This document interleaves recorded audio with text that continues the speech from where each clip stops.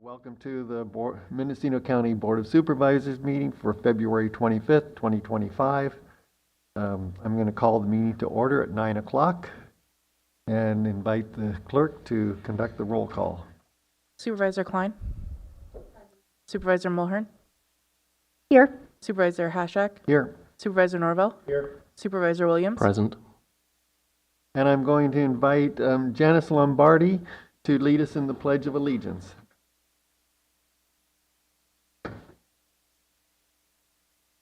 Pledge allegiance to the United States of to the Republic, one nation, indivisible.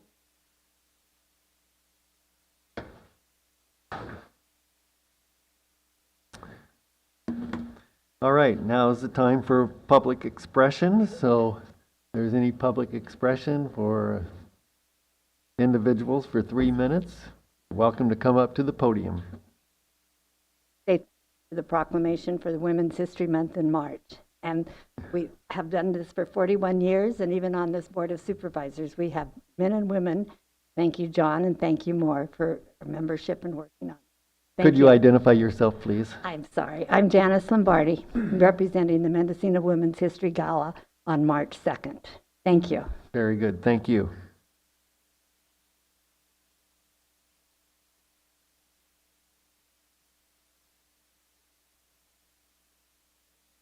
Good morning, Lee Howard, North Coast Builders Exchange. I just wanted to reiterate the discussion I had with the chair yesterday regarding an item, I think it's 4G, the water hauling and wells and overdraft, and that the trucking issue was not going to be a defining moment for today. The well drilling and overdraft was going to be discussed at, I believe you said 1:30 or 1:45, Right, John? 1:45, I believe. So the people that are interested in that can come back for that, and I thank you for doing that for us. Okay. Thank you.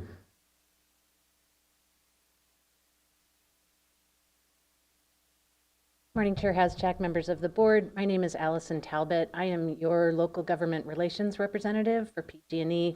My purpose in coming today is just to remind you I'm here. If you have any issues that come up, whether they be constituent issues, county issues, regional issues, I will act as a liaison to PG&E. I feel very grateful to have had a good working relationship with the county over the years, and I look to more of the same this year. Thank you. Okay, thank you. We have one comment. Just a comment. I want to thank Allison. It's been kind of night and day from years ago. I get responses within hours and issues resolved with constituents, and I appreciate it. Thank you very much.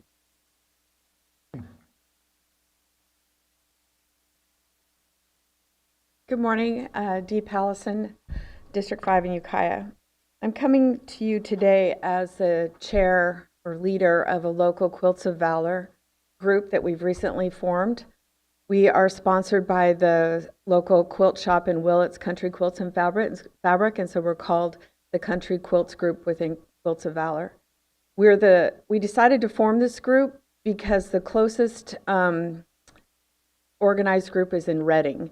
And so all the veterans on the coast here in Mendocino, Lake County, and to the north didn't have anybody close at hand to award these quilts. So I just wanted to take this opportunity to let you know that we're here.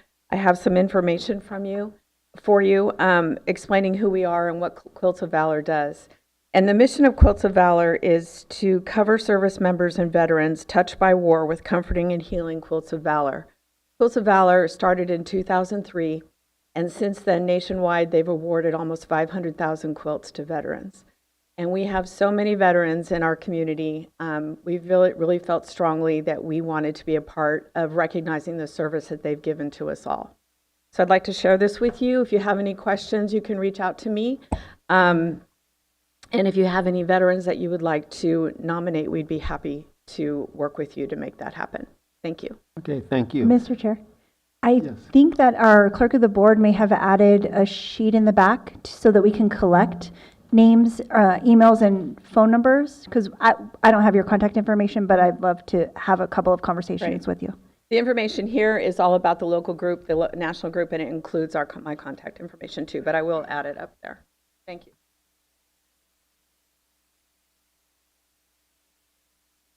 Good morning. My name is Gizmo. I'm here on two accounts. One is climate action. I'm the Mendocino Community Climate Action Advisory Consultant, and I would like to run past the board a couple things I'd like to work on this next year. One is a 5-year moratorium on all fueling stations. I think we've got enough fueling stations, and I think if we can stop this per county instead of per city, like they've done in Sonoma County, that we don't have to keep revisiting this issue, and it'll be something that the board can use as a forward-thinking process towards public safety and public health. The next thing I'd like to speak of is the traffic studies that are done by our Department of Transportation. They are not including all traffic, and so in order for us to get the speed limits lowered in some of the vital areas where kids are walking in critical spaces around small towns, we ask that the board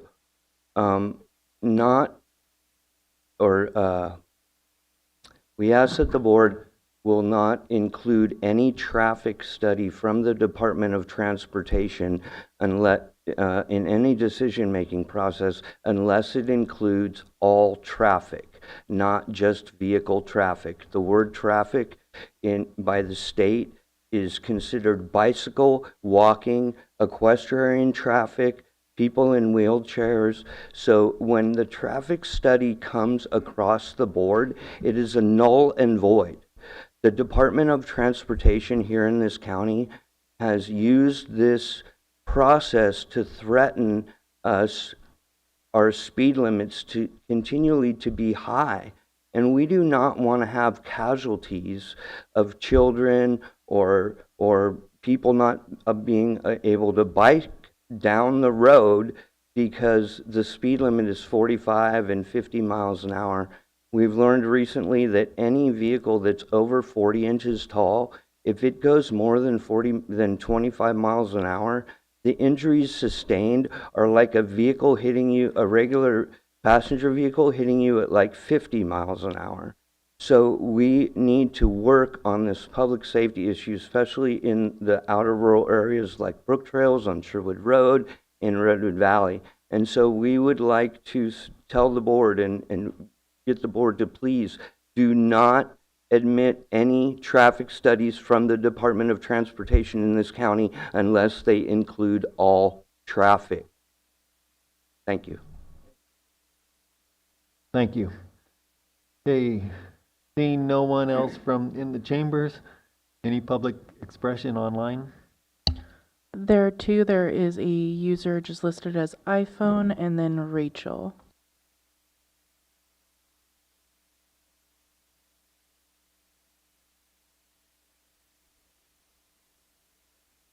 Hello. Yes, good morning. Hey, my name is David. Thank you, Chair. Good morning, Board. So, in 1953, California State Legislature passed the Brown Act that was intended and is still intended to govern the way our elected officials run our local meetings. And it really governs the way you interact with each other and the way you interact with staff that works in the departments that you can give direction to. Now, in 2003, after 50 years, the Attorney General of California published an explainer, if you will, of the Brown Act. It's almost 100 pages long. And it involves a very good series of explanations, page after page, of how the Attorney General's office interprets the Brown Act today based on all of the case law that had been built over the intervening 50 years, from 53 to 2003. And I fear at this point that some people on the board in other departments and the county counsel's office have become unfamiliar with the way the Brown Act works. One of the reasons why I think that things have fallen through the cracks is because your rules of procedure that you passed in January have both violations of the Brown Act and violations of the United States Constitution. And you need to bring the rules of procedure back to eliminate the violations of the Brown Act that you had built in and eliminate the constitutional violations. Rule 26 that removes abstention is unconstitutional. And in Rule 4, I believe it's Rule 4C, unfair surprises or unexpected surprises and sending questions to staff in advance of a meeting is a violation of the Brown Act. Problems arise. This is from the reading of the Brown Act. Problems arise when systematic communications begin to occur which involve members of the board acquiring substantive information for an upcoming meeting or engaging in debate, discussion, lobbying, or any other aspect of the deliberative process, either among themselves or with staff. Where matters are not subject to a closed meeting exception, the act has been interpreted to mean that all of the deliberative process by legislative bodies, including discussion, debate, and acquisition of information, be open to the public. The public meetings need to be public. Thank you. Okay, thank you.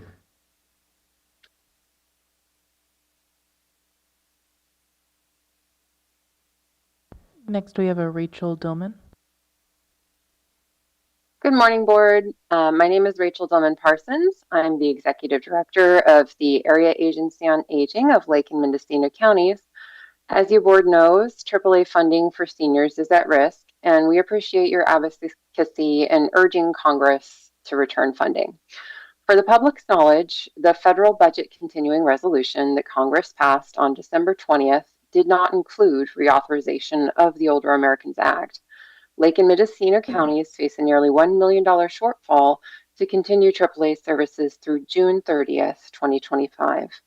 AAA services at risk include Senior Central Meals Program, including Meals on Wheels, Supportive Services, Family Caregiver Support Program, Tai Chi, Long-Term Care Ombudsman, and administrative staffing. Last year, AAA served 212,702 meals to seniors in Lake and Mendocino counties and provided information and assistance to over 25,516 seniors. In Mendocino County, 17% of adults over 60 live in poverty, which exceeds the state and national averages. AAA is working to reallocate state funding to ensure the senior meals programs, including Meals on Wheels, continue through June 30th. However, the state funding would have normally gone directly to the contracted senior centers to use at their discretion. These senior centers have been notified. AAA appreciates your support in protecting the most vulnerable seniors in our community by urging Congress to reauthorize the Older Americans Act, including funding for all AAA programs. Thank you for your time. Okay, thank you, Rachel, for your work on this. Certainly, there's a lot of concern in our community with seniors and the fear of losing funding for some of these vital programs that are so critical to seniors. And the board has sent off a letter to our congressional representatives, asking for the reauthorization of this funding source, the Older Americans Act. Thank you for your work on and advocacy. Okay, any other public expression? Seeing no further public expression online. Okay, we'll move on to the consent calendar.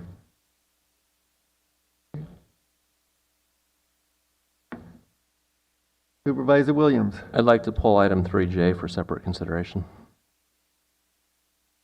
Okay. So, yeah, according to our rules of procedure, you should have, if this was a surprise, great. But if it wasn't, you were supposed to tell us by yesterday at noon. But we will consider it, and we will. This will be considered at the end of the day. All right. So, item 3J will be considered at the end of the day. Any other items? Okay. So we'll look for a motion to approve the rest of the consent calendar. Oh. Is there any public comment? Seeing none? Move approval of the consent calendar without 3J. Second. All right. Any further discussion? Seeing none? Okay, we'll call the question. Oh, vote by the button. Thank you.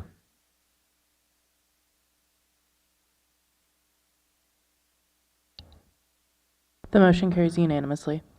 All right. We'll move on to item 4A.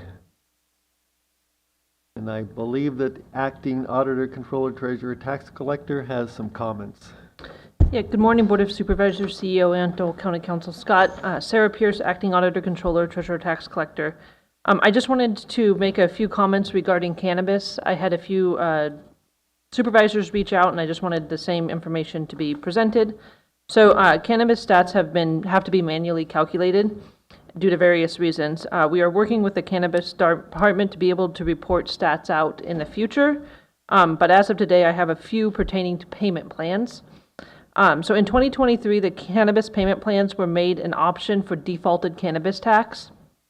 At this time, we kind of stressed that it would be a laborious task because it will be manual.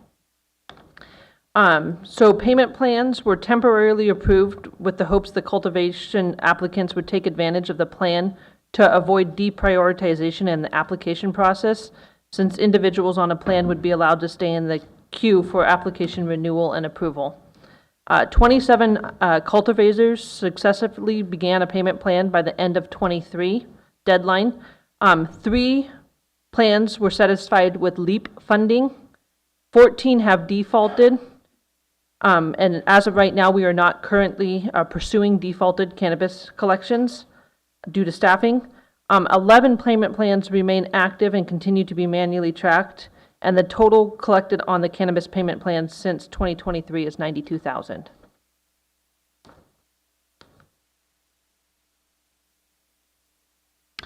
Yeah, thank you for providing that information. Would it be possible to have that sent over in an email? Yes, I can send it over. Yeah, thank you.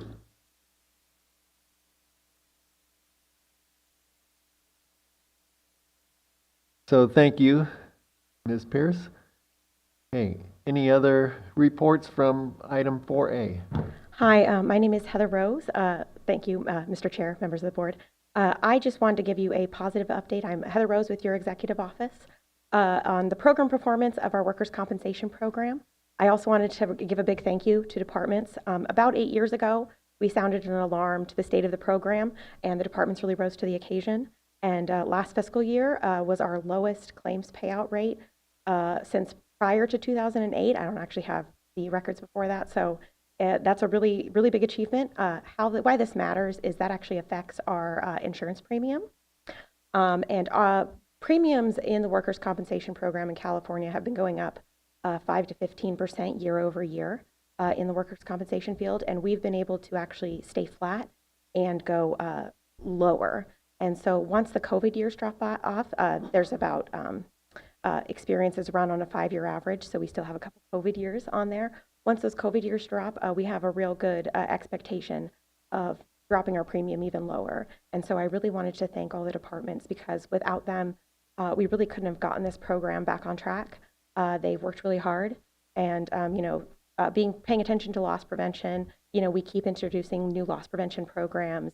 Our telematics program, that's a new one that has reduced claims rates on vehicle accidents as well.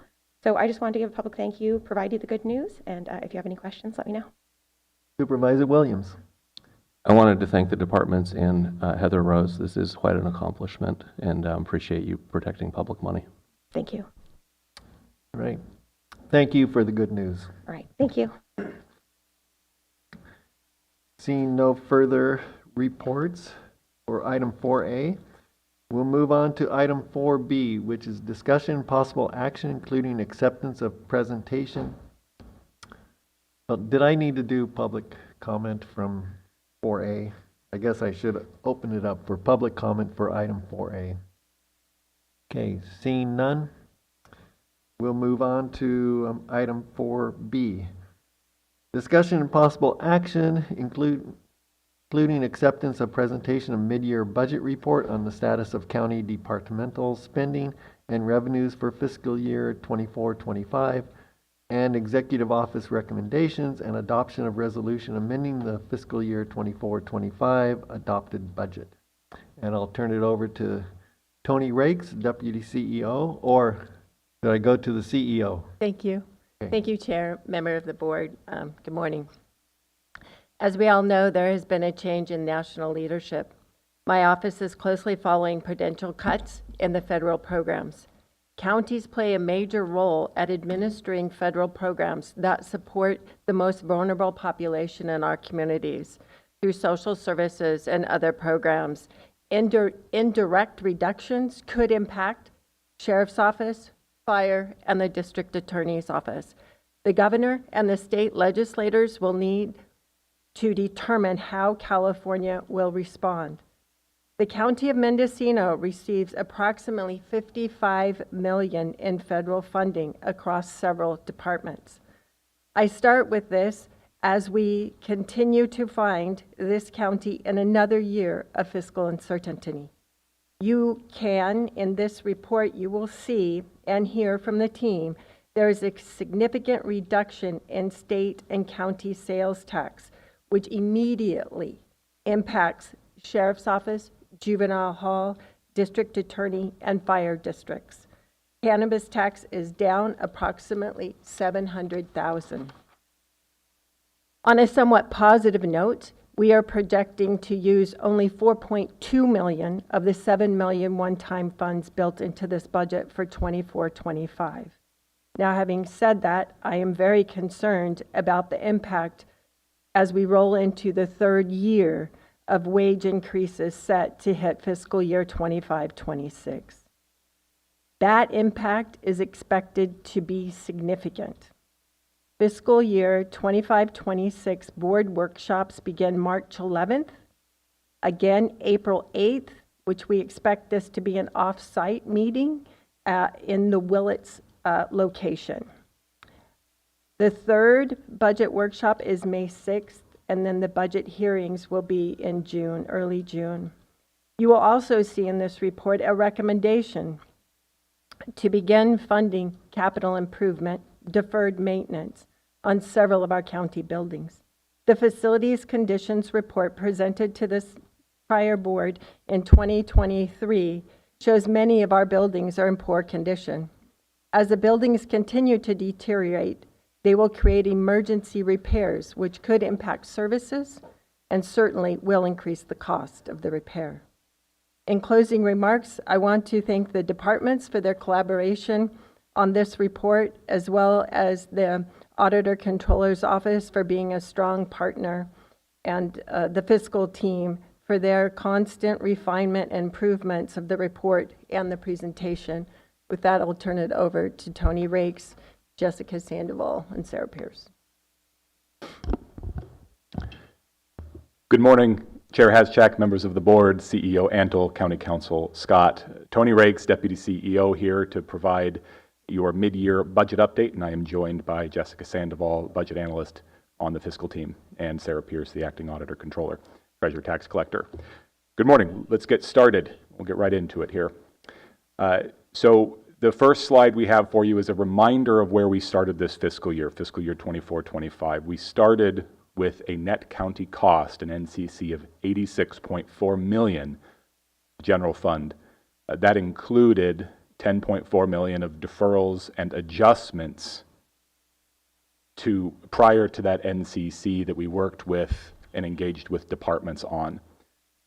We recommended the use of $7 million in one-time funds to balance the 24-25 budget. That fund breakdown is there on that slide for you, but notably $3.2 million in the retirement contribution reserve, 1.3 of ARPA. Now ARPA we'll get to in just a moment. The updated revenue projections that we've received from the Auditor-Controller's Office indicate that we expect to need approximately $2.7 million less than we anticipated at the beginning of the fiscal year. That $2.7 million brings us down to about 4.2, which CEO Antle mentioned in her introduction. We are recommending that you will see at the end of, during the recommendations and in the mid-year report, that we are recommending the use of 4.2 million of ARPA funding that we have available, partially from the 1.3 listed here for the 24-25 budget, but also the carry forward from the unused ARPA amount from the 23-24 fiscal year as one-time funding for the 24-25 budget. So some good news, that number has dropped based on our recent revenue projections, which is available as an attachment in Exhibit A on the agenda item. So as we go through this report, and I will turn it over to Jessica Sandoval in a moment to go over the different charts, all the information here in this presentation is available in the report with additional context, with additional information provided for in the report. And also there are various attachments that support the recommendations as well. So if there are any questions, happy to answer them at the end. And again, there's additional information in the attachments to the report, including an attachment for a year-to-date budget report for all general fund departments attached to this agenda item. We'll go to the next slide, and I will turn it over to Jessica Sandoval. Good morning, Chair, members of the board, CEO Antle, County Counsel Scott, Jessica Sandoval, excuse me, Principal Administrative Analyst with the Executive Office. In these next few slides, we're going to go over the expenditures as of mid-year. Like Deputy CEO Rakes mentioned, additional information is available in the report. On this first slide, we are looking at budget to expenditures broken out by functional area. The functional areas are defined further on slide 10 and also in the report. The greatest expenditure functional area right now is public protection. I want to remind everyone that public protection isn't just our public safety departments. We have additional departments such as agriculture, cannabis, planning and building. So that represents more than just our public safety departments. The increase from prior year as of mid-year is roughly 23% from the prior. And going on to the next slide, we have a different view. This breaks it out by expenditures by series. I do want to note that the percent expended missed an update and will attach a revision to the agenda. It's 43.9% as it was stated in the prior slide. In our series, the greatest expenditure is in our 1000 series, which is our salaries and benefits.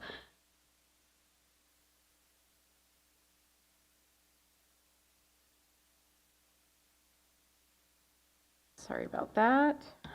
The next slide, we have our 1000 series broken out by, again, by the functional areas. The increase from the prior year, roughly 4.58%. And overall, we have 48% of our salary expenses of budget as of mid-year. Again, public protection you're going to see as our highest functional area.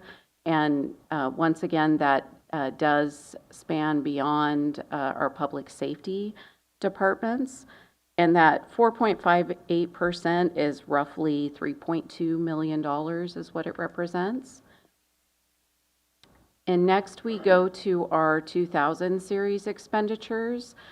2000 series has decreased by approximately 3.3%, roughly $488,000. Now our 2000 series trends low by mid-year, so we do expect those expenditures to be higher in third quarter, but roughly this is a representation of 29.6% of the adopted budget. And the next slide, I'm going to turn it back over to Deputy CEO Rakes to talk about public safety expenditures. The slide that we are looking at right now, again, Tony Rakes, Deputy CEO, is a 4-year historical for public safety expenditures. This is a mid-year comparison, so this doesn't represent the full revised or adopted budget. But you can see here that mid-year expenses for 24-25 at mid-year compared to fiscal year 23-24 are $4.5 million greater than the 23-24 fiscal year. Now, during the January board workshop, there was discussion regarding the board's commitment to public safety and ensuring that it's adequately funded. This chart, we believe, shows that commitment of this board to funding public safety and showing the comparison between prior fiscal years. Of course, this is a 4-year comparison here. At the end of this fiscal year, our projections are showing that we will have an increase of $6.7 million over the prior fiscal year actuals. As our actuals come in throughout this through the end of this fiscal year, that number will or may change. But if we stay on projections and based on our budget, our adopted budget, they will be $6.7 million greater than prior year actuals. And again, more information on this slide is available in the attached report. We'll move to the next slide. Here we have our revenue projections, and this slide shows this graph shows a 5-year historical. And so you can see here that the projected revenue has increased since we presented it at Q1. Our current projected revenue is $92.9 million, up from the $88.8 million that we projected at budget adoption. So that is some good news there regarding revenue. And that is including the potential decline in sales tax, primarily a consequence of increase in property tax projections. Our revenue for 24-25 is projected to be about 4.34% higher than we budgeted at this time. And of course, we will refine those projections as we go through till the end of the fiscal year and work with the auditor's office on that. This increase in projected revenue is still about $1 million lower than the fiscal year 23-24 actuals. So we will be keeping an eye on that as well. It's higher than we projected, but still lower than what came in as our 23-24 actual numbers. Next slide, please. This next slide will show our county reserve fund balance. Now this is the general reserve, and we wanted to give an update as to where we stand now and where we project to be, and also a mention about the policy 32, which is our county reserve policy. And we are currently at $9.9 million in our general reserve. The target balance per policy 32 is $15.2, $15.3 million. Now that's based on prior year expenditures that's defined in the policy. And it's a percentage. And in the report, we break it down like we did last time with the sub-reserves that make up that general reserve, the counter-cyclical, the stabilization reserve, and they all have a percentage of prior year expenditures. So that number changes from year to year depending on the prior year actuals. So for this year, for 24-25, the target number is $15.3 million. We expect and anticipate our general reserve fund balance to be at $14.7 million by the end of this fiscal year.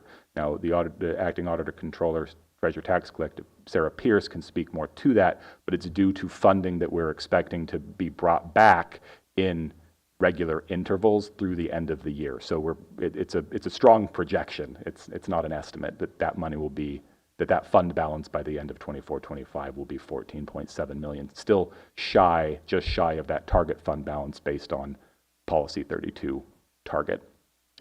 And then again, there it lists the different sub-reserves that are part of the county general reserve. It's not just the general fund component. We'll move on to the next slide. the functional areas defined here for reference. We'll move on to the next. And here we will read out the recommendations for the CEO recommendations for fiscal year 24-25 mid-year budget.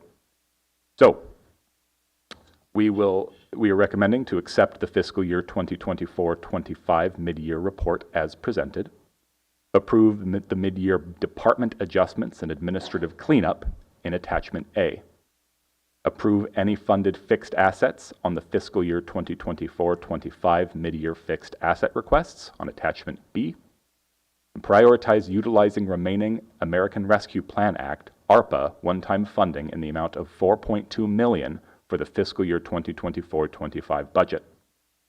Approve operating transfer of fiscal year 23-24 one-time funds from non-departmental, ND, to landfill closure in the amount of $1 million. Next slide. Approve operating transfer of fiscal year 2023-24 one-time funds from non-departmental to capital improvement fund in the amount of $757,941.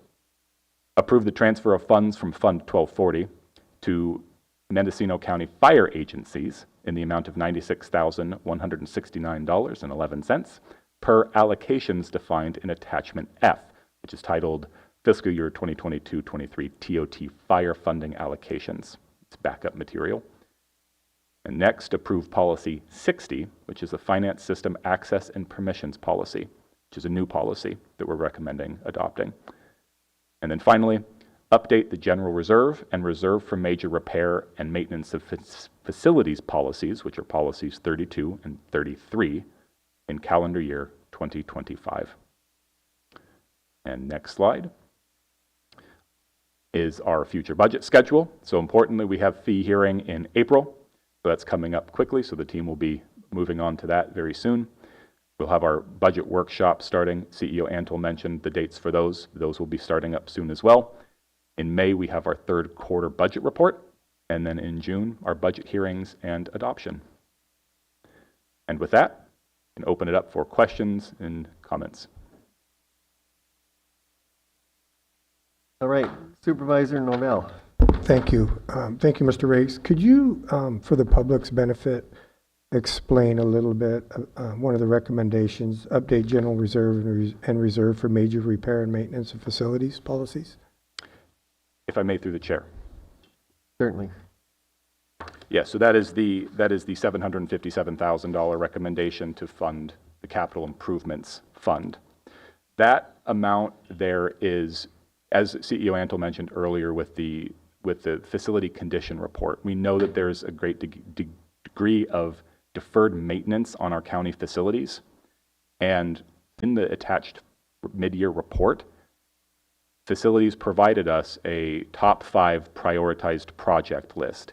And that list included, I believe, 3 roof projects, an HVAC project, and I think that there was a stucco repair project for the Willits Justice Center with an estimated cost for those projects. So this funding that we're recommending allocating is to start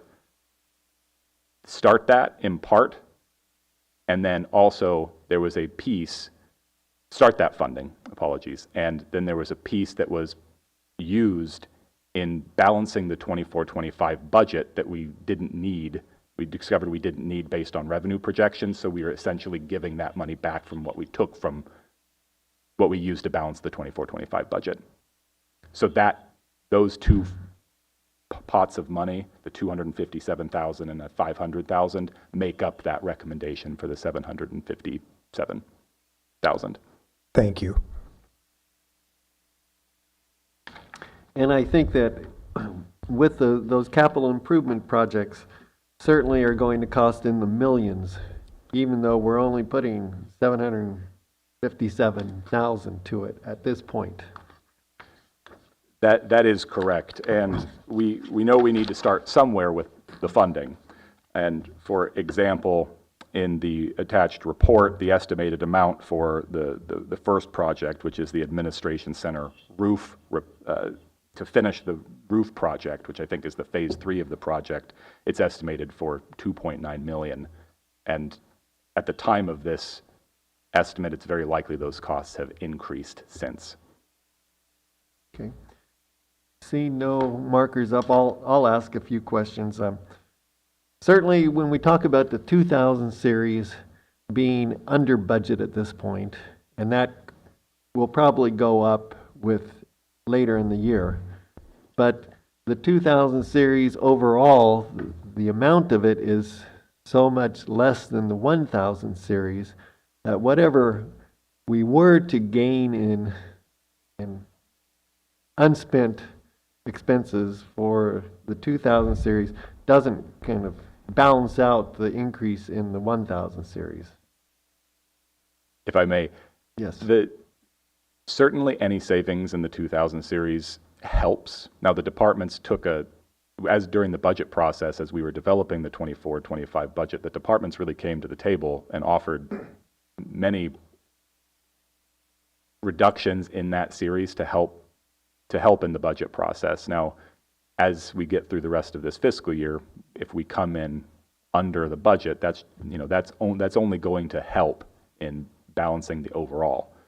But as you mentioned, it's a smaller percentage of the overall budget, so has a commensurate impact. Yeah, and then with the public safety, and we heard a lot about the overtime cost over the years. Were those numbers including overtime cost at this point? Currently, the Public Safety Office's budget for overtime. So they have a formula that they use to then budget those overtime numbers. So included in their budget is the overtime amounts. Okay, very good. And then policy 60. And I know that this is kind of trying to implement best practices. So could you explain to everyone about policy 60 and what the attempt is in this recommendation? Of course. Policy 60 is, as you mentioned, attempting to implement best practices for a process or effectively unwritten policy that we've had for many years as to how access and permissions to the finance system are governed in the county. Again, they've been unwritten for many years, and so there's never been a single source of truth for how it's been governed. And with Policy 60, it's an attempt to implement and adopt a true policy that makes not only everyone in the board aware of how those access permissions are controlled and how they're governed from a policy standpoint, but also allow us, when we do have discussions, to bring them back, if they require revisions to the policy, to bring them back and have open discussion about them. Okay, thank you. Supervisor Norvell. Thank you. And I'm not sure if this is the correct time, but I'd like to go back to facilities for just a minute. And I think, is it policy 33? Policy 33 is the maintenance for county facilities policy. Yeah, and could you talk a little bit about that, where we are with that? And I mean, first of all, I appreciate the $700,000 going to facilities, but my understanding, correct me if I'm wrong, is that we're a little bit in the rears on policy 33, and that perhaps increasing that number could be in order. Could you talk about that for just a minute? If I may, through the chair. Of course. With policy 33, I believe the last revision to that policy was 2008, I believe. So it's been a while since that policy has been looked at and revised. To my knowledge, that policy hasn't been followed in terms of the funding aspect of what the policy states, which I think is a 70 cent per square foot of county building. At 2008, that may have been appropriate. Today, I don't believe that it is, and I don't believe it would satisfy the need. And recognizing that we are somewhat in arrears with that funding, the facilities department, I think, has done a fantastic job of working with what they have available to them. But in order to catch up, an update, which is part of the recommendation to update that policy, is to have what that policy should be today, draft the policy in such a way that we don't have to change it from year to year, that it stands the test of time and can evolve a percentage of expenditures, whatever it happens to be, but also bring that conversation forward so that we know what the expectation for funding of capital maintenance or capital improvement projects are from year to year and incorporate it as a part of the budget workshop process. Thank you. Was there a study done to come up with what you expect the new number to be per square foot? Or could you talk a little bit about the new number that you're looking at for policy 33? I mean, because for me, I always like to use the phrase, it's one thing to be able to own something, or to buy something, but can you afford to own it? And it just doesn't feel like the county can afford to own what we have right now. So it's a big deal for me. So if you could explain that. Of course, if I may, through the chair. We don't have, of course, the recommendation is to start working on that policy. We haven't begun the digging into it fully, so I don't have a number for you today as to what we've thrown out. There's been some research that's been provided from facilities, but of course we need to engage with them primarily as to what their recommendation would be as far as the cost, and then any studies that we have access to that we can use. I think also to your point about responsible funding for these maintenance projects going forward, part of it's also the awareness of what would be needed and what we have available to us realistically, so that we can present the information to the board in a way that helps in decision making. And hopefully with policy 33, part of the intent of that is to make the board more aware of what the intention is and what we need for the facilities that we have. Thank you. If I may add through the chair. Yes. We'll also be looking at other counties. We've started pulling a couple of policies from other counties, so we'll combine the two, but we wanted to bring it before this board for your awareness and have direction to move forward to work on. Understood, and I appreciate your answer. Thank you. And to the CEO, don't we have a study already of what the expected expenses are to get our buildings up to not leaking and all that? Yeah, in the facilities condition report, which I believe was 23, it could have been from 22, it lists that. I don't know that they attach a full dollar to that. Okay. Supervisor Williams. Yeah, I want to thank the budget team. I think it's a solid update. These reports just keep getting better each time. So thank you for the effort that went into it. To Supervisor Norvell's comment, it's my impression that the way the county has balanced the budget for the last several decades is by deferring maintenance. And I think you're getting at, we're not going to solve that here, and it's certainly not the culpability of anybody in the organization today. But when you come into office, you assume that responsibility of getting the county into a better position than you found it. So what are the incremental steps that we can begin taking? Maybe it's a study, maybe there's some other ideas, but I think we need to move in that direction. Otherwise, we're kicking it down the road for the next generation to absorb even more deferred maintenance. Okay. Supervisor Mulheron. Thank you. I did also wanted to thank the budget team and the work that's being done between the Auditor-Controller, Treasurer Tax Collector's Office, and the Executive Office to come up with these reports. I really appreciate the collaboration that's happening between the two departments. And also it's really important to me as a supervisor that we took a serious look at our employees' wages, and I understand that that has impacted the budget, and just appreciate the Executive Office trying to work through the board's wishes to make sure that our employees are paid reasonably in comparison to other counties. And I do think that the next step is also making sure that they have appropriate working conditions. So if that means releasing some buildings, or if that means strategically planning capital improvements or repairs, then I'm on board for hearing more about what that needs to look like. Okay, very good. Seeing no further comments from the board, we'll go to public comment. No one from the chamber? Any online? Seeing no comment online. Okay, we'll look for a motion. Move approval. Okay, of all the recommendations. Yes. Second. Right, it's moved and seconded. Okay, any further comment from the board? Okay, we'll vote by the button.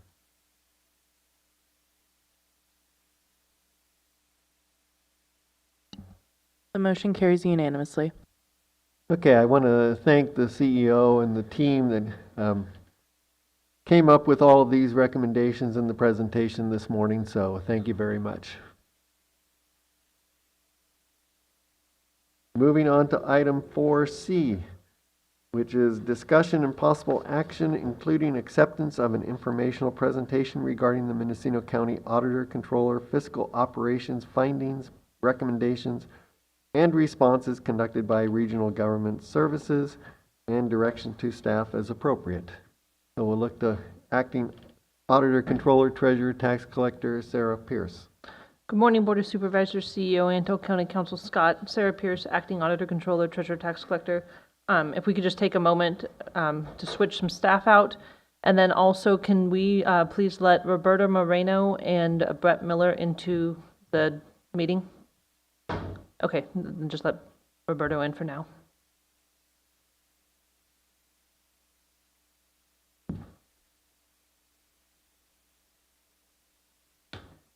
You make me a presenter as well.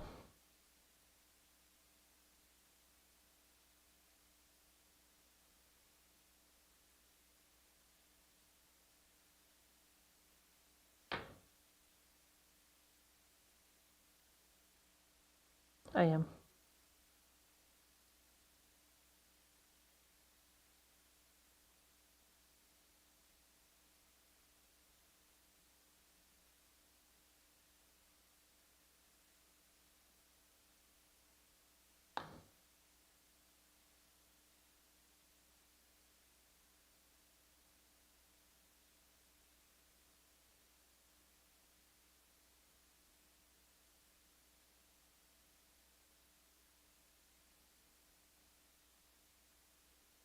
Okay, thank you.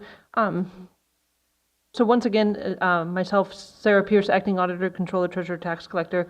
With me is Megan Hunter, the Auditor, Assistant Auditor, Controller.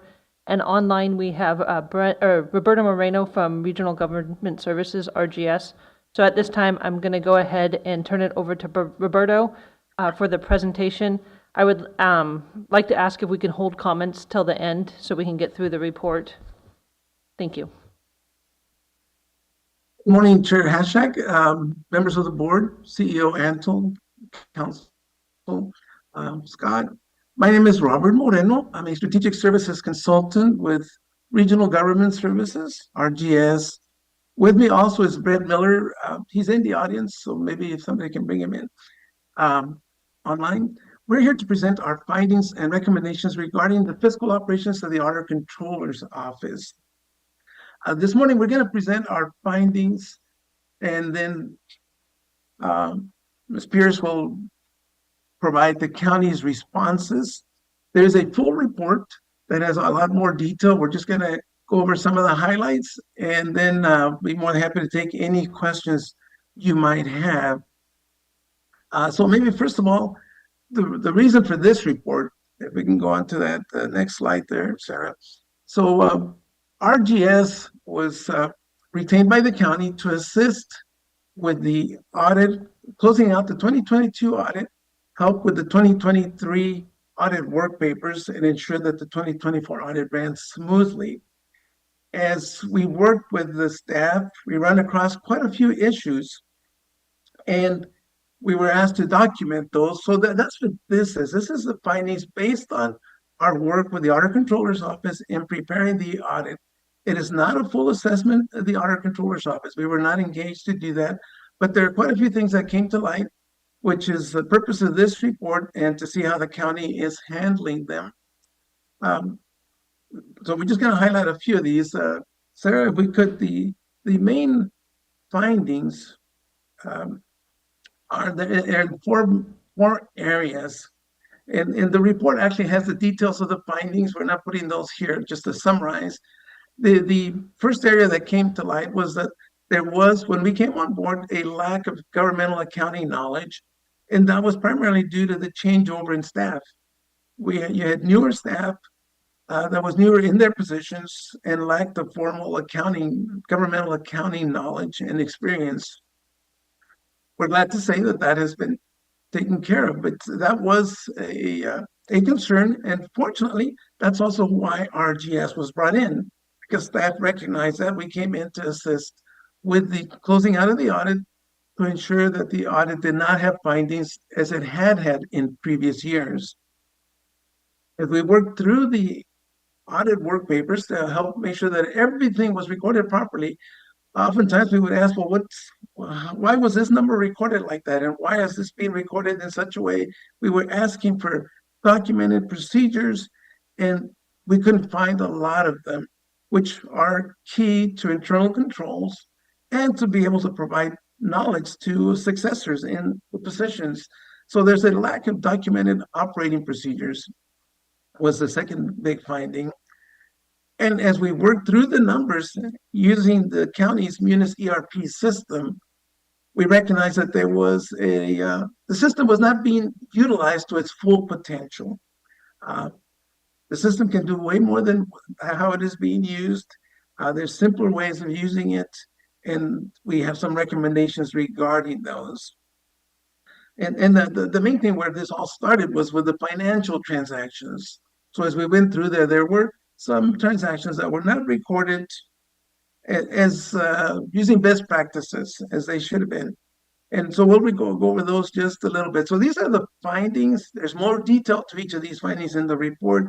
In this case, we're just going to move on basically to our recommendations and what the county is doing about those. So with regards to the lack of knowledge, governmental accounting knowledge, we recommended that staff start taking some classes, if they hadn't already, from various governmental organizations. CSMFO is the California Society of Municipal Finance Officers. They provide a lot of low-cost governmental accounting. Also GFOA, the Government Finance Officers Association. These are the main governmental accounting organizations here in California. That staff attend classes in that they obtain what's called the GAFR Blue Book. It's the Governmental Accounting, Auditing, and Financial Reporting, a book provided by GFOA. This is basically the Bible for governmental accountants. It has all the details on how to handle every transaction that you may run across. We also recommend that staff start attending updates on two items. One is GAAP, Generally Accepted Accounting Principles. There's annual updates because those change every year. And also they change as a result of the GASB, it's the Governmental Accounting Standards Boards. They're always coming up with new changes to how governmental accounting should be done. Staff needs to keep up with those, especially based on the transactions that we observed. There's some that had not been updated to the latest standards. And once all of this is done, then the staff needs to continue on a continual education program because the standards do keep changing and evolving, and you want to be current. Those were our recommendations to address the lack of accounting knowledge. And Sarah, if you want to provide the county's response. Sure, if I may, through the chair. Sarah Pierce, Acting Auditor-Controller, Treasurer, Tax Collector. On some of these, I'm going to go ahead and just read our responses from the reports. So several staff members have successfully completed the mentioned trainings and have acquired the specified guides. Furthermore, staff members consistently participate in ongoing training offered by various organizations. Numerous staff members are also affiliated with the various organizations mentioned and do attend regional training conferences. The budget for this current year, and we are planning for next fiscal year, has allocated adequate resources to support the continued education, and we believe ensuring ongoing education and fostering a positive work environment will contribute to the decrease in our staff turnover.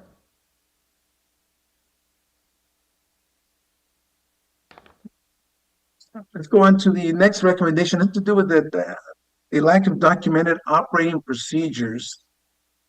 We recommended that staff develop a office procedures manual for all the transactions the Auditor-Controller is involved in. Everything should be documented so that succeeding generations, as other people come in and as staff turns over, they can turn someplace to see exactly how it's supposed to be done, and not just how, but why you're doing it. That's one thing that we thought was missing is why are things being done in certain ways, either reference to the accounting standards or some county procedure. That was the first thing. Then to organize it by the types of transactions, monthly, quarterly, annually. perhaps get manuals from other counties, which it sounded like some of that has been done. And then to develop a standard format, because some of the policies that we saw were in different formats. There should be a standard format for all operating procedures, so anybody can come in and see exactly how something should be done. And Sarah, you guys' response? If I may, through the chair.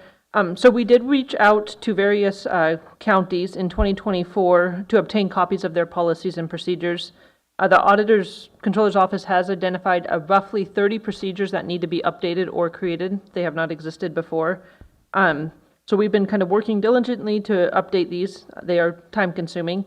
So as of January 2025, we've completed 5 policies with an additional 5 nearing completion. This is an ongoing project which necessitates focus and collaboration to comprehend departmental impacts and ensure the implementation meets our expectations.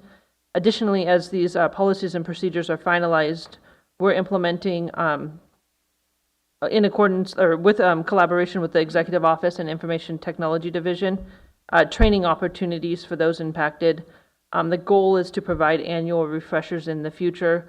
An example of one we just did was we created an accounts payable policy and procedure, sent it out to all departments, and had a great turnout on training.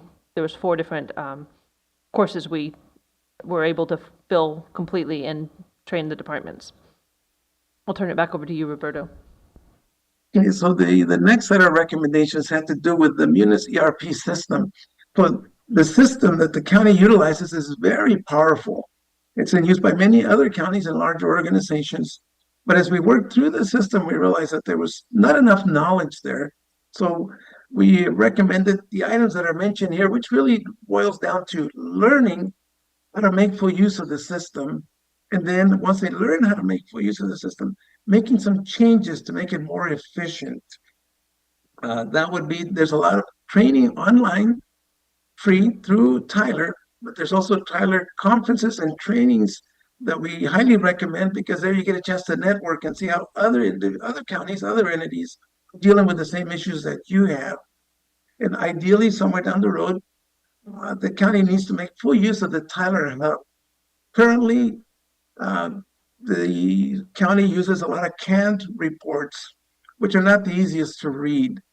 The Tyler Hub is just the name that they give this. It's basically like dashboards. It has data right at your fingertips.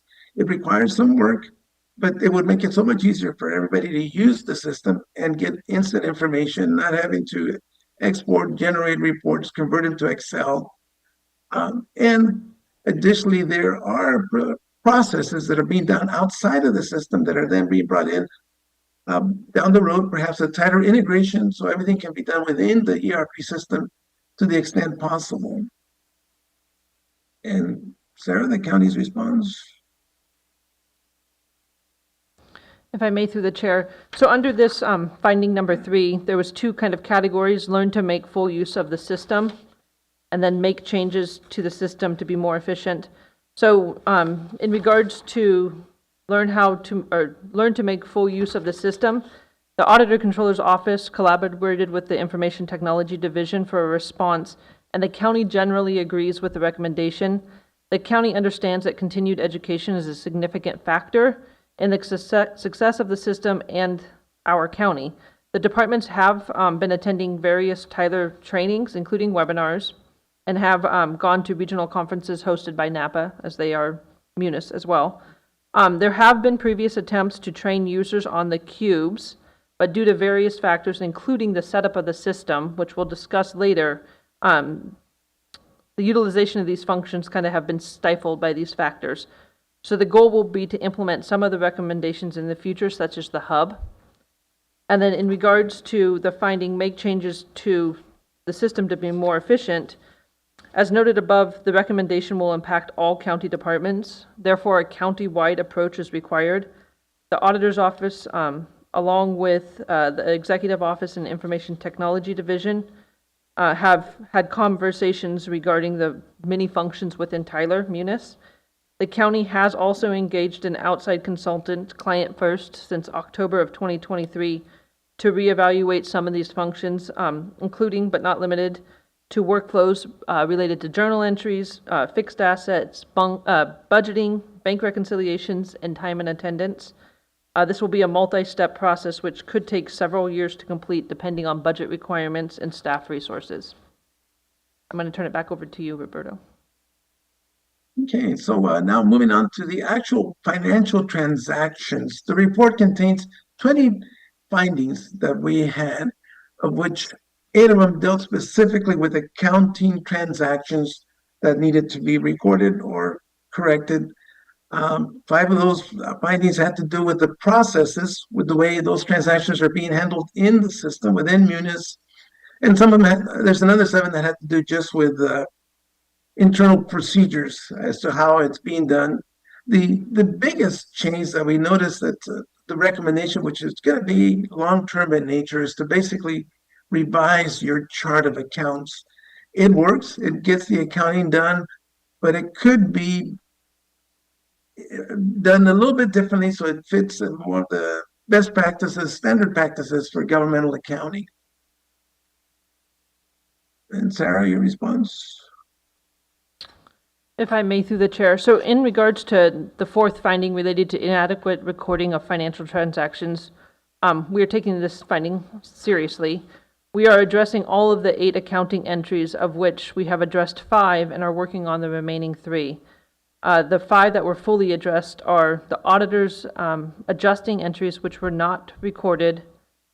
I'm going to break these down into the 5 that we've completed with more detail. So under that one, the Auditor-Controller's Office does agree with the recommendation and has implemented the 2 adjusting journal entries which impacted the fund balance. I do want to reiterate to the board and the public that the fund balance as of June 30th, 2024 is accurate and does match our annual comprehensive financial report, which was audited by our external auditor, CLA. The 3rd journal entry, which relates to the movement of funds from custodial accounts, are being recorded in the system, and the staff does understand the requirements. However, not all of the custodial accounts have been converted to the proper format. Until this conversion can take place, we'll continue to complete the journal entries that were required. Historically, CLA was creating them on our behalf, and we were just not entering them in the system. Quarterly interest allocation, we should be well documented. So the Auditor-Controller's Office agrees with this recommendation, and we have implemented the recommendations, and a Treasury policy and procedure has been finalized. The next of the 8 was uncollected property taxes under the teeter plan have not been recorded correctly. The Auditor's Office agrees with this recommendation, and we have corrected the balances in Munis. As a note, the balances were always tracked, we just were not recording them in the financial system.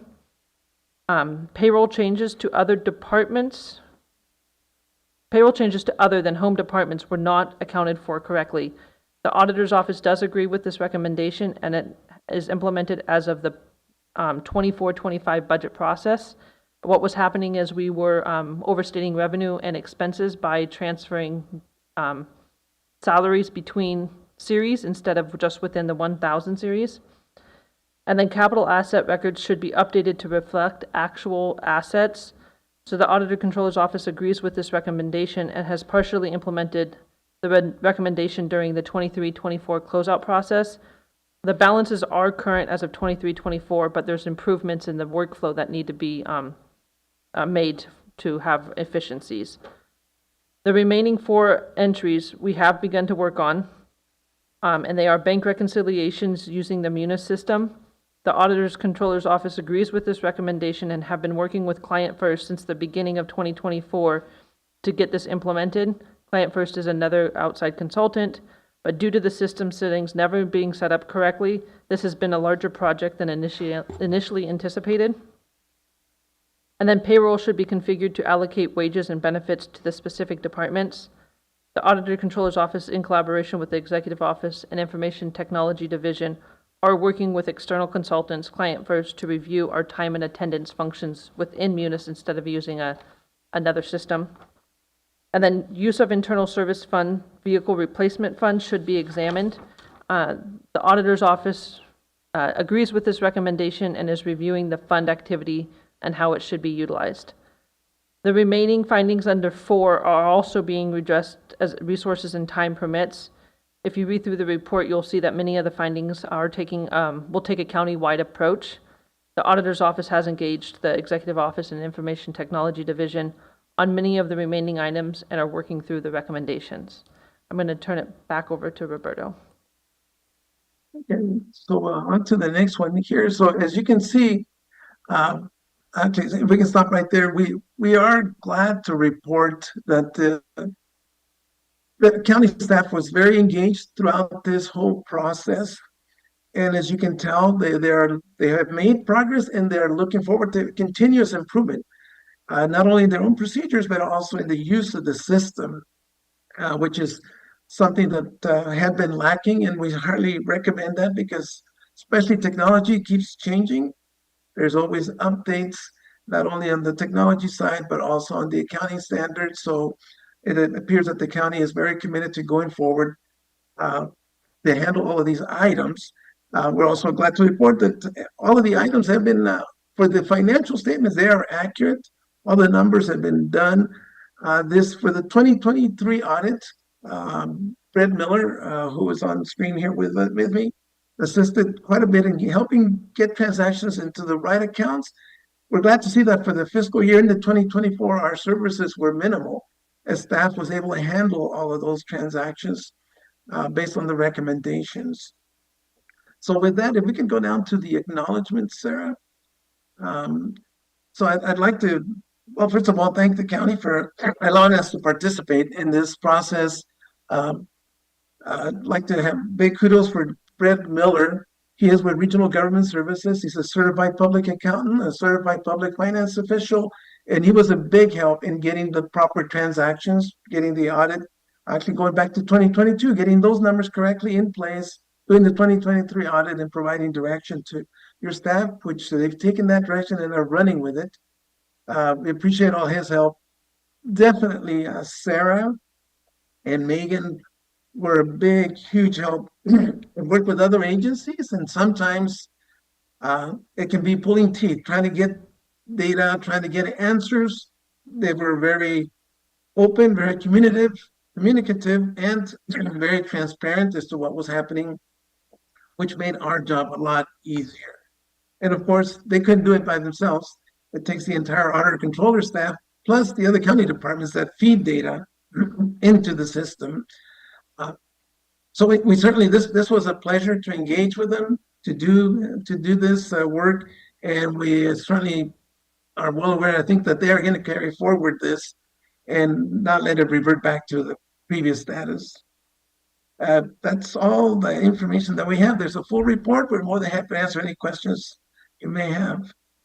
All right. If I may, through the chair, I just would also like to thank the entire auditor's staff as well as departments and Megan as well as Brett and Roberto. It was a huge effort to get the financial system up to matching the ACFR, and just look forward to the questions you guys may have. Well, I'd just like to say thank you to RGS, Roberto and Brett, and to all of our staff who worked collaboratively with them. You know, this was a contract we had with RGS that was open before Ms. Pierce took over the acting auditor, controller, treasurer, tax collector position. But it's only since that time that we've utilized this and been able to clear up a lot of these things and found out what we were really missing in the auditor's controller's office. And so really thank you for being open to these suggestions and working on them. I think this kind of transparency is what we've been looking for a long time. Thank you. I'll turn to Supervisor Williams. Yeah, I want to thank you for the leadership and your team. I recognize that it takes a lot of people working really hard, and I know it's for the public benefit. Question on slide 6, lack of documented operating procedures recommendations.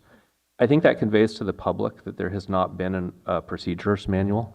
Has there been one, maybe by a different name? Maybe it's not up to date, or has it not existed? If I may, through the chair, there was a policy that dealt more around cash handling, it was titled, that was last updated in 2014. But there are a lot of policies and procedures that just do not exist. So basically, we've been operating without a procedures manual or anything of the like. Maybe it's a question for county council. I know the public could do a PRA and get a copy of the documentation that we have been operating under. I don't want the public to have to go to that extent. And I think there's some value in being able to see the before and after, right? There's a lot of work that's going in by the current team to modernize. But the public won't be able to see that work unless they can understand what the starting point is. What would it take to publish the existing collection of material that one might consider to be procedures? If I may, through the chair, I would defer to county council if they have any comment. We can, I believe, publish our policy that was created back in 2014 or updated in 2014. I'm not sure when it was originally created. Yeah. I know that it was updated in 2014. I think that would be beneficial to publish it and then publish the new work, and then we can all look at the delta and see where we're going, assuming there's board support. Go to Supervisor Mulheron. I think I just want to make sure County Council didn't want to respond to that.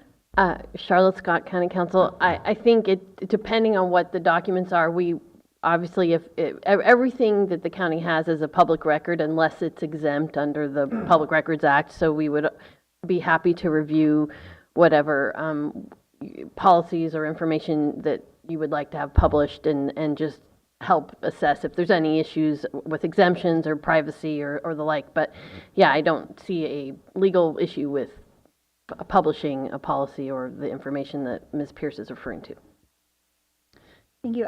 I support if we can have maybe a website tab or part of our website that just includes policies and procedures, and as they're created, we can add them, and as they're edited or changed, we can change them just to improve transparency.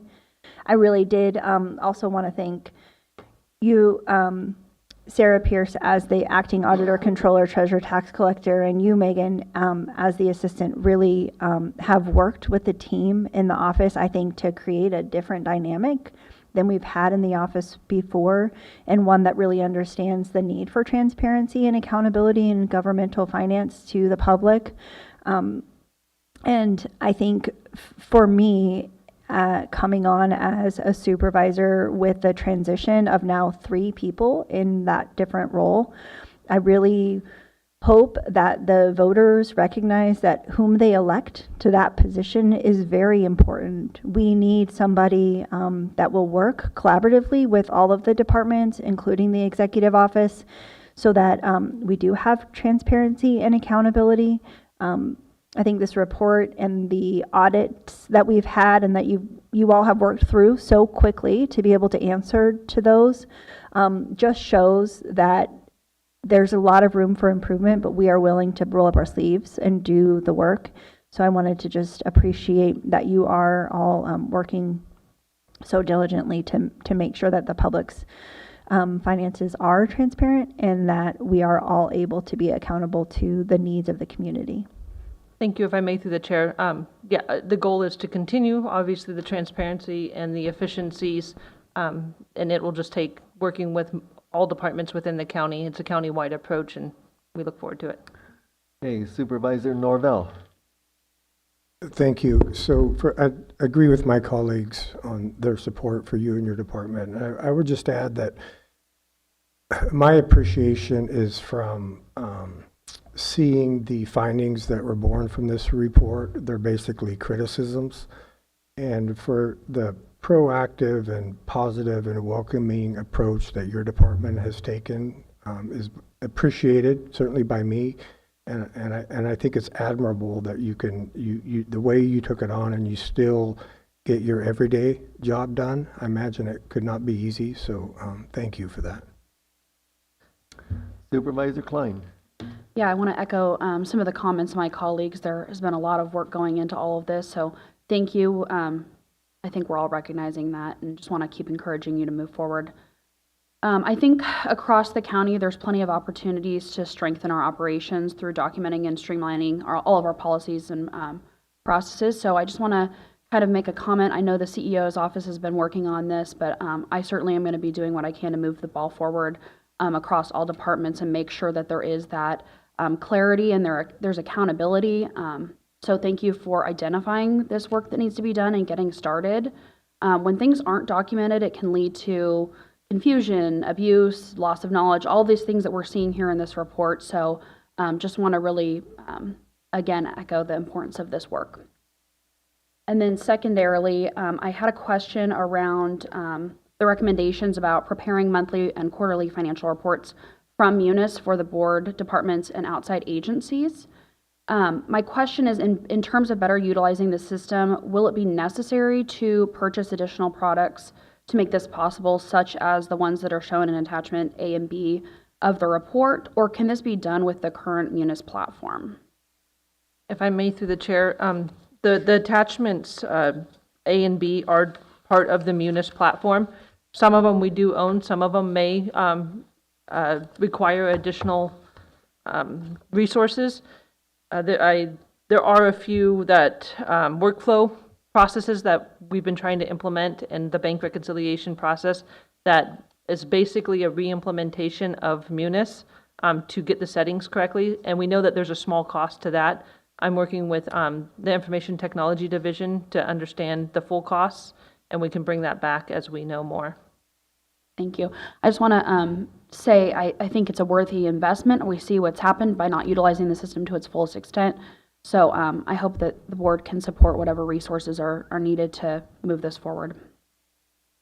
Supervisor Norvell. Yeah, I just one question, and it may not be yours to answer. It may be the CEO or even perhaps legal, but it would be, the question is around elected position versus appointed position.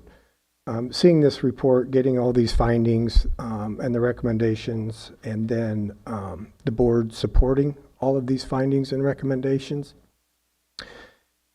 we could direct staff as appointed to implement all of these. If the position was elected and we still supported these, could that department head, elected department head, just decline? If I may, through the chair, it may be a county council. As I understand it, even though this is an elected position, I still have independent authority to make the decisions.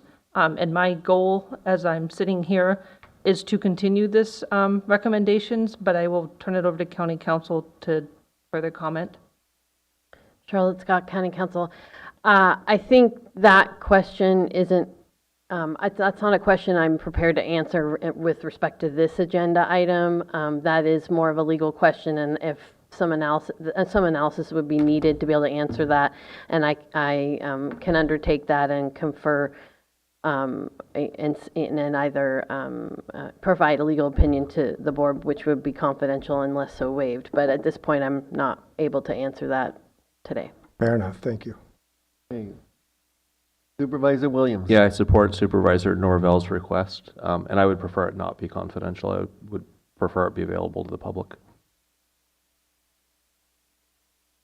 Okay, so we're going to look for any public comment. Seeing none in the room?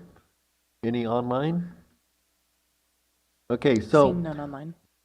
we'll look for a motion to accept the recommendations and to do the other items that were talked about. I move the recommended action and as amended today, and including Supervisor Norvell's request for the legal analysis. I'll second. And did you want to include the publication of the procedures? Yeah, as amended, that would include the publication of the procedures before current acting controller, treasurer, tax collector began modernizing the office, and then publication of the new manuals as they become available. All right, any further discussion? Does the second agree with the maker? Yes. All right, seeing no further discussion, are we clear with the motion? Okay, we'll vote by the button.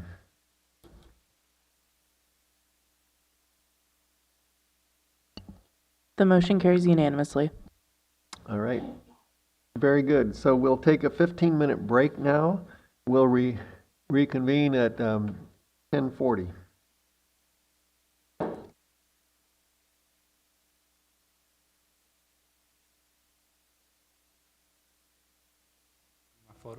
Que hemos aprendido algunas cosas aquí y pues los han ayudado, como este programa los ha ayudado para seguir creciendo a la bebé, como con buenos consejos y así.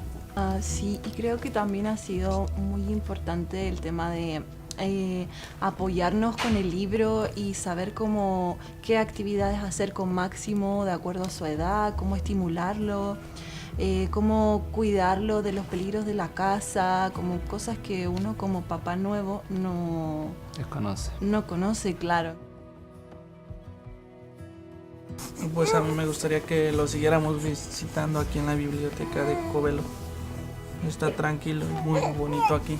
Cuando no nos podemos reunir, nos comunicamos por Zoom o una llamada telefónica o por texto. Donde nos visite, porque ha sido nuestra casa, a veces nosotros vamos a Wellits y puede ser en el parque.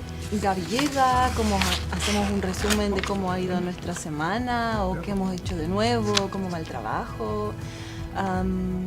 Luego hacemos las actividades del libro, vemos si podemos hacer un juguetito nuevo para Máximo, a veces ella lo evalúa, cómo está su sentido motriz, qué ha aprendido de nuevo, nuevas palabras, y jugamos un ratito y conversamos.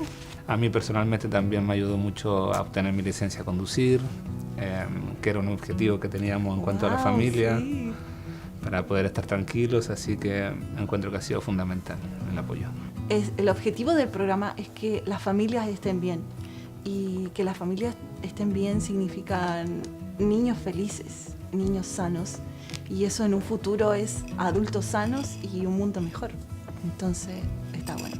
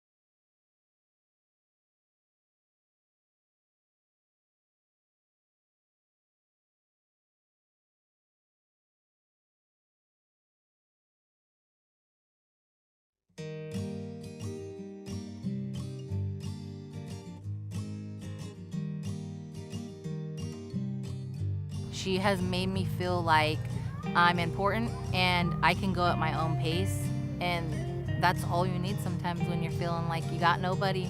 It was helpful to have somebody there kind of holding my hand and guiding me and letting me know this is kind of the normal. It felt like I was becoming a new mom, so it was very interesting and helpful, very, very helpful. You know, there was that self-conscious part of me, like, will I be accepted even though I'm not perfect? What I like the most is that she really listens. The support that she gives me is special because she does it with love, and it's just natural, you know. That's all I could say. It just feels like somebody that I've known since I was little. You know, I said to Jeanette, Jeanette, you're supposed to be with me for 5 years. Jeanette said, yeah, I know, I'm going to be with you guys for 5 years. That's when I said, well, I guess I can trust her. She's going to be with us for 5 years. Yo creo que quizás pasó como a la segunda visita o algo así, como que ya nos presentamos formalmente. Y luego ya creo que en la segunda visita estaba como todo más tranquilo, como muy, como que el ambiente era muy familiar. Entonces yo me sentí muy cómoda. I felt like she cared for Sparrow too, and Sparrow really enjoyed it. Yeah, she knew when Gabby came we were going to be making something or learning something, and she'd instantly start digging through Gabby's bags to find out what activity we were going to do.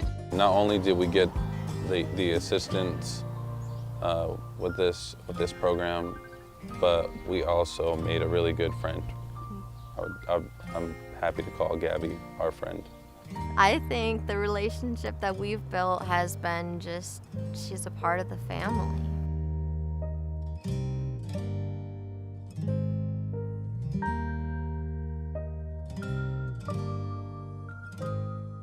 Are you prepared?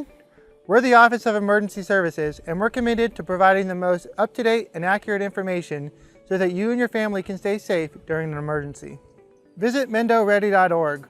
It's our one-stop shop for emergency information. You can sign up for emergency alerts, find your pre-established evacuation zone on our current emergencies map, and find hazard and preparedness information. Imagine you're faced with a disaster such as a wildfire, and you're ordered to evacuate. I'll bet you wish you had more time in that moment. Now's your chance to buy yourself that time. Sign up for Nixle and Mendo Alerts on our website, MendoReady.org. Do it today. If you want your family to be as resilient as possible, it's important to take some time today and visit MendoReady.org, where you can look up your pre-established evacuation zones on our current emergencies map. You can also find important tools to help maintain your situational awareness, such as the Alert California wildfire cameras and the Caltrans road conditions cameras. We hope you'll take some time today to prepare so that your family can be Mendo ready. Thank you.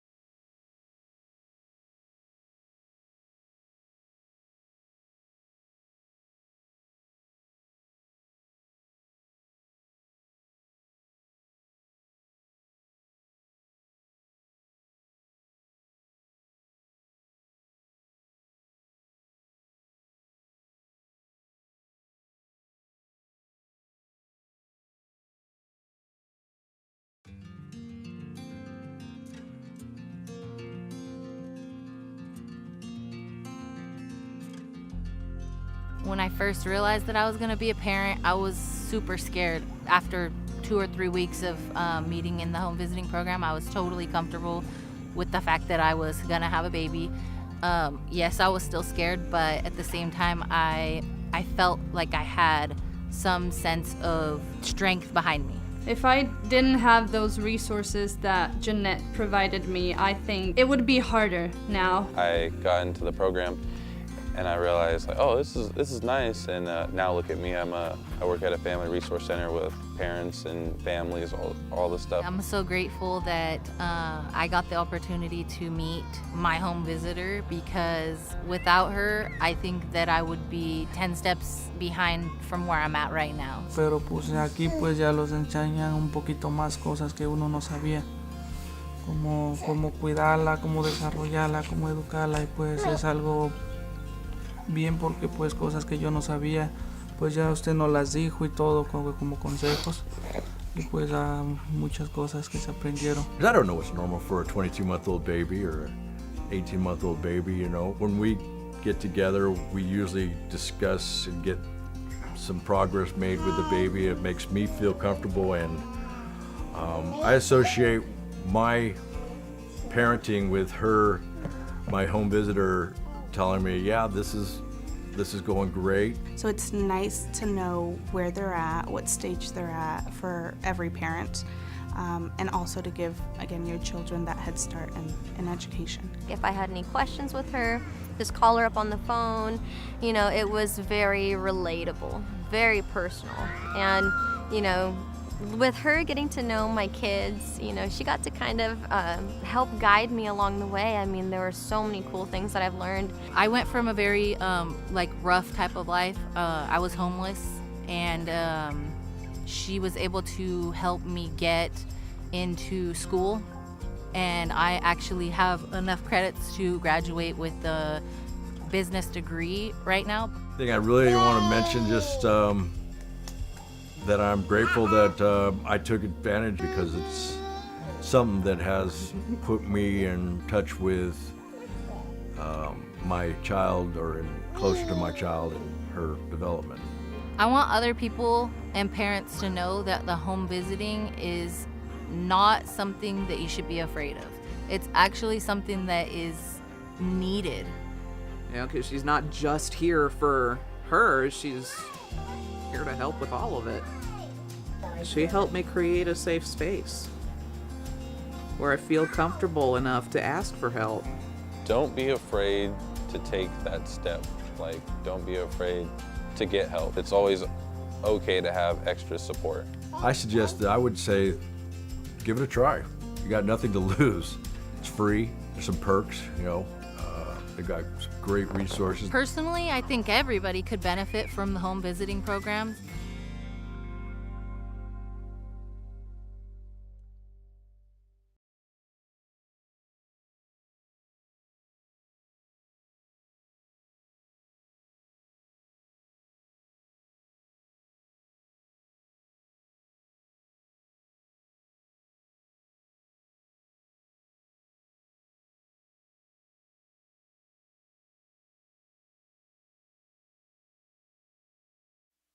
All right, we'll reconvene the meeting at 10:40.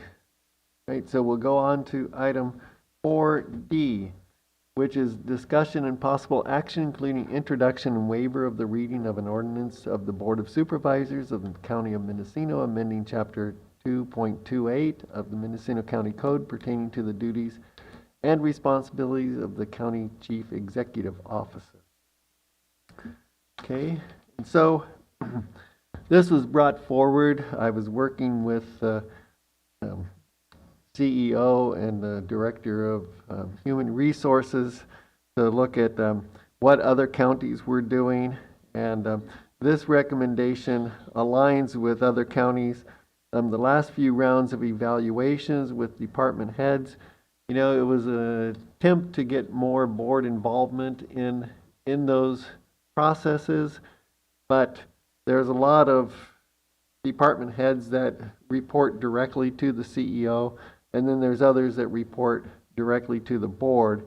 Kind of like taking a look at how are we dealing with those, and is is what we're doing the most impactful and transparent way of talking about the business of those departments. And it seemed like the process we were using was taking a lot of time, resources, effort from the department heads, and the result wasn't as good as it could have been. And partly it was because they weren't getting the feedback from the supervisors. And so, you know, we're just trying to tweak it so that we have, you know, trying to refine the system that we have. So the process for department heads that report directly to the board, you know, the change in the process is that the CEO will prepare the draft, take the evaluation draft, take it to the board, and the department head is available to attend closed session at the direction of the board. And then the CEO and the chair of the board will meet with the department head to discuss that evaluation. The CEO and executive office liaisons have day-to-day interactions with the department heads and have insight and interactions on what is happening with the departments and are able to assist them with meeting their goals that align with board priorities. A lot of the times what we're seeing as board members is more policy driven, and if we want to discuss those things, those should be talked about in public. The department heads that report to the CEO, if the board has any input, positive or negative, they should run this through the CEO. The CEO is held accountable for working with the department heads, writing their evaluations, and holding the department heads to their goals and directives. So the CEO and county council's evaluation process would be the same process that is currently in place. And what I would like to do in item 4A is, you know, those are the reports from the department heads. Have those reports like once a month, have a department head come to the board, provide a 5-10 minute summary of what they're doing, and talk about the policy, any policy changes that need to happen, and you know, get that kind of ongoing dialogue with the board and in front of the public. And so if we have issues, we can certainly talk about them, and it can be brought back as an agenda item if we need to do some kind of policy change. So I'm just trying to figure out a way of making things more transparent and more streamlined and effective. So I'll go to Supervisor Mulheron. Thank you.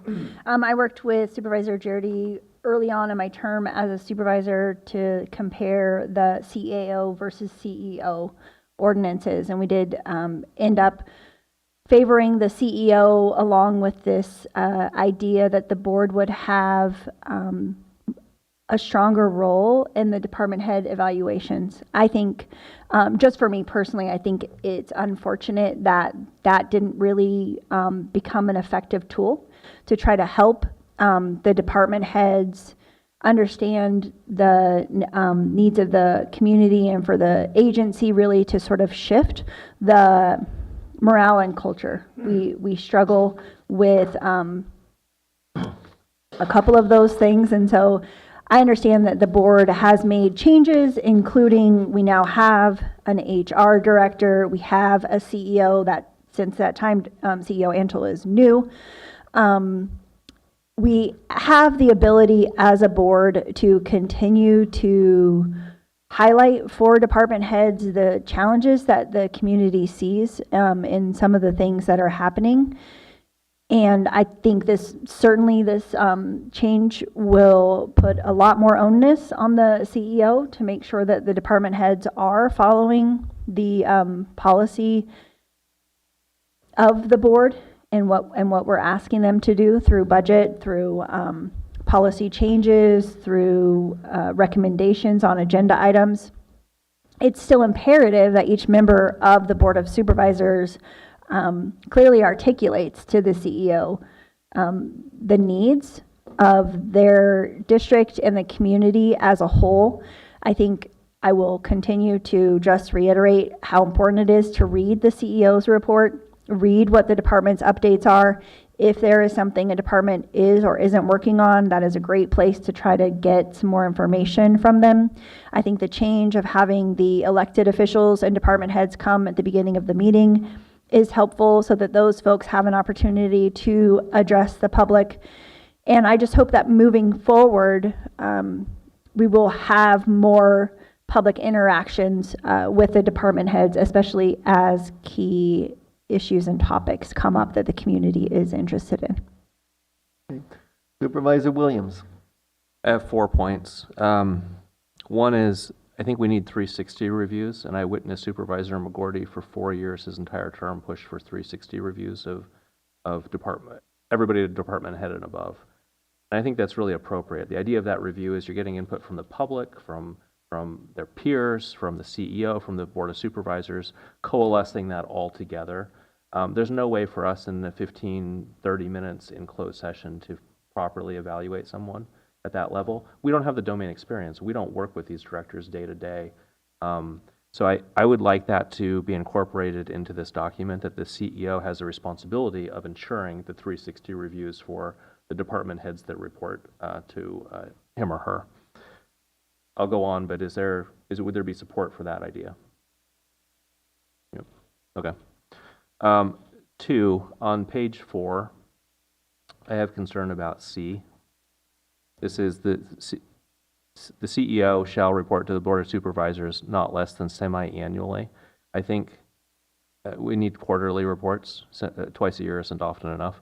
The status of the budget expenditures and revenues as available within the main enterprise system. And I think why this is being added, I'm speculating here, is that it's an elected department and the CEO doesn't have a way to force an elected department to come through on entering financial data. So how can the CEO generate a report if the data doesn't exist in the system? I think that's fair, but another perspective on that is the departments all have budgets and should know their spending and expenditures before, independent of Auditor-Controller's office. We should be able to generate that same report of our department's spending and our department's revenue no matter what is entered in the enterprise system. So I guess I can support these changes, but I can't support that one. C, I wouldn't add that clause. If the information's not in the enterprise system, it still needs to be available to the board. It still needs to be available to the public. It could be on Post-it notes. It could be an Excel file. However, whatever format we have it in, I think it's the CEO's duty to provide status updates. I don't want to, in the future, have the board hear, well, it wasn't entered in the enterprise system, therefore there's no information available. We need whatever information is available. If there's a way to enforce that it be entered, by all means, it's a good idea, and I think the CEO has done a marvelous job of ensuring that data gets into a system where we can run reports, and we want to continue that pattern. Before I go on, is there any board support? Yeah, Supervisor Mulherin. I guess for me, it's a balance of what that looks like for workload for the departments to report something outside of the main enterprise system. I mean, I'm not sure how much information we're asking departments to accumulate to be able to give that. Should we be unable to access it through Munis? So I guess I would look towards the CEO if she has any indication about like the amount of time it would potentially take to collate that information. This is 5C and the CEO reporting to the board as available within the main enterprise system. So if the main enterprise system is unavailable for the executive office to access, we do know departments do keep records, but what is the time that would be required to accumulate that to give a report to the board? If I may, through the chair. There's a couple of things here. I think we're just focusing on the reports out of the main enterprise system because we're obviously in front of you more than semi-annually currently, right?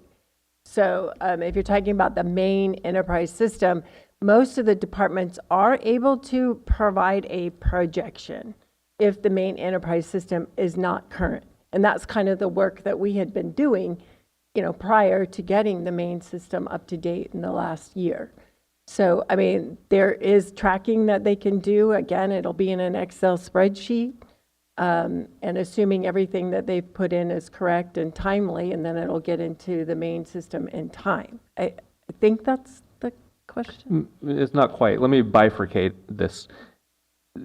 The revenue requires the cooperation of an elected office, right? The CEO has no way to determine what the revenue is. Put that aside, we can live with that. That is not our duty. That's the public elects somebody to be responsible for that task.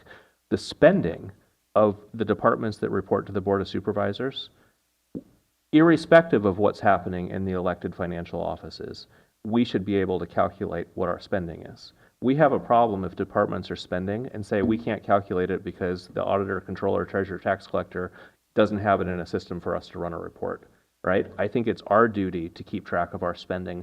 Auditor, controller will also do that and will provide reports, and they should match. But I don't want to create a dynamic, which we had in previous years, where we ask the CEO for a report and the CEO says, well, the data is not in the system and so we can't run in the report. It is our job to make sure our departments are putting that information in the system. Is there board agreement, disagreement? So I have one more unrelated topic. Let's go to the CEO and see. So if I want to be clear, if you're asking for an expense report or if you're asking for balance sheet and other items, I obviously will not have those. And I know those were part of the topics before. But as basically as the departments are trending on their expenditures, payrolls in on a timely, that's never really a challenge. It's more the expenditures in the 2000, 3000, and 4000 series, which the departments do track, again, outside the main system in an Excel spreadsheet, which was something we all were trying to get away from a couple of years ago. But to your point, if we end up in that situation, the departments have done that in the past, yes. So Chair, I can support the document with the changes, incorporating the 360 review, striking the clause that's been added on slide 4 under C. The reason being the buck stops here. The public expects the Board of Supervisors to be able to track and report on finances. Our only employee we can delegate to be responsible for that is the CEO. And so I don't care how it's entered, where it's entered, how the reports are run. End of the day, this board needs a way on a regular basis, I would like monthly, but I would accept quarterly, to have a report of our spending. And I think this clause sends us in a direction of having less assurance that we're going to have those reports. Yeah, I see what you mean. And so, just striking the clause would mean a budget report on all expenditures and revenues. As it was previously, yeah. And if you want to bifurcate it, I don't expect the CEO to know the revenue. That's outside of her scope. She's not overseeing a department that's responsible for tracking revenue. So I would massage the language here a little bit. Maybe the CEO shall report to the Board of Supervisors not less than, let me start again. The CEO shall report to the Board of Supervisors at least quarterly the status of department expenditures and recommend adjustments as necessary. It removes the revenue that he or she can't possibly know, gives us the period that the public expects, and removes the enterprise system, which is sort of irrelevant. How it happens is not material in a policy. And then I have one more. Supervisor Mulherin. Yeah, I don't want to remove it if it's possible to have it. I understand what you're getting at and clarifying that we don't have power and control over what happens in another elected official's office. I absolutely understand that. But I do think that focusing on that we have a main enterprise system, that we have people in departments that have been working diligently to update that and to continue to use it, I think that is critical, and I understand you're trying to solve for a problem that we've had in the past, but I also don't want to discount that we currently have a system that is working and it should continue to work correctly. Well, I can vote yes today if we remove this clause. I can't support leaving that clause in because I think it sends us backwards. We need to be more accountable, not less. This makes us less accountable to the public. And then my last point. the department heads need to face the public. And I like the idea of having every meeting, having one come forward and speak with us, but also hear from the public. And it's not so that there's an adversarial nature, it's to diffuse situations. I think when the department heads, like us, when the department heads face the public directly, they hear those concerns, they're able to brainstorm solutions and the public feels heard. And I think this is partially the CEO versus the CAO model, but when you have leads so nested in the organization, they feel removed from the public. The answer is, I don't work for the board, I work for the CEO, is another way to say I don't report to the public. And of course, in our organizational structure, that makes sense. You have to have a structure to it. But to give you an example, I'm sure Sheriff Kendall and I could develop some conflict. And if you tell me I can't talk to him, I have to go through this bureaucracy of the county, that conflict will escalate. You put us in a room together, we can work anything out. And that's the dynamic I want with the board and our department heads and the board and the public. And I think the suggestion earlier of having one department head in each meeting to face us and face the public, it needs to be civil. We need to moderate it. It's not where you just lob one over, right? And we get that from some members of the public. It needs to be constructive, but I think there's a way for us to build that dynamic, and it would benefit the department and the public's trust.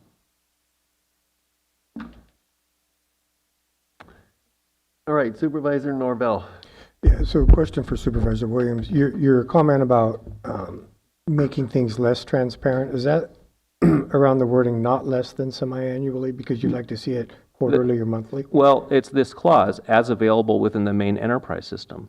The public doesn't care if the data is in the main enterprise system. They just care that we're able to provide a credible report on a regular basis. And if not the CEO's job, whose is it? I can't generate that report. I can't tell staff, right? I have nobody reporting to me directly. How would we provide that to the public? And the position this board was in previously is the public asked us, why don't you know what you're spending? We would ask the CEO, we would ask the Auditor-Controller. Nobody could give us a clear answer. And when we got answers, they didn't align. And so I don't want to go back to that. And I think this sends us back because the answer may be we can only provide the information that's in the enterprise system. Well, whose job is it for getting that information into the enterprise system? I can't do it. Somebody's got to be delegated to do it. I can't direct the elected department. And so, the CEO or the CEO's designee is the only person this board can hold accountable for the task. If you add this clause, you're removing that accountability. And it's no disrespect. I know it's a sizable task, but someone needs to do it. And if you add this clause, I expect at some point we're going to hear, well, the data's not in the enterprise system, and so we can't run a report. What I would like is strike that clause and add another item to this list: responsibility to ensure that the data is in the enterprise system. Yep. Okay, so I to answer a few of your questions, I support the 360 review. I'm okay with the not less than semi-annually because it does infer it could be more frequent. I think as long as we understand that the goal would be to get them, I think monthly might be a little too much work. It'd be great if we could get there, but not less than semi-annually, and the goal being quarterly, and letting it play out and see what we get. I'm a little confused, and I apologize for your solution again to as available within the main enterprise system. I would just strike that. So let me try to clarify as far as I can see it, is that if we kept the not less than semi-annually, and then we removed as available within the main enterprise system, we would get reports at least twice a year, and that would lay out everything about the budget as known. And that's what we're looking for. And so, as available within the main enterprise system, if we deleted that, all you'd be doing is saying, okay, within the Munis system, this is what we're seeing, but there's a couple other things out there that might affect the budget one way or the other. Is that correct? Well, that's correct. And if you recall, Chair, prior, the conversation was became, to use the word one of the board members used, adversarial, because I would present something and then it would come back that I'm not accurate. And so I can't be accurate to 100% if the system is not as current as possible. So I think the idea has been to get away from several points of reference, several books, so to speak, of finance books out there, and rely on one system. And, you know, I believe to do that, thinking ahead, if we're worried about elected, one, it comes down to relationship and cooperation, and we can see what that has gotten us in the last year and a half with the acting Auditor-Controller, Sarah Pierce. We need to figure out how to make that happen and move that forward and support that department. Now, if that can't happen, that means we're going to have another set of books over here that the fiscal team is managing and operating from to be able to report out to you. But the two will not match. And that has been a complaint from the public and the board prior. So I'm not afraid of taking it and changing it, however, but I want to be clear on what the expectations are, that it's going to be different than what's in your enterprise system. Okay. Supervisor Klein. I want to encourage the use of our enterprise system. I want us to focus our energy, our efforts, our resources on that, building up to the best of our abilities.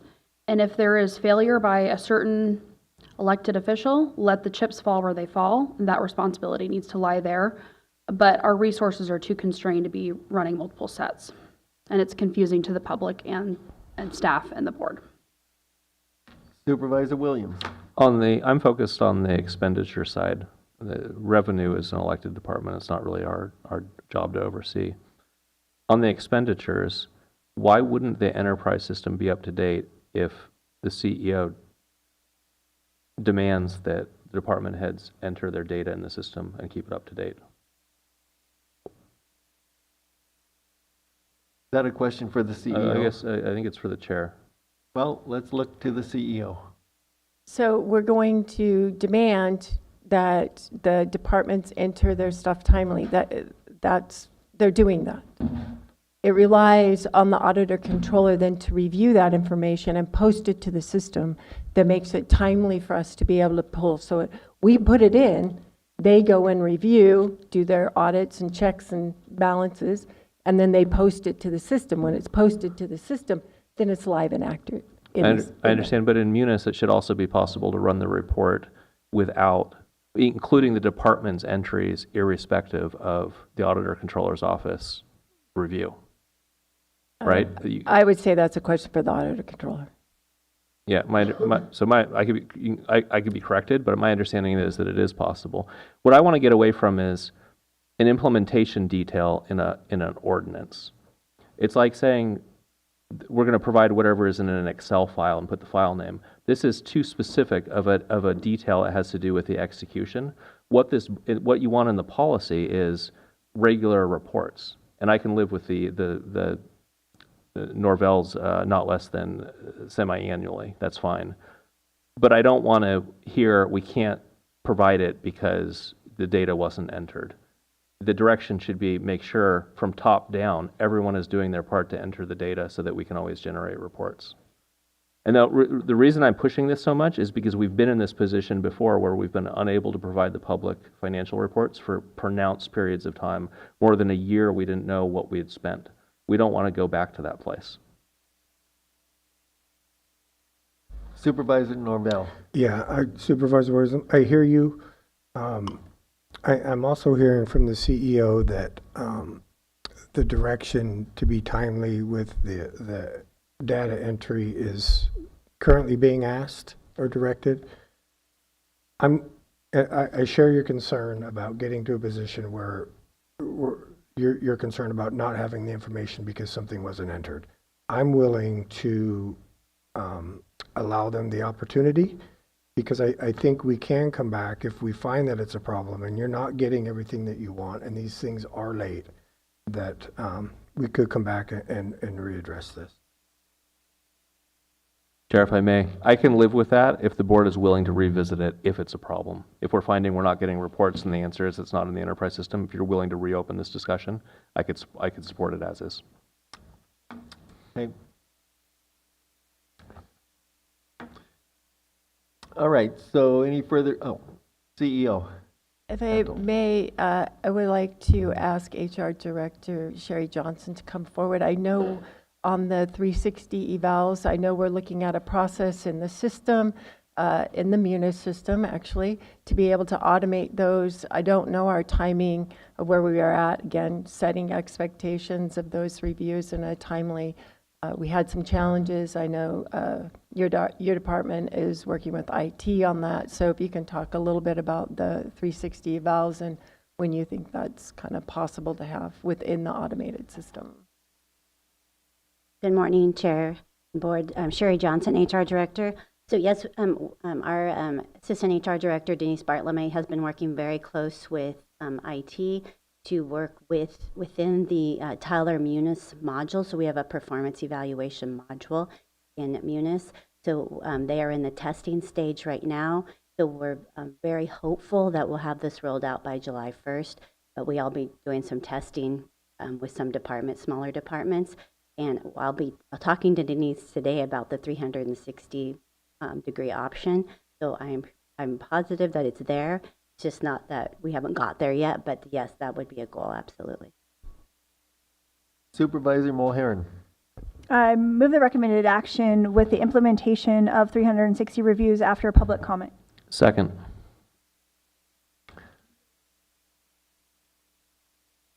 Yes, County Council. Thank you, Charlotte Scott, County Council. A couple things, and I think the discussion came to a good point, but I think any further discussion getting into the details of how the systems work and direction to electeds is kind of beyond the scope of this ordinance, but I understand it triggered the discussion, and we got to a point where I think you've completed that discussion as to this item. I think for what we're looking at is we have a draft ordinance and a first reading. If the board is wanting to make changes, either we need to take a break and specifically implement those changes and bring them back. If that is where if you get to that result today, it sounds as though you may be interested in voting on the ordinance as drafted. The one point I also wanted to add is as to 360 evaluations, I don't know if that's necessarily something that has to be in the ordinance. That's more of a specific direction as to how to handle the evaluation process. I think that could still be a direction of the board. It wouldn't necessarily have to be in this CEO ordinance, but I defer to the board if you decide that there is something you want to add to the ordinance. Again, we would either have to take a break, change it, bring it back to later in the day, or adopt this, or let me rephrase that, or bring back the item again for another first reading. Supervisor Williams. My preference would be to bring it back later today for approval with that item added for the 360 reviews. I mean, this document gets into the detail of an enterprise system. I think it can handle the level of detail of 360 reviews. And I guess the further angst on this is we've been trying for a while and it hasn't materialized. And so I think having it in this document will ensure that it is the expectation going forward. Chair, if I may, yeah. If the board decides to add that language, I just need a better understanding of where I'm not sure where you want to add that particular language. And I believe, Supervisor Williams, I believe it's 2G. Evaluate the performance of non-elected department heads except the county council and recommend the Board of Supervisors compensation in accordance with demonstrated performance and confer with department heads as necessary to discuss any shortcomings noted and to suggest remedial action. Utilizing a 360 evaluation process. The second agrees. Maybe it doesn't need to come back later. Chair, if I may, it would have to come back later because we need to implement the changes into the language, upload it with the item, and then have it for the public and for the board. So if I could have that language.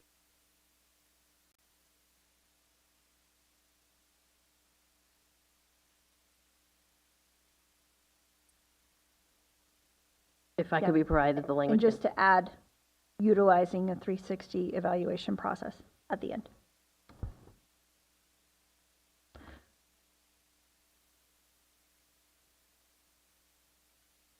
Now, just to look to county, or to the CEO, or to HR, is how much of an effort and time, gobble is this compared to what's going on now? I would ask Director Johnson to make a comment on the additional work for her staff to reach out to the board and to those that report to the department heads, because it would be on that department to pull that together. That's why we're hopeful that this automated system in Tyler Munis will expedite that process, so it's not emails in hand. So I don't know if you have anything to add. Sherry Johnson, Human Resource Director. So I'm in agreement with CEO Ansel. HR is prepared to make this work. Okay, very good. All right, so we will table this until county council can come back with the appropriate language. And did you need to hear it again from Supervisor Mulherin? Chair, no, I have the language. I think it could be as simple as a short break, and I can make the change in Word and provide it to the clerk of the board for uploading a revised red line and a revised clean version. I think that won't take long, or if you prefer to table it to the end of the day, I can have it ready then. One thing to point out is 360 evaluation process.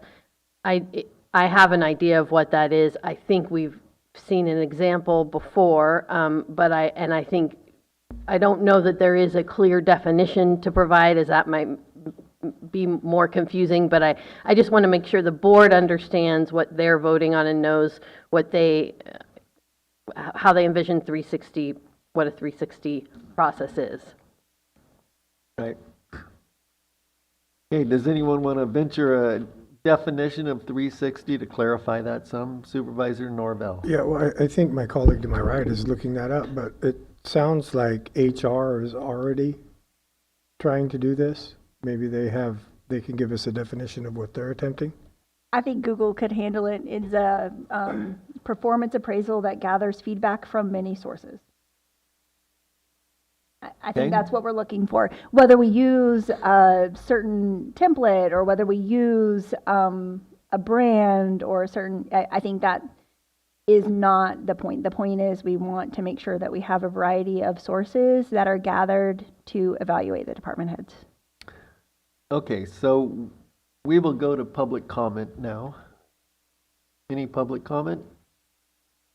We have two online, iPhone user who I believe is David, and then Anna Stockel. Okay. First to the Good morning, chamber. Dee Pallison. I'd just like to share that when I worked for social services, as I've mentioned before, I don't know if you remember, I retired from the county 2 years ago. I worked for social services and child support services for 16 years. Social services has been using the concept of a 360 review for at least 20 years. I'm kind of surprised to hear that other departments don't use it or the county doesn't use it as a whole.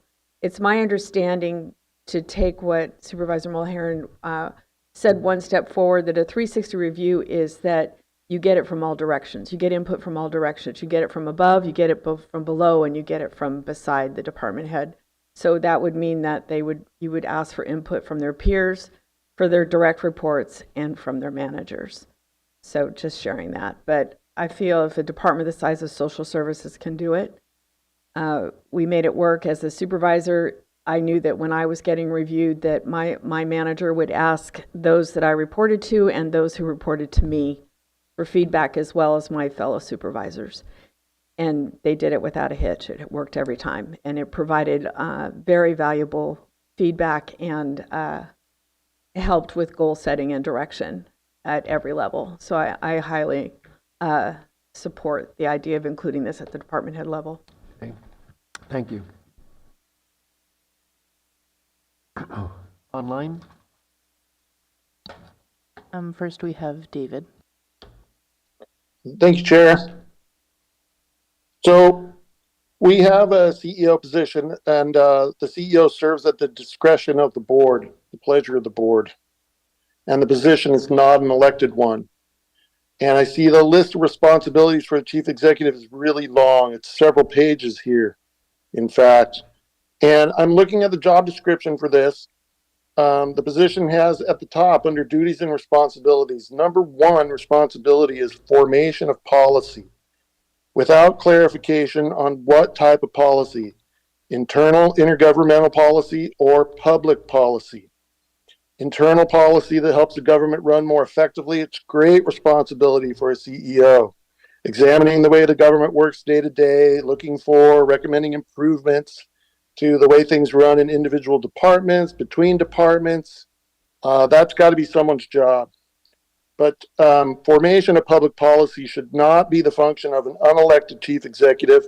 Public policy needs to originate with the public through our elected representatives. Here in Mendocino County, we have an unelected executive who does not hail from a background in public administration. The county CEO job has clearly defined qualifications, and I'm quoting, the CEO shall be chosen upon the basis of knowledge and skills in public administration, demonstrated administrative ability and knowledge of public budgeting, personnel, finance, and organization. This is a really serious matter when we're talking about the highest paid position in the county, and again, not an elected position. So an extended background or degree in public administration is very different from education or even decades spent in healthcare administration. I believe the CEO should not be involved in the formation of public policy, and it should be stated as such. I'm hoping the board will be able to discuss this detail that sits at the top of the duties of the hired chief executive and clarify that there should be a change in the language, that formation of policy here means internal policy and not public policy, especially in light of the fact the CEO is not elected and did not possess the background of public administration at the time of hiring. Thank you very much. Okay, thank you.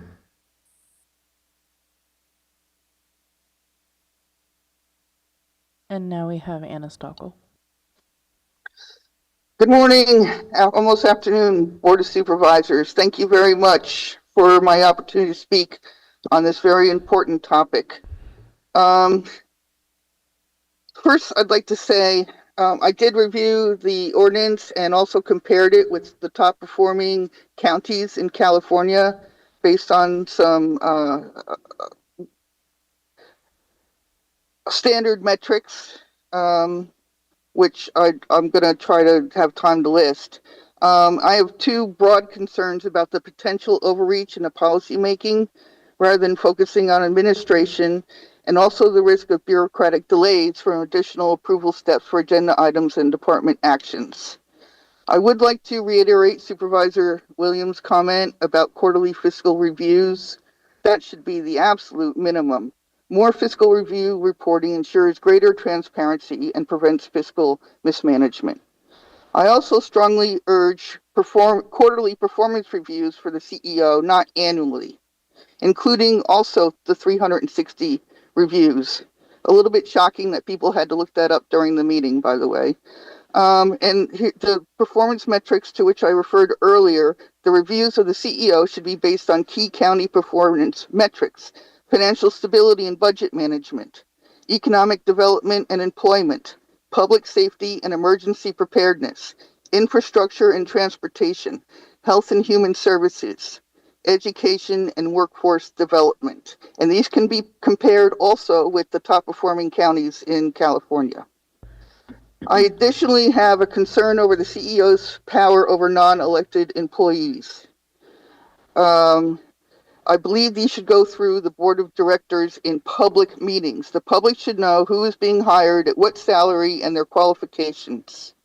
Expanding the authority in the CEO's office creates risk of conflicts and interest, and strong board oversight is essential, and transparency to the public is essential. The reviews of the non-elected department heads should be publicly available to ensure accountability, performance, transparency. Additionally, the CEO's decisions to appoint, transfer, discipline, or dismiss department heads must also be publicly reported. And finally, I'm going to make it my 30 this time, concern centralized financial control. If mismanaged, centralizing budgeting authority in the CEO's office could create accountability risks. Budget adjustments should require clear board oversight to prevent unilateral financial decisions. Please, I hope you take these things into account into your closed meeting, and thank you again for your attention. Okay, thank you. Supervisor North, oh, okay. So there was a comment about public policy and the CEO formulating it.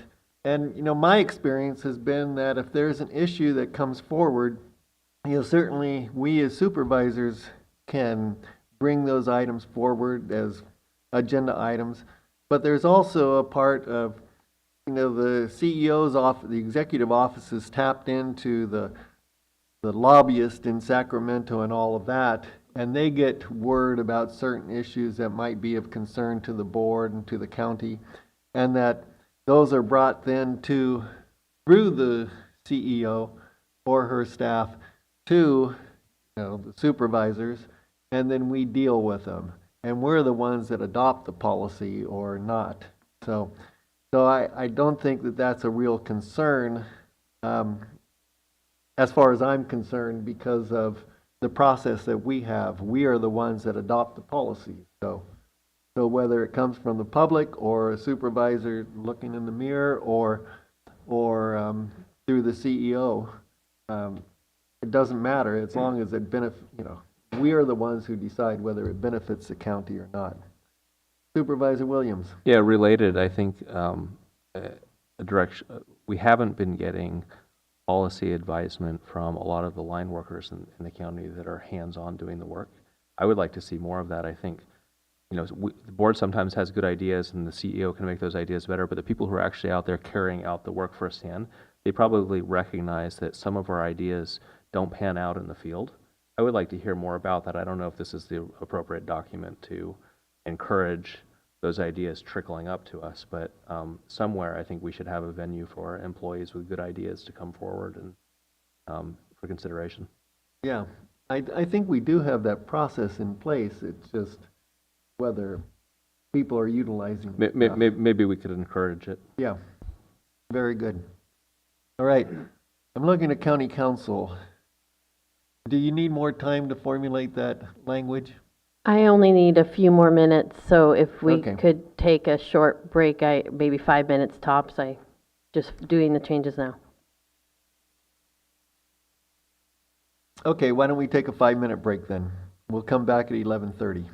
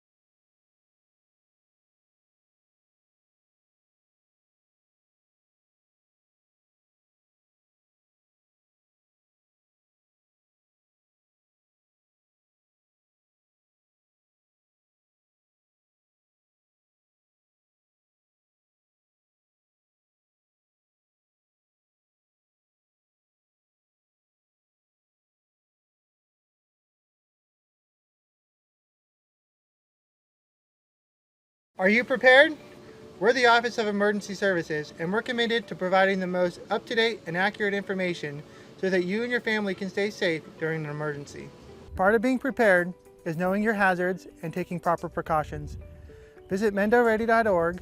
On the Know Your Hazards page, you can find hazards for where you work, where you live, and where your kids go to school. On the Plan and Prepare page, you'll find a plan template. It's important to know what you're going to do, what you're going to take with you, how you're going to communicate, where you're going to go, and how to get there. One great way to prepare is to pack a go bag.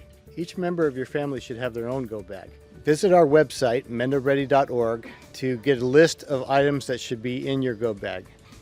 Gathering and organizing important documents before an emergency is an important part of preparedness. So visit mendoready.org today, where you can find a list of important documents that you should have ready near your go bag in case you have to evacuate. Not every emergency requires people to evacuate. An emergency kit will have supplies for you to remain self-sufficient for 72 hours. Find a list of supplies for disaster kits on our website, mendoready.org. A prepared community is a resilient community that will recover faster from disasters. So take some time today, visit our website, get yourself prepared so you can be Mendo ready.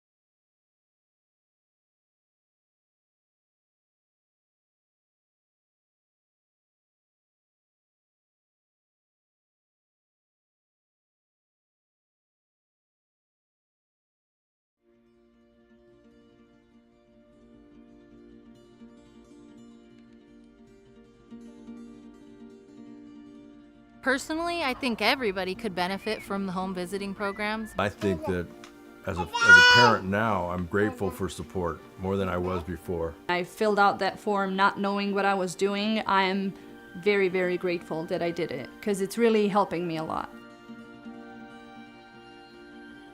Bueno, creo que por mi parte esperaba algo totalmente diferente, como un programa más frío, por decir algo, no tan cercano a la familia.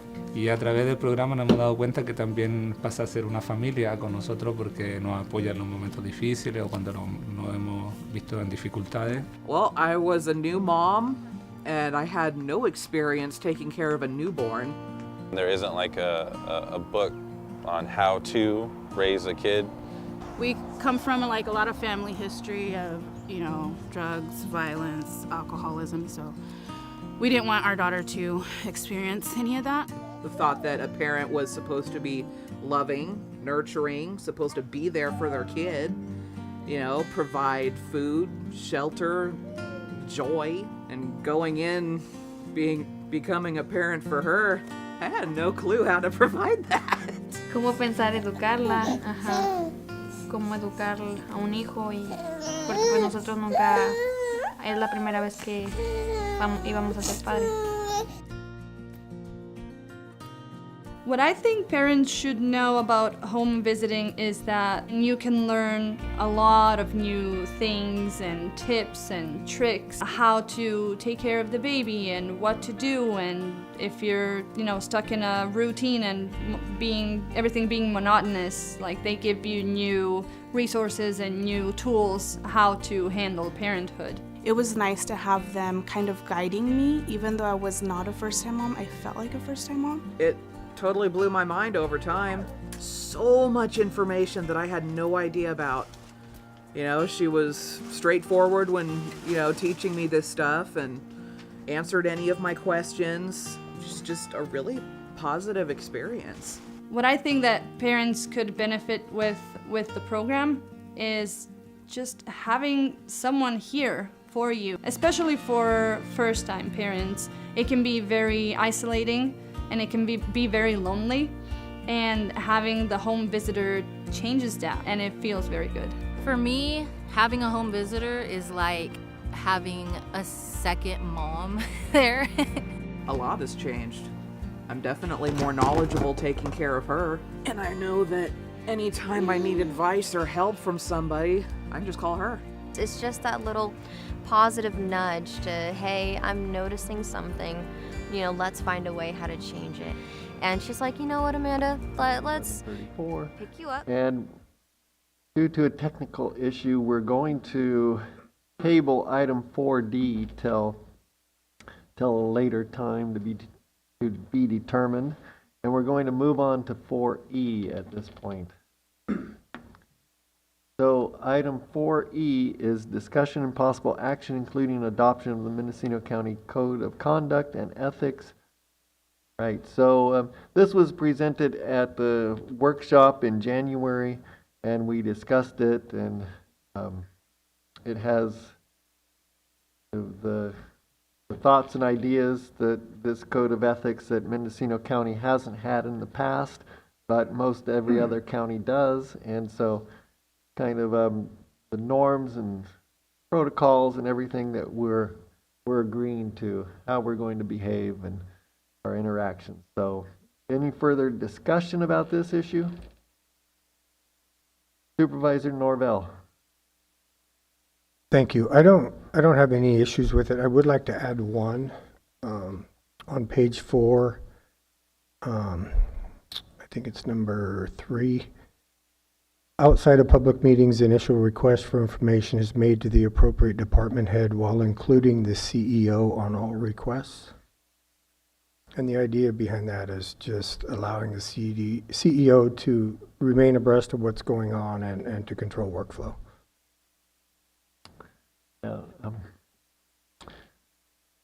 Let's see, if the CEO, do you think this is necessary for all requests for information? Because a lot of times, some of the information we ask for is something I feel badly about clogging up her email system. So how do you think that's an appropriate request, or how can we handle that? Well, thank you for the question, and I appreciate staying in the loop. And I do appreciate getting CC'd on requests. I mean, if it's a simple request, if you're asking the time of an event or, those kinds of things, I don't need to be included. But if it's something that will be coming forward in a future agenda or a bigger issue that involves, being aware of, I would appreciate being included, yes. Okay. So is that acceptable, or do you need a hard and fast rule? I mean, I like the hard and fast rule because, so I'll tell you, it was a rule at the city council in Fort Bragg, and I was not a fan in the beginning, but those reasons were maybe I had bad intentions at the time. It's the truth. But I learned to understand it and agree with it. And I've copied the CEO on all of my emails. And there's been several times, certainly being new, where she's either corrected me, redirected me, or just not responded. So I think if she's willing to be able to sift through the emails and respond where necessary, I would still like it included. And where is that in the draft? What? Page 4, the very first one. Outside of public meetings, the initial request for information is made to the appropriate department head while including CEO on all requests. Okay, Supervisor Mulherin. I don't have an objection to that. I frequently include the CEO when I just think it's something that may come up again later, or she might be able to help. Maybe if we use the CEO at mendocinocounty.gov versus the Antle, I'm not sure which website you prefer, or which email you prefer. My direct. Okay. I had a comment, and it's the same comment I had during the workshop. The Board of Supervisors has a mission statement. We have principles of office. We have rules of procedure. And now we will have a code of ethics. We are all independently elected. We don't have to do any of that legally. We're not required. And so I just think for benefit of the public, in whom that they are electing, whom they are choosing, right? It's the will of the voters that we're all sitting here today, that they really understand it's important. And I think maybe it's important to me because I value the principles of office. I value the mission statement and the code of ethics, that they are cautious about whom that they are electing to these positions, and that as an elected official, we should be held accountable whether we are legally required to or not. Okay, Supervisor Williams. Yeah, I would just as soon leave it to CEO's discretion. I'm happy to comply with whatever the email procedure is, but I don't know if a CEO wants all my email asking, say, Amber Fazette about when is that free tire day on the coast, or when's CRV happening, those kind of just information requests. I could see that that's going to flood her box. Versus, something that's a policy matter that will eventually come to an agenda or is related to spending. Supervisor Norvell, would you feel comfortable leaving the CEO with some discretion to specify what threshold she would like applied on the CC? Yeah, and perhaps it could say on all requests,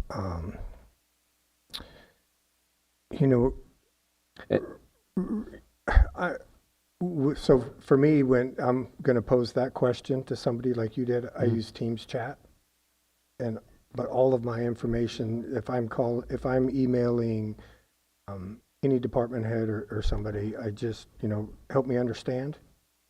Everything gets copied to the CEO, and that's what I'm trying to get at. So as she said, that to stay in the loop. Second question, do you think this is the right place to suggest that concept? I do. Why is that? Well, because it addresses what we're talking about. Outside of public meetings, initial requests for information. So I respect all of your opinions, but I'm struggling to see the issue with simply copying the CEO. Okay. What if it's a phone call?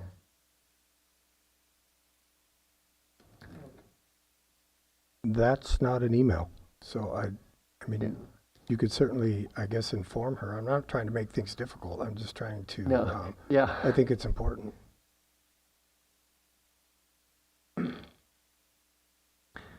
Let's see. Well, the intent is to keep the CEO informed about our information request, or, like policies that we're working on or anything like that could be significant. And so it's kind of like, what if it's not significant? We know it's just that request for the meeting.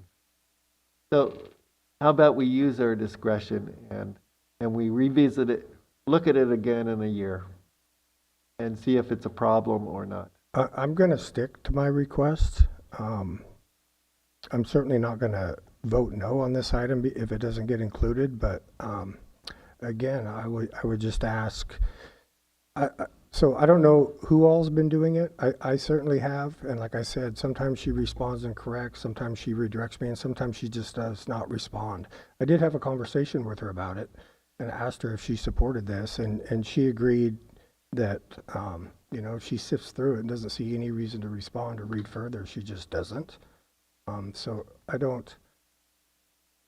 guess maybe I'm failing to understand the concern about copying the CEO if she doesn't have a concern. And if she does, I would love to hear it. Supervisor Klein.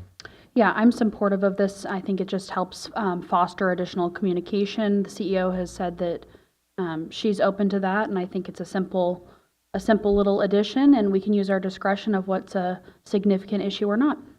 Okay. Yeah, I agree. I have no objection to just adding that into the process. And just checking with the CEO, you have no problem with sifting through our little mundane request? No problem. Okay. All right, so we'll include that. And Lily, do you have the wording on that again? I currently have page 4, number 3, keep to include CEO on all emails to staff. If someone want to make a more clear restatement, I wouldn't mind. Is that clear enough? Yeah, it's fine. What I had was to delegate or respond appropriately while including the CEO on all requests.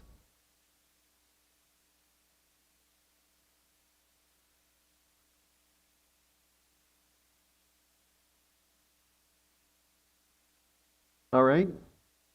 So with that change, we can adopt this if there's, okay, we'll have public comment. Yeah, so Supervisor Williams. I do have a concern I'd like to raise. So under, on the first page, the Board of Supervisors requires that the public officials, both elected and appointed, comply with both the letter and spirit of the laws. And then if you skip down to, for me, this is the last page, page 4. Questions under V, questions arising from published agenda items should be asked of the department heads before the board meeting to save time and allow the department head to answer fully and accurately. I see that those two are in conflict because, and I know County Council will probably have an opinion on this. I also have an opinion. I think the deliberative process happens before the meeting, and not necessarily when you look on paper at the system. I should be able to ask staff a question, they should be able to communicate with me, and it shouldn't cross the boundary to other supervisors. After 6 years, I've come to the realization that it's not fair to ask staff to keep those conversations separate. I don't think it's possible, especially on complex policy matters. You talk to one supervisor, you talk to the next, you talk to the next, you're getting ideas from each one. Those ideas are feeding into the conversation with the next. I think in effect, we're getting close. Maybe sometimes we've crossed serial meetings, and it's not appropriate. So I have a problem with adopting this at the very beginning. The first page, it tells us to comply with the spirit of the law. The spirit of the Brown Act is the public's business should be conducted in front of the public.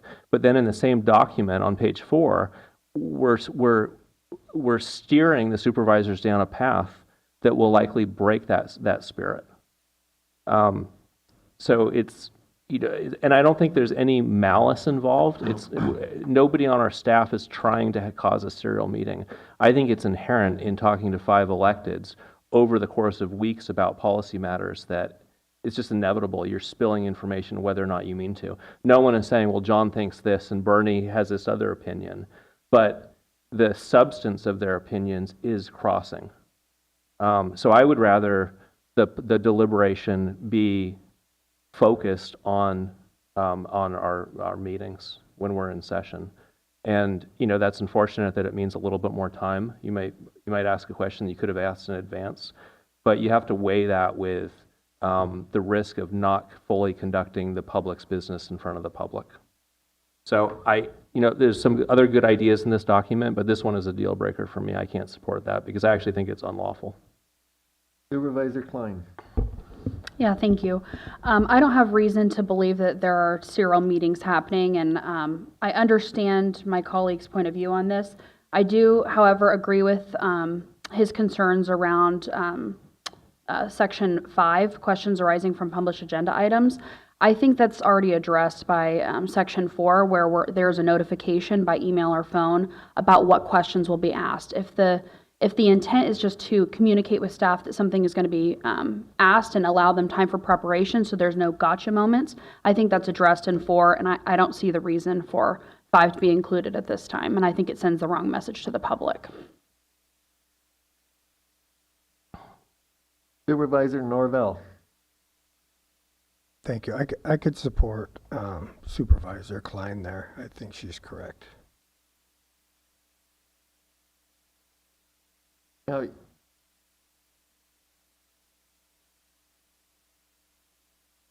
Roman numeral. Okay. Now, you want that deleted. Is that what your request was?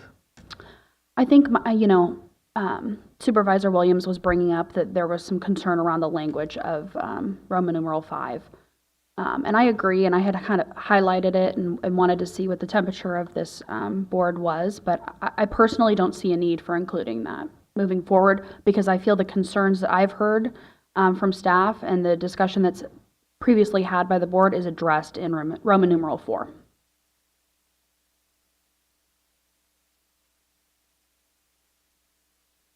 Supervisor Mulherin. Yeah, I can agree with amending that because I do think that that particular item has brought questions to the public and it is duplicative of the process of just, again, I think our goal is to respect staff. It's our job to be prepared, which means that as soon as the agenda comes out, we review it and we begin reviewing it. And if we have questions of staff, we should be asking those in advance so that they can be prepared.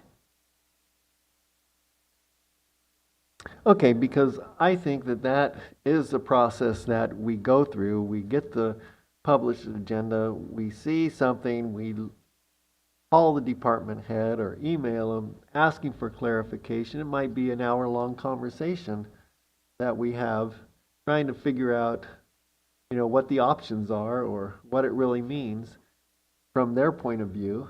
And so,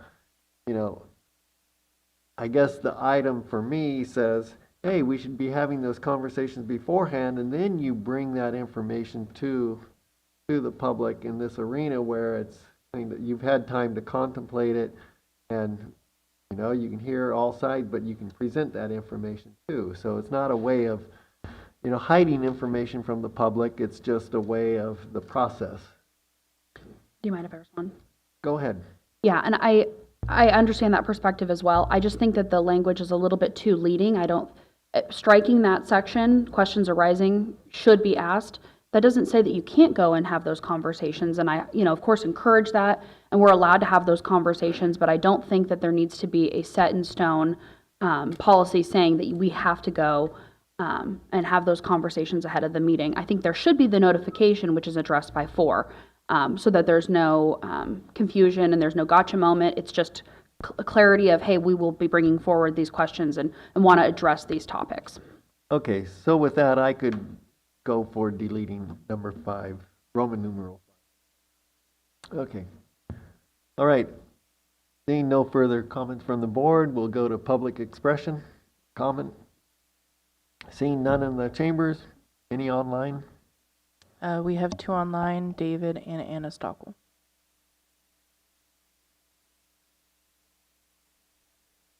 Thank you, Chair. Thank you, Board. So on that rule number 11, 3, 4, and 5, you need to delete those. 3, 4, and 5. Those are all possible violations of the Brown Act. Let me explain.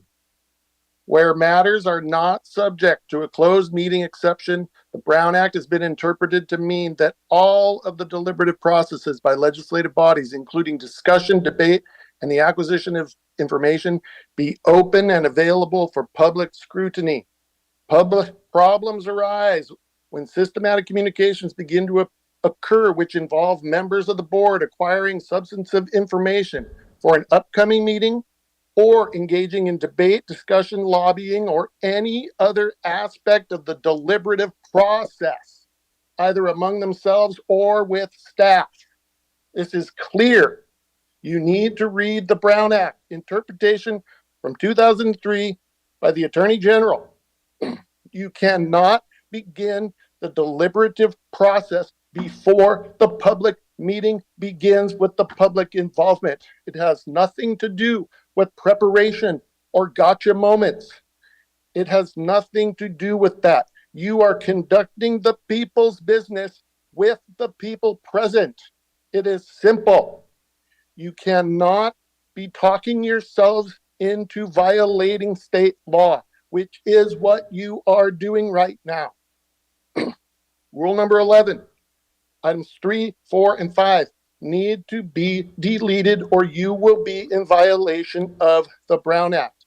It could be construed as serial meetings when a quorum of you are all communicating with one staff member over an agendized item that may end up with you giving direction to the staff member. You cannot begin the deliberative process before the open meeting begins. It is simple. I am going to end it there.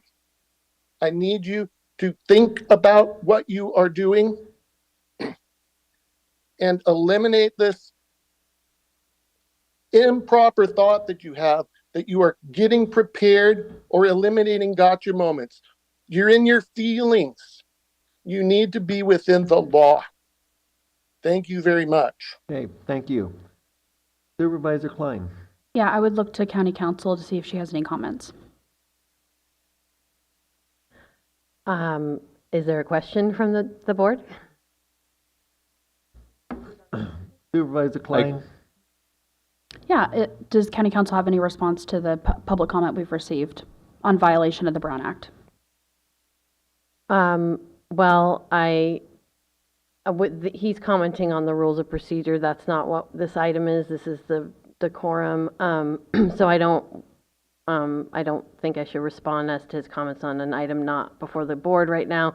But I will note that I think he says he's referring to an AG opinion from 2003. I don't have that in front of me, but I do know AG opinions. They are advisory in nature. They are not controlling precedent on the Brown Act, and I am very familiar and give trainings on the Brown Act.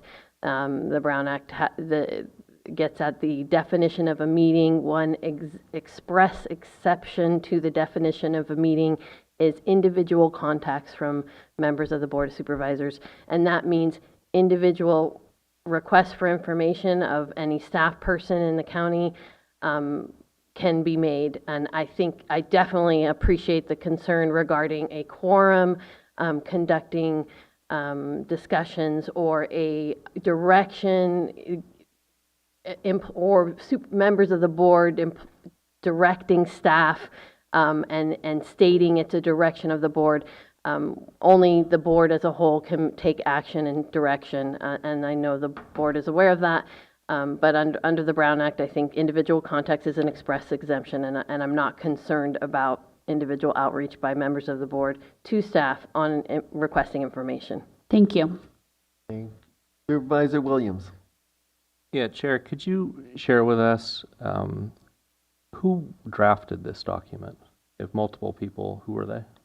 Well, I think that I was working with County Council, CEO, and we're using some of what was Humboldt County's I see. Code of Ethics. I see. And what problem are you trying to solve with this? Because some of the feedback we just heard, that's basically what I hear in District 5. A lot of people are pretty angry, asking, why aren't you fixing the roads? Why are you working on this? And I don't know what to tell them because I don't know what problem we're trying to address. A lot of this is duplicative with law, right? And a document that says Code of Ethics, public official, you should follow the law. That's the given for everyone should follow the law. So, I went through and kind of red penciled what was duplicative, and I didn't end up with much except some of these items that are really contentious with the public, like essentially deliberating outside of a meeting. And I think county council is right. It's possible to follow this and not have serial meetings and not start the deliberation. Yet this might steer us down a path where we're more prone to violate the Brown Act. Well, let's continue on with public comment. I thought that was your last, Chair. No? Oh, we have one more. We have Anna Stockel.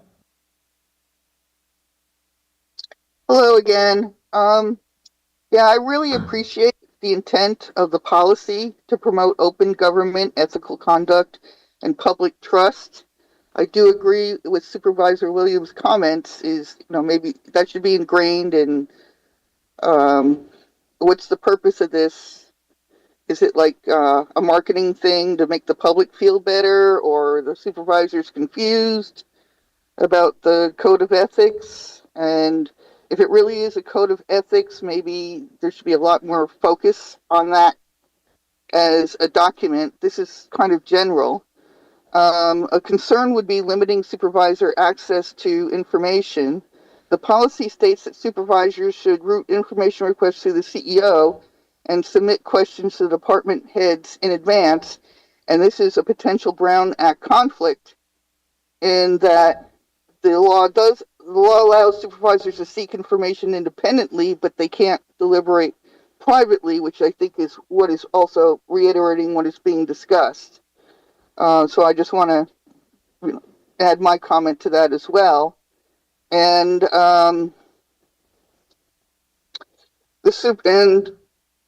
to ensure that the supervisors retain direct access to employees and county records to conduct oversight without unnecessary gatekeeping. Another concern is restrictions on public speech and supervisor dissent. There's a Brown Act conflict that public meetings must allow lawful criticism of elected officials and government staff. And so we want to ensure that the rule that protects professionalism without suppressing legitimate concerns from the public or elected officials. And finally, there's a clear lack of enforcement and public oversight. So this policy outlines ethical standards, but it doesn't specify enforcement mechanisms. A Brown Act best practice would be to have accountability measures that should be transparent, consistent, and not selectively applied. So a solution would be to clarify how violations would be handled fairly and publicly. So probably this document, the idea is pretty good, but it should really have a lot more teeth. And I made some generalizations, but perhaps it could take a slightly different direction than it is now. Thank you for hearing me. All right, thank you. Is that it for public comment? Seeing no further comment online. All right. So, like Supervisor Norvell said during the workshop, there must have been something that generated this kind of document. And, I think that anyone who's been on the board or watching the board has seen some of these instances, happen. And so it's really kind of setting the norms for how we act as professionals. And it's not to stifle any kind of criticism or anything like that. It's just how we approach those issues and how we deal with each other, how we deal with staff, how we deal with the public. And so those are the things we're trying to, make sure we're in agreement on. And it's certainly, like Supervisor Norvell said, this is kind of like common sense. It's like basic decency. And, I think that we've heard from County Council that these items don't infringe on the Brown Act, don't violate the Brown Act, and certainly it's just an attempt to make sure our processes are right and we're giving staff a fair warning about what the issues are, you know, and we bring them up, but they also have time to do the research appropriate for it. And so that's what we're trying to do with this. With that, we'll look to Supervisor Williams. Yeah, I'm probably out on this one. I have a lot of negative feedback from the public.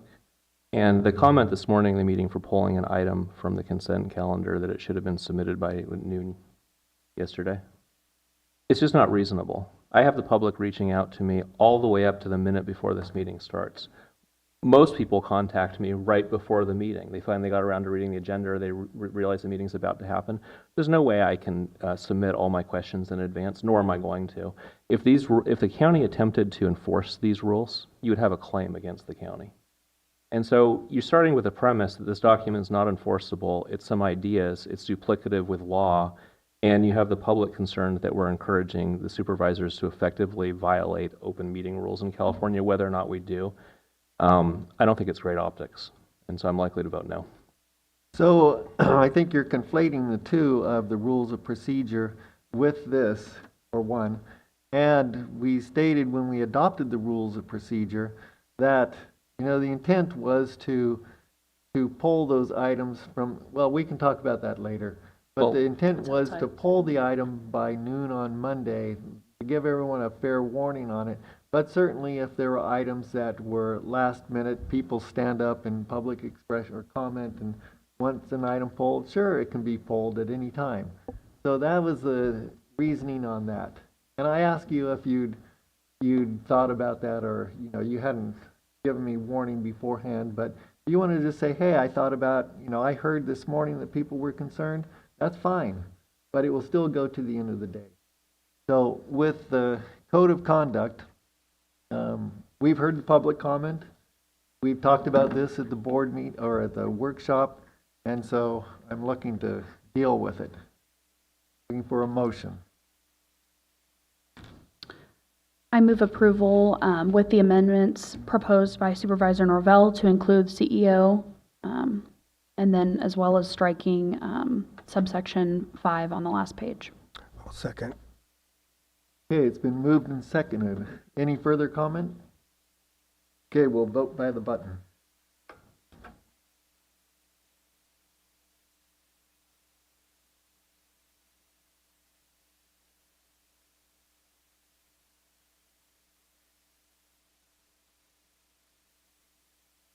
The motion carries with Supervisor Williams dissenting. All right, so we can go back to item 4D if County Council is ready. Chair, I would just ask if the clerk is prepared and has I believe the item's been uploaded to the website.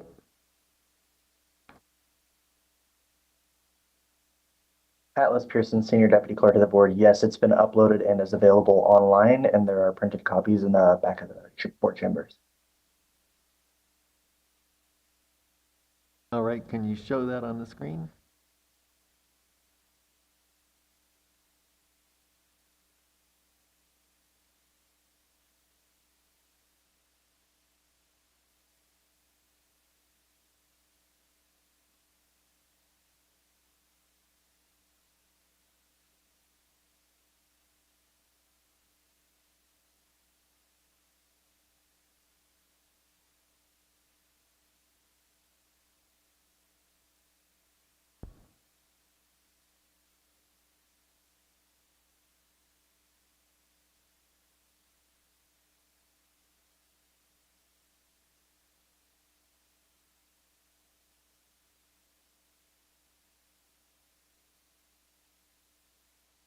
Okay, County Council, do you want to walk us through the change? Yes, Charlotte Scott County Council, as directed by the board, we updated the language. As you can see at the top of the screen, the language in purple, we added utilizing a 360 evaluation process on that subsection G. Okay, that's the only change. And that is the only change. All right, so we've had public comment on this. We've had discussion. Looking for a motion. Move approval. Second. All right, any further discussion from the board? Okay, we'll vote by the button.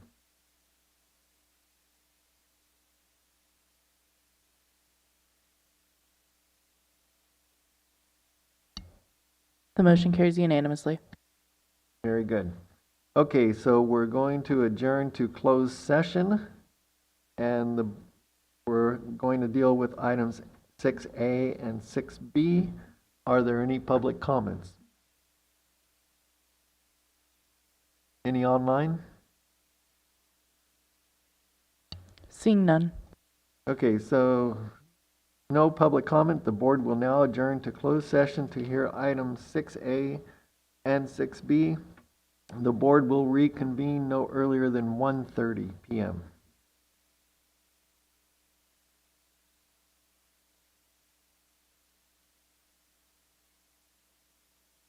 Que también pasa a ser una familia con nosotros porque nos apoya en los momentos difíciles o cuando nos hemos visto en dificultades. Well, I was a new mom, and I had no experience taking care of a newborn.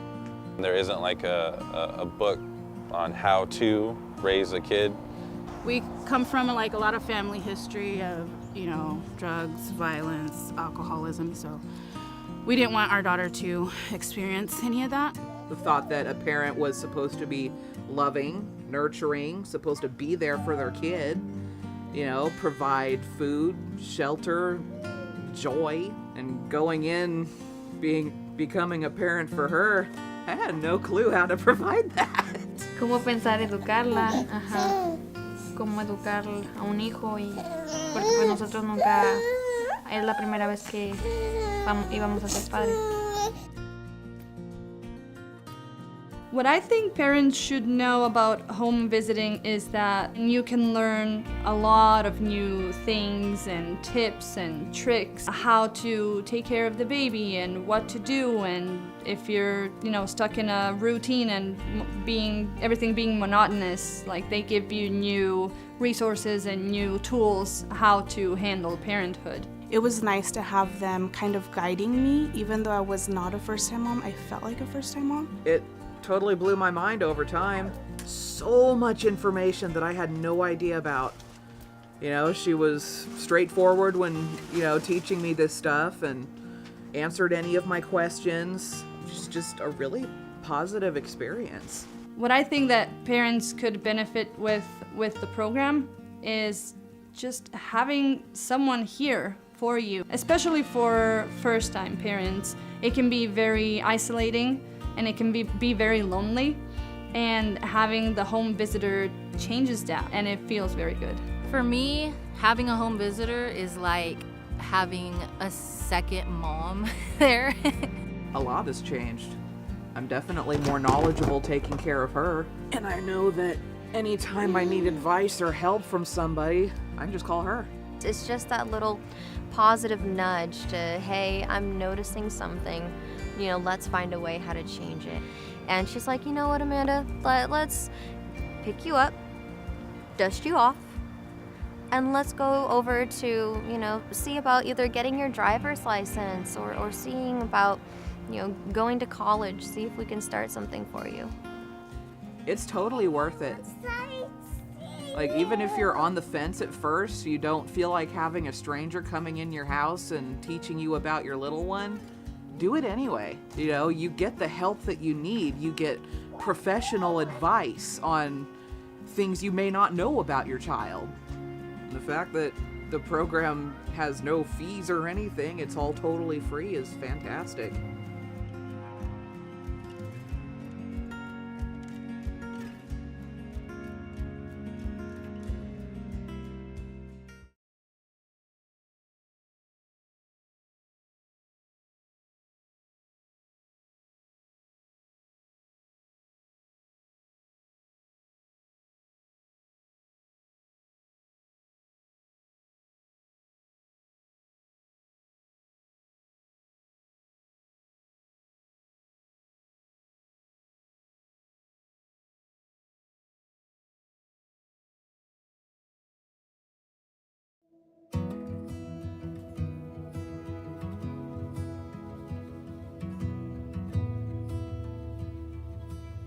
Yo creo que si conozco a alguien que está próxima a ser mamá, lo primero que haría sería recomendarle el programa porque te entrega mucho apoyo, mucha información y más que nada como apoyo emocional, una guía, te da una visión diferente de cómo es ser papá aquí, quizás en este país. Y así pues es algo, un bonito programa, porque pues es buena persona la señora y los ha atendido muy bien. Pensé que nada más iba a ser un programa de orientación quizás para los nuevos padres, pero creo que nos llevamos una linda sorpresa porque Gaby es una persona muy cercana a nosotros, es como parte de nuestra familia, siempre ha estado dispuesta a ayudarnos y a escucharnos con nuestras dudas sobre la paternidad y en nuestro caso que estamos solos en este país ha sido como de mucha ayuda. Es un gran apoyo para nuevos padres y más aún si están en nuestra situación, que somos extranjeros, que nuestra familia y amigos, como dice Carla, están en otro país, lejos. Entonces sí, viene muy bien el programa para apoyarse tanto emocional y como anímicamente y bueno, en varios aspectos del programa que nos ayuda a seguir adelante con esta nueva aventura. Te ayuda como a ver los distintos recursos que tiene la comunidad para nuevos papás, entonces creo que es de gran ayuda. No queda mucho que agregar, pero lo veo de la misma forma. Que hemos aprendido algunas cosas aquí y pues los han ayudado, como este programa los ha ayudado para seguir creciendo a la bebé, como con buenos consejos y así. Sí, y creo que también ha sido muy importante el tema de apoyarnos con el libro y saber qué actividades hacer con Máximo de acuerdo a su edad, cómo estimularlo, cómo cuidarlo de los peligros de la casa, como cosas que uno como papá nuevo no conoce, claro. Pues a mí me gustaría que lo siguiéramos visitando aquí en la biblioteca de Covelo. Está tranquilo, muy bonito aquí. Cuando no nos podemos reunir, nos comunicamos por Zoom o una llamada telefónica o por texto. Donde nos visite, porque ha sido nuestra casa, a veces nosotros vamos a Willits y puede ser en el parque. Gaby llega, hacemos un resumen de cómo ha ido nuestra semana o qué hemos hecho de nuevo, cómo va el trabajo. Luego hacemos las actividades del libro. Vemos si podemos hacer un juguetito nuevo para Máximo, a veces ella lo evalúa, cómo está su sentido motriz, qué ha aprendido de nuevo, nuevas palabras y jugamos un ratito y conversamos.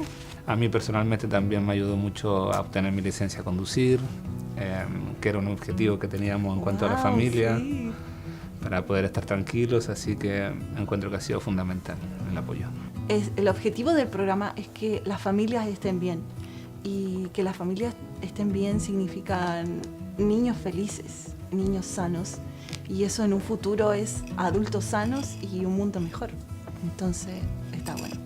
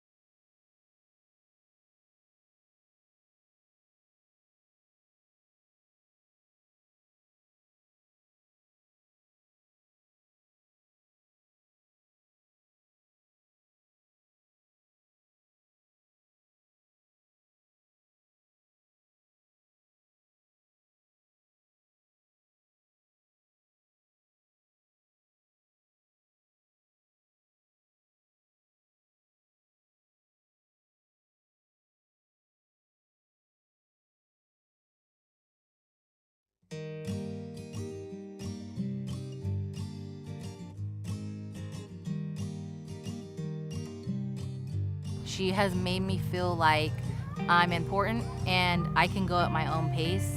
And that's all you need sometimes when you're feeling like you got nobody. It was helpful to have somebody there kind of holding my hand and guiding me and letting me know this is kind of the normal. It felt like I was becoming a new mom, so it was very interesting and helpful, very, very helpful. You know, there was that self-conscious part of me, like, will I be accepted even though I'm not perfect?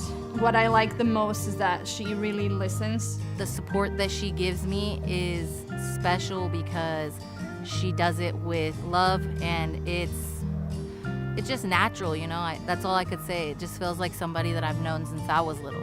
You know, I said to Jeanette, Jeanette, you're supposed to be with me for 5 years. Jeanette said, yeah, I know, I'm going to be with you guys for 5 years. That's when I said, well, I guess I can trust her. She's going to be with us for 5 years. Yo creo que quizás pasó como a la segunda visita o algo así, como que ya nos presentamos formalmente. Y luego ya creo que en la segunda visita estaba como todo más tranquilo, como muy, como que el ambiente era muy familiar. Entonces yo me sentí muy cómoda. Felt like she cared for Sparrow too, and Sparrow really enjoyed it. Yeah, she knew when Gabby came we were going to be making something or learning something, and she'd instantly start digging through Gabby's bags to find out what activity we were going to do. Not only did we get the assistance with this program, but we also made a really good friend. I'm happy to call Gabby our friend. I think the relationship that we've built has been just, she's a part of the family.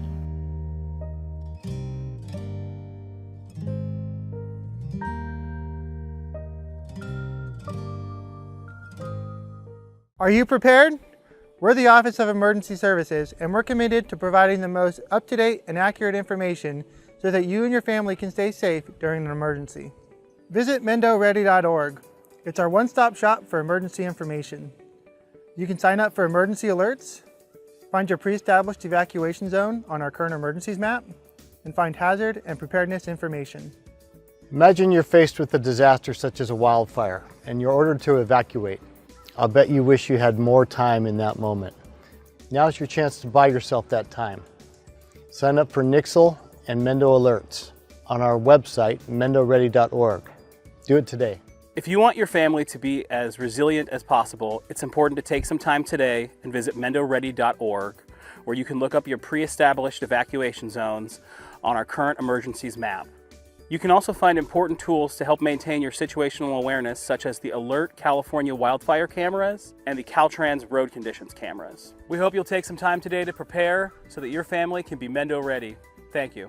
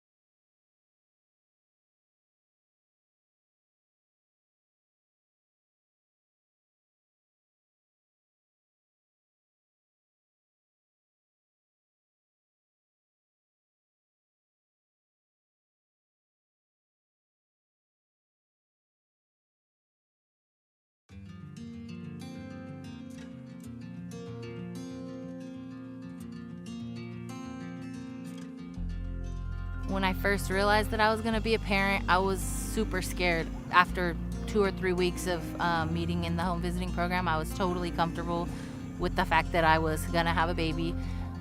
Yes, I was still scared, but at the same time, I felt like I had some sense of strength behind me.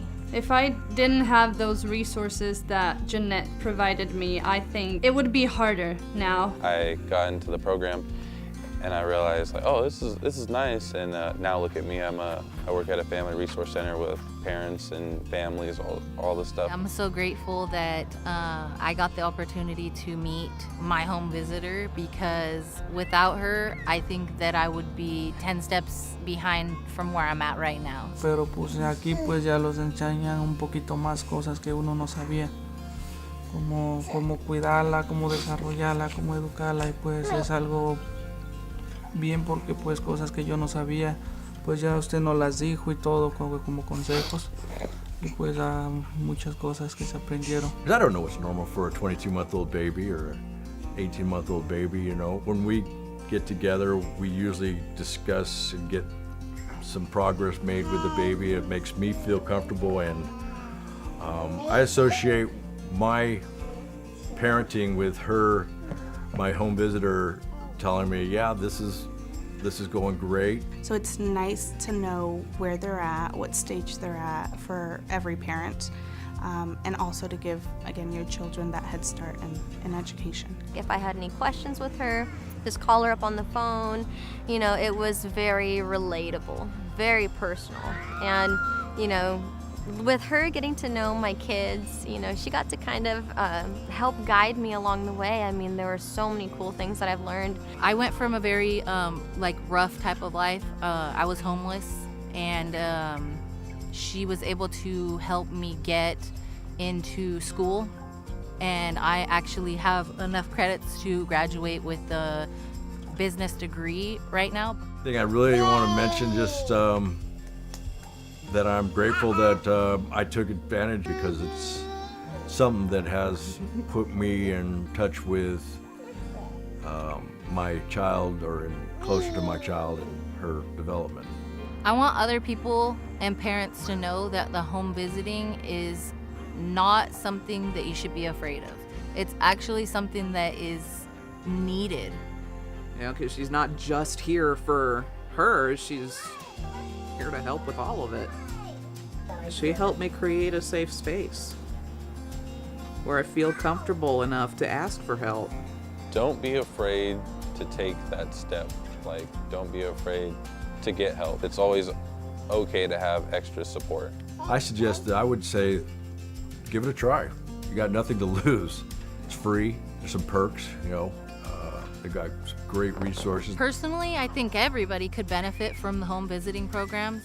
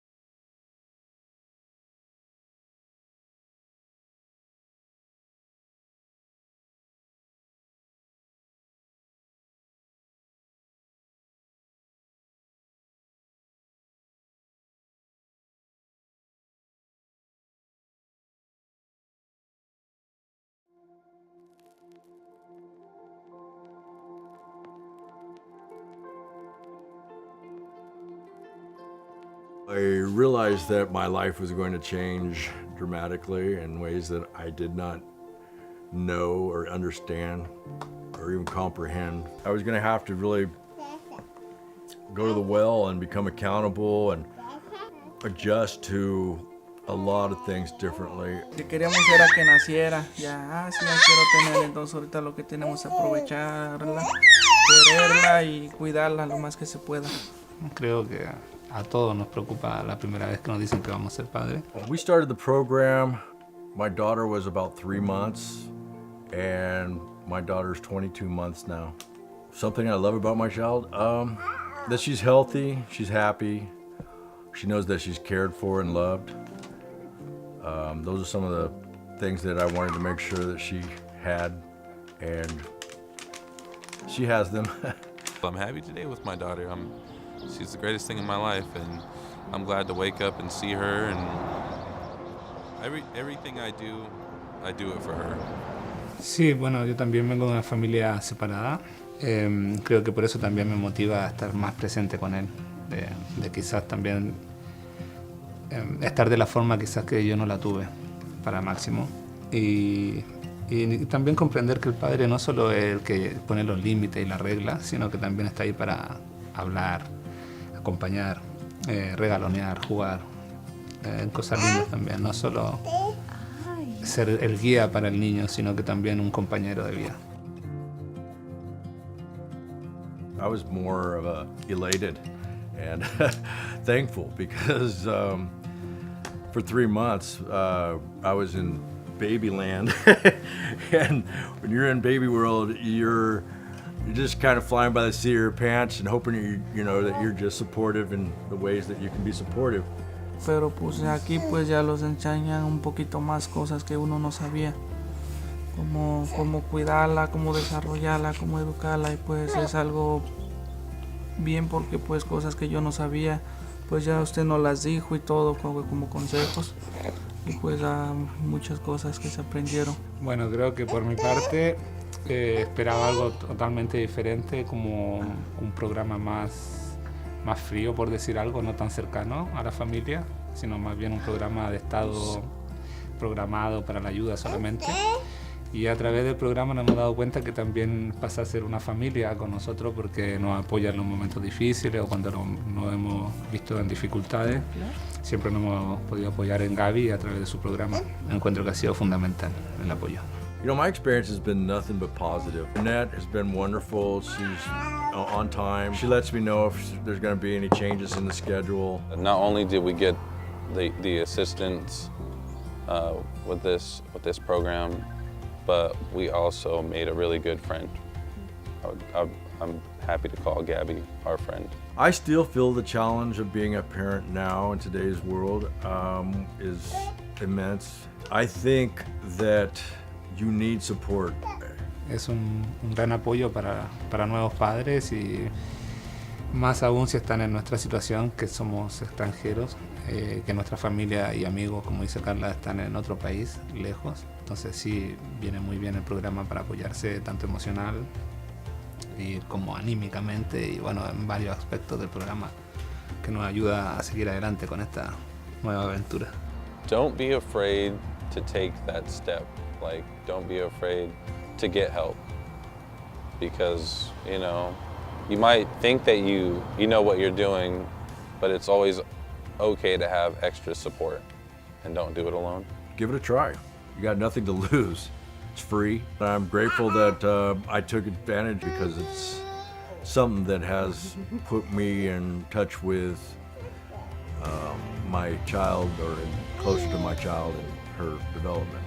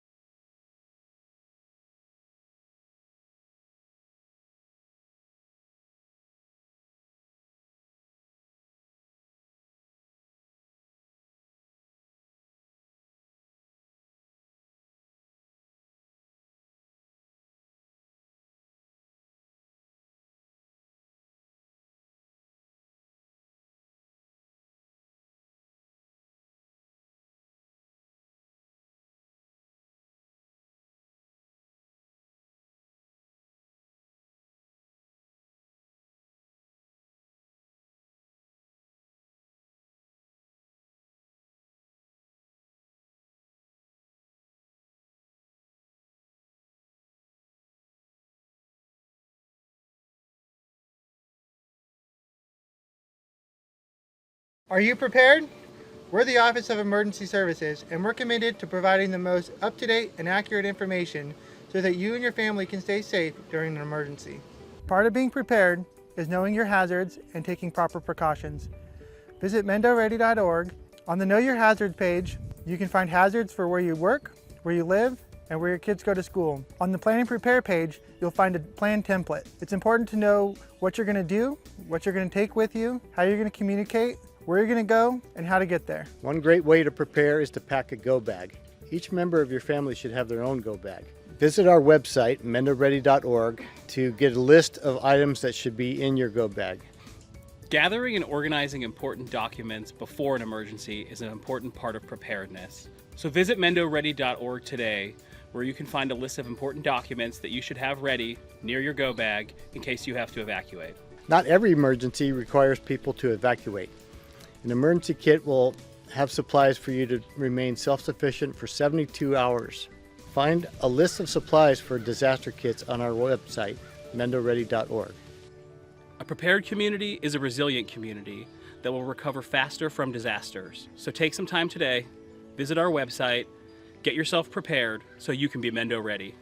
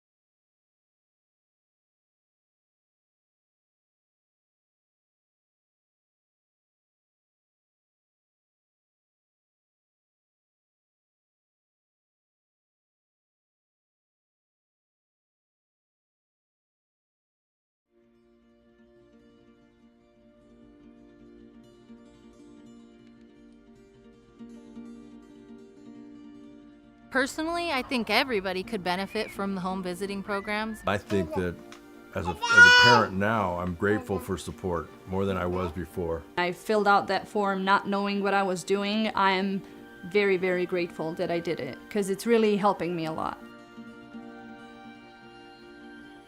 Bueno, creo que por mi parte esperaba algo totalmente diferente, como un programa más frío, por decir algo, no tan cercano a la familia. Y a través del programa nos hemos dado cuenta que también pasa a ser una familia con nosotros porque nos apoya en los momentos difíciles o cuando nos hemos visto en dificultades. Well, I was a new mom and I had no experience taking care of a newborn. There isn't like a book on how to raise a kid. We come from like a lot of family history of, you know, drugs, violence, alcoholism, so we didn't want our daughter to experience any of that. The thought that a parent was supposed to be loving, nurturing, supposed to be there for their kid, you know, provide food, shelter, joy, and going in, becoming a parent for her, I had no clue how to provide that. Cómo pensar educarla, ajá. Cómo educar a un hijo y porque pues nosotros nunca es la primera vez que íbamos a ser padres. What I think parents should know about home visiting is that you can learn a lot of new things and tips and tricks, how to take care of the baby and what to do, and if you're, you know, stuck in a routine and everything being monotonous, like they give you new resources and new tools how to handle parenthood. It was nice to have them kind of guiding me. Even though I was not a first-time mom, I felt like a first-time mom. It totally blew my mind over time. So much information that I had no idea about. You know, she was straightforward when, you know, teaching me this stuff and answered any of my questions. It's just a really positive experience. What I think that parents could benefit with the program is just having someone here for you, especially for first-time parents. It can be very isolating and it can be very lonely, and having the home visitor changes that and it feels very good. For me, having a home visitor is like having a second mom there. A lot has changed. I'm definitely more knowledgeable taking care of her. And I know that anytime I need advice or help from somebody, I can just call her. It's just that little positive nudge to, hey, I'm noticing something, you know, let's find a way how to change it. And she's like, you know what, Amanda, let's pick you up, dust you off, and let's go over to, you know, see about either getting your driver's license or seeing about, you know, going to college, see if we can start something for you. It's totally worth it. Like, even if you're on the fence at first, you don't feel like having a stranger coming in your house and teaching you about your little one, do it anyway. You know, you get the help that you need. You get professional advice on things you may not know about your child. The fact that the program has no fees or anything, it's all totally free, is fantastic.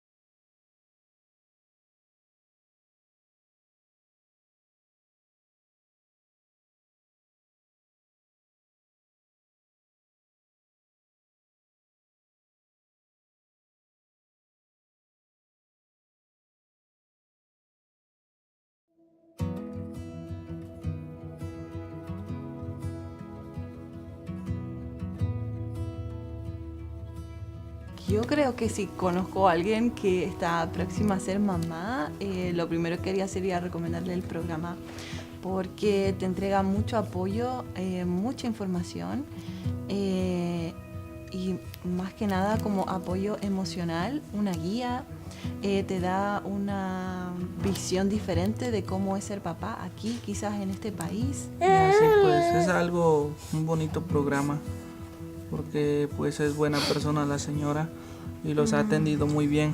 Pensé que nada más iba a ser un programa de orientación quizás para los nuevos padres, pero creo que nos llevamos una linda sorpresa porque Gaby es una persona muy cercana a nosotros, es como parte de nuestra familia, siempre ha estado dispuesta a ayudarnos y a escucharnos con nuestras dudas sobre la paternidad y en nuestro caso que estamos solos en este país ha sido como de mucha ayuda.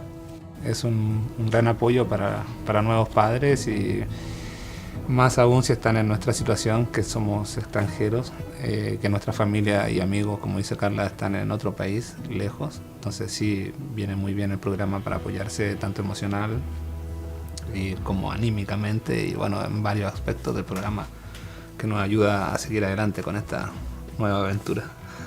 Te ayuda como a ver los distintos recursos que tiene la comunidad para nuevos papás, entonces creo que es de gran ayuda. No queda mucho que agregar, pero lo veo de la misma forma. Que hemos aprendido algunas cosas aquí y pues los han ayudado, como este programa los ha ayudado para seguir creciendo a la bebé, como con buenos consejos y así. Sí, y creo que también ha sido muy importante el tema de apoyarnos con el libro y saber qué actividades hacer con Máximo de acuerdo a su edad, cómo estimularlo, cómo cuidarlo de los peligros de la casa, como cosas que uno como papá nuevo no conoce, claro. Pues a mí me gustaría que lo siguiéramos visitando aquí en la biblioteca de Covelo. Está tranquilo y muy bonito aquí. Cuando no nos podemos reunir, nos comunicamos por Zoom o una llamada telefónica o por texto. Donde nos visite, porque ha sido nuestra casa, a veces nosotros vamos a Willits y puede ser en el parque. Gaby llega, hacemos un resumen de cómo ha ido nuestra semana o qué hemos hecho de nuevo, cómo va el trabajo. Luego hacemos las actividades del libro, vemos si podemos hacer un juguetito nuevo para Máximo, a veces ella lo evalúa, cómo está su sentido motriz, qué ha aprendido de nuevo, nuevas palabras, y jugamos un ratito y conversamos. A mí personalmente también me ayudó mucho a obtener mi licencia a conducir, que era un objetivo que teníamos en cuanto a la familia, sí, para poder estar tranquilos, así que encuentro que ha sido fundamental el apoyo. El objetivo del programa es que las familias estén bien, y que las familias estén bien significa niños felices, niños sanos, y eso en un futuro es adultos sanos y un mundo mejor. Entonces está bueno.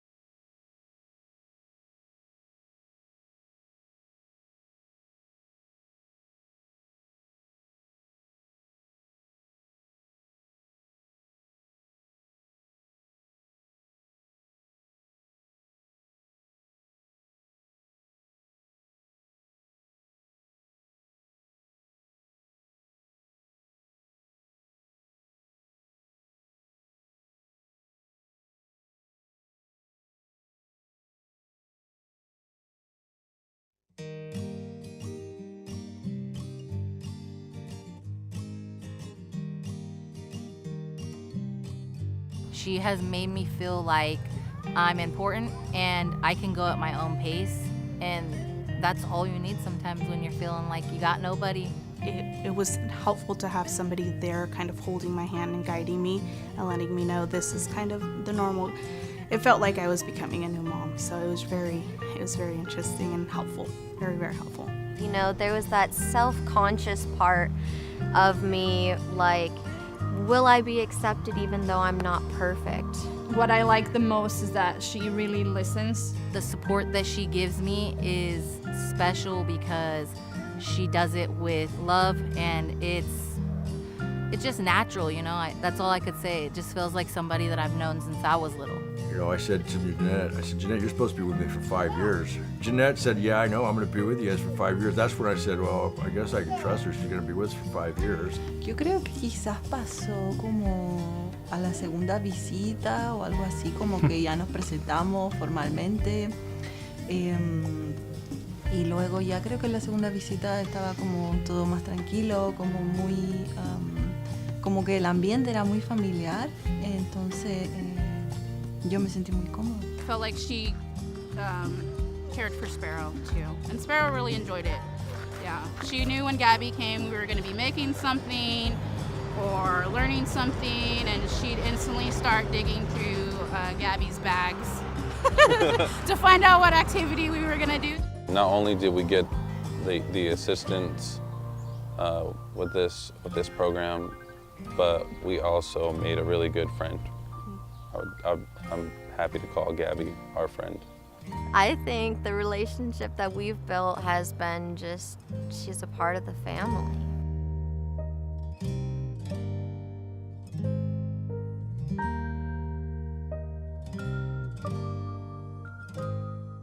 Are you prepared?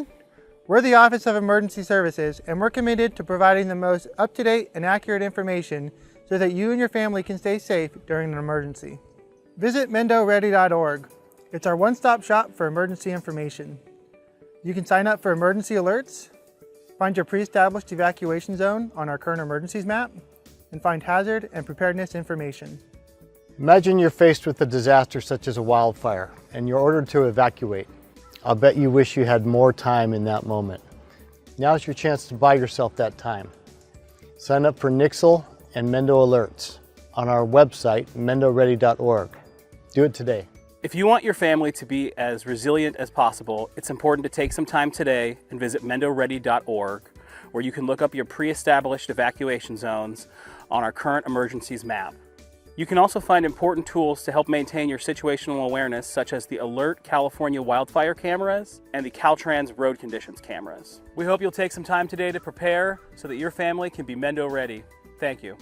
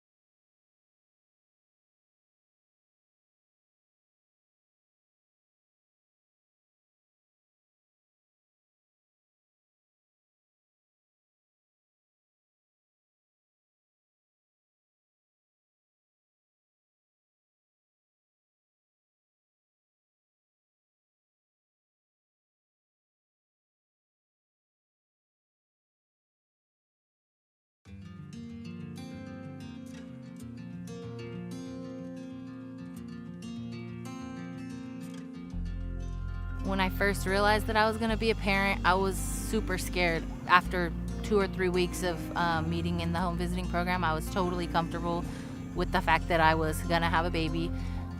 Yes, I was still scared, but at the same time, I felt like I had some sense of strength behind me. If I didn't have those resources that Jeanette provided me, I think it would be harder now. I got into the program and I realized, like, oh, this is nice. And now look at me, I work at a family resource center with parents and families, all this stuff. I'm so grateful that I got the opportunity to meet my home visitor, because without her, I think that I would be 10 steps behind from where I'm at right now. Pero pues aquí pues ya los enseñan un poquito más cosas que uno no sabía. Como cómo cuidarla, cómo desarrollarla, cómo educarla, y pues es algo bien porque pues cosas que yo no sabía, pues ya usted nos las dijo y todo como consejos, y pues muchas cosas que se aprendieron. I don't know what's normal for a 22-month-old baby or an 18-month-old baby, you know. When we get together, we usually discuss and get some progress made with the baby. It makes me feel comfortable, and I associate my parenting with her, my home visitor, telling me, yeah, this is going great. So it's nice to know where they're at, what stage they're at for every parent, and also to give, again, your children that head start in education. If I had any questions with her, just call her up on the phone. You know, it was very relatable, very personal. And, you know, with her getting to know my kids, you know, she got to kind of help guide me along the way. I mean, there were so many cool things that I've learned. I went from a very rough type of life. I was homeless, and she was able to help me get into school, and I actually have enough credits to graduate with the business degree right now. I think I really want to mention just that I'm grateful that I took advantage, because it's something that has put me in touch with my child, or closer to my child and her development. I want other people and parents to know that the home visiting is not something that you should be afraid of. It's actually something that is needed. You know, because she's not just here for her, she's here to help with all of it. She helped me create a safe space where I feel comfortable enough to ask for help. Don't be afraid to take that step. Like, don't be afraid to get help. It's always okay to have extra support. I would say, give it a try. You got nothing to lose. It's free. There's some perks, you know. They got some great resources. Personally, I think everybody could benefit from the home visiting programs.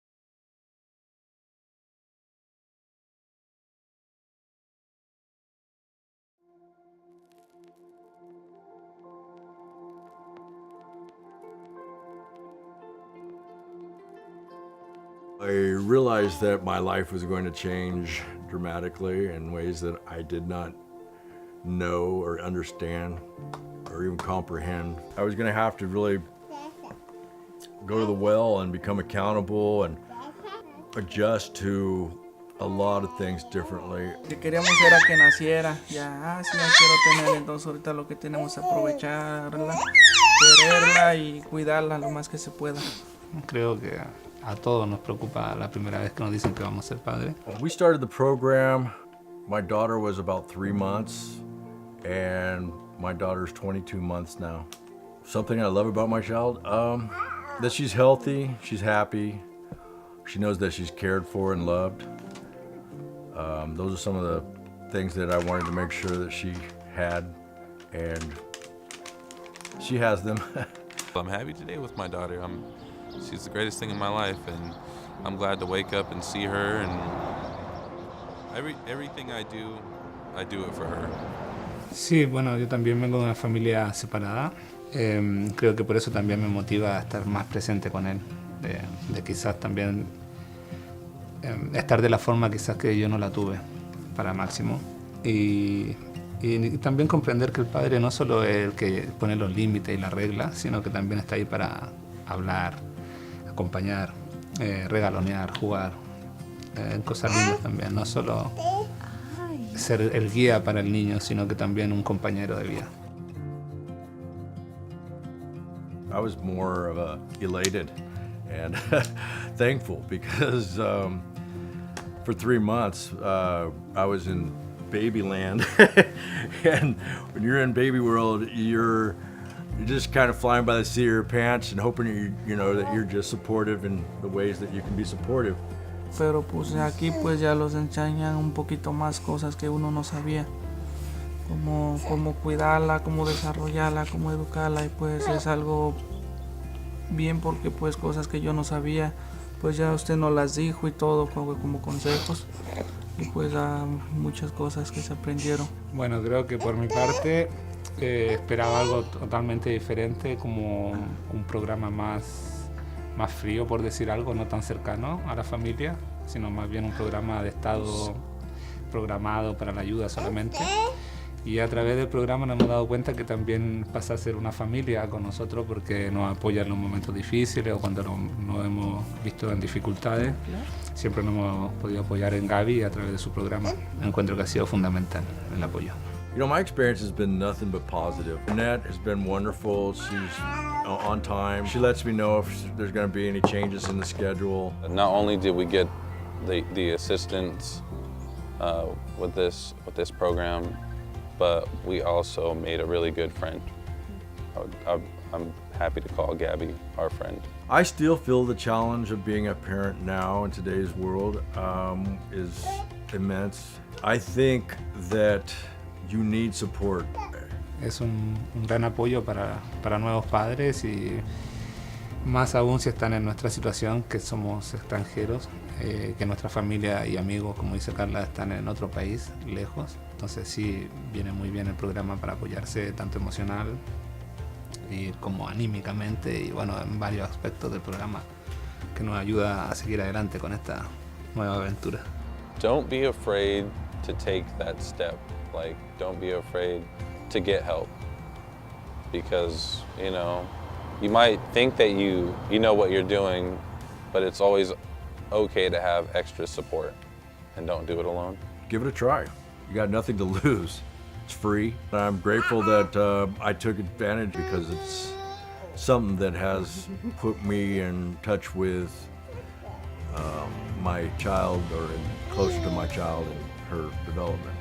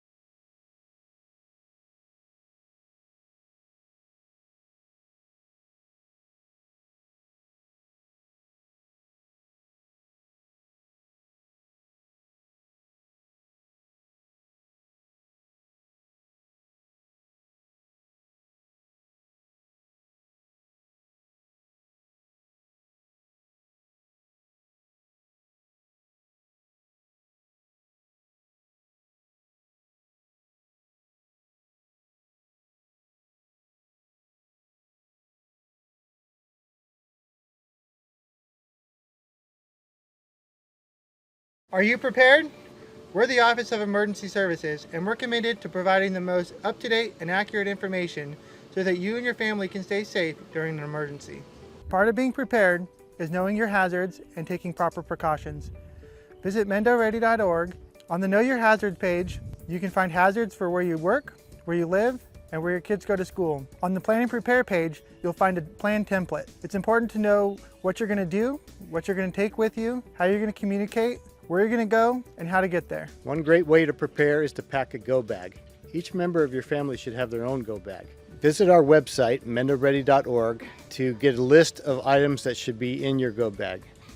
Gathering and organizing important documents before an emergency is an important part of preparedness. So visit mendoready.org today, where you can find a list of important documents that you should have ready near your go bag in case you have to evacuate. Not every emergency requires people to evacuate. An emergency kit will have supplies for you to remain self-sufficient for 72 hours. Find a list of supplies for disaster kits on our website, mendoready.org. A prepared community is a resilient community that will recover faster from disasters. So take some time today, visit our website, get yourself prepared so you can be Mendo ready.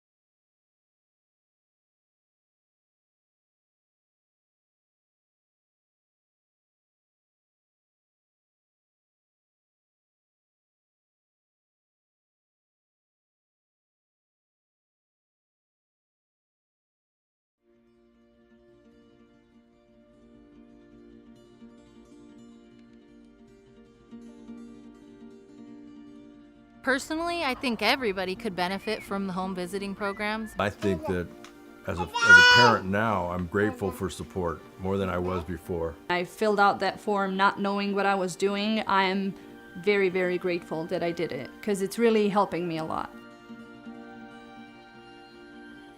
Bueno, creo que por mi parte esperaba algo totalmente diferente, como un programa más frío, por decir algo, no tan cercano a la familia. Y a través del programa nos hemos dado cuenta que también pasa a ser una familia con nosotros porque nos apoya en los momentos difíciles o cuando nos hemos visto en dificultades. Well, I was a new mom and I had no experience taking care of a newborn. There isn't like a book on how to raise a kid.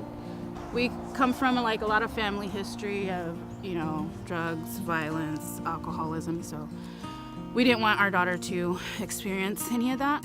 The thought that a parent was supposed to be loving, nurturing, supposed to be there for their kid, you know, provide food, shelter, joy, and going in, becoming a parent for her, I had no clue how to provide that. Cómo pensar educarla, ajá. Cómo educar a un hijo y porque pues nosotros nunca es la primera vez que íbamos a ser padres. What I think parents should know about home visiting is that you can learn a lot of new things and tips and tricks, how to take care of the baby and what to do, and if you're, you know, stuck in a routine and everything being monotonous, like they give you new resources and new tools how to handle parenthood. It was nice to have them kind of guiding me, even though I was not a first-time mom. I felt like a first-time mom. It totally blew my mind over time. So much information that I had no idea about. You know, she was straightforward when, you know, teaching me this stuff and answered any of my questions. Just a really positive experience. What I think that parents could benefit with the program is just having someone here for you, especially for first-time parents. It can be very isolating and it can be very lonely, and having the home visitor changes that and it feels very good. For me, having a home visitor is like having a second mom there. A lot has changed. I'm definitely more knowledgeable taking care of her. And I know that anytime I need advice or help from somebody, I can just call her. It's just that little positive nudge to, hey, I'm noticing something, you know, let's find a way how to change it. And she's like, you know what, Amanda, let's pick you up, dust you off, and let's go over to, you know, see about either getting your driver's license or seeing about, you know, going to college, see if we can start something for you. It's totally worth it. Like, even if you're on the fence at first, you don't feel like having a stranger coming in your house and teaching you about your little one, do it anyway. You know, you get the help that you need. You get professional advice on things you may not know about your child. And the fact that the program has no fees or anything, it's all totally free, is fantastic.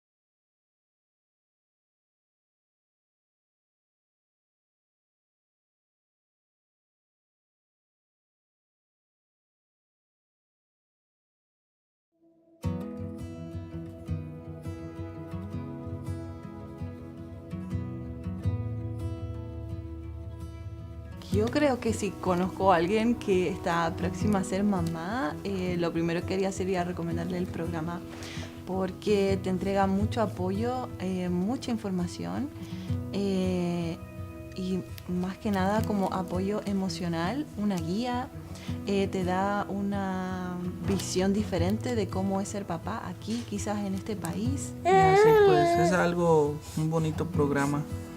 Porque pues es buena persona la señora y los ha atendido muy bien. Pensé que nada más iba a ser un programa de orientación quizás para los nuevos padres, pero creo que nos llevamos una linda sorpresa porque Gaby es una persona muy cercana a nosotros, es como parte de nuestra familia, siempre ha estado dispuesta a ayudarnos y a escucharnos con nuestras dudas sobre la paternidad y en nuestro caso que estamos solos en este país ha sido como de mucha ayuda.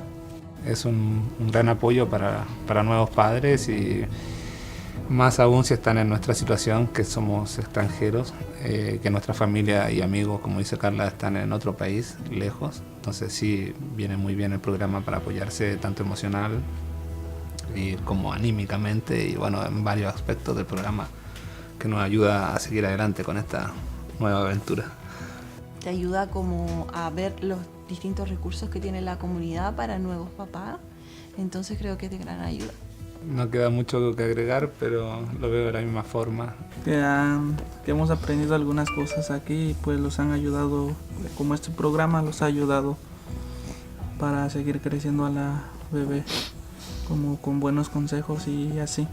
Sí, y creo que también ha sido muy importante el tema de apoyarnos con el libro y saber qué actividades hacer con Máximo de acuerdo a su edad, cómo estimularlo, cómo cuidarlo de los peligros de la casa, como cosas que uno como papá nuevo no conoce, claro. Pues a mí me gustaría que lo siguiéramos visitando aquí en la biblioteca de Covelo. Está tranquilo y muy bonito aquí. Cuando no nos podemos reunir, nos comunicamos por Zoom o una llamada telefónica o por texto. Donde nos visite, porque ha sido nuestra casa, a veces nosotros vamos a Wellits y puede ser en el parque. Gaby llega, como hacemos un resumen de cómo ha ido nuestra semana o qué hemos hecho de nuevo, cómo va el trabajo. Luego hacemos las actividades del libro. Vemos si podemos hacer un juguetito nuevo para Máximo, a veces ella lo evalúa, cómo está su sentido motriz, qué ha aprendido de nuevo, nuevas palabras, y jugamos un ratito y conversamos. A mí personalmente también me ayudó mucho a obtener mi licencia a conducir, que era un objetivo que teníamos en cuanto a la familia, sí, para poder estar tranquilos, así que encuentro que ha sido fundamental el apoyo. El objetivo del programa es que las familias estén bien, y que las familias estén bien significa niños felices, niños sanos, y eso en un futuro es adultos sanos y un mundo mejor. Entonces está bueno.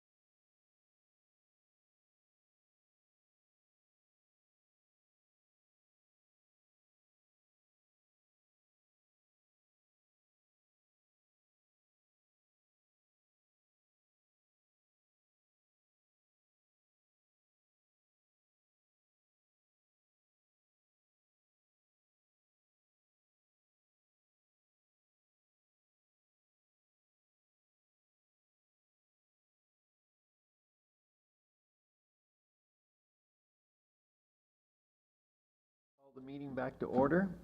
We're on item 4F, notice public hearing, discussion and possible action, including adoption of resolution vacating Rockport Street, County Road 429A off of Highway 1, Rockport area, and finding that the said vacation is categorically exempt from the California Environmental Quality Act pursuant. Yeah. I'm so sorry to interrupt, Chair. Before we proceed to that item, we simply need to report out of closed session. Oh, sorry. Okay.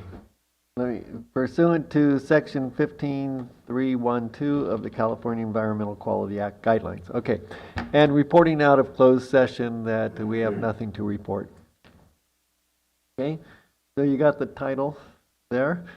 Clerk, has proper notice been established? Proper notice has been established and all correspondence received has been sent to your email. Okay. Okay, so let's see, we're going to have a staff presentation, then we're going to have public input, public comment. Staff will present their final remarks, and the Board of Supervisors will present questions to staff or public. Then we will close the public hearing. All right, so staff presentation. Is there any?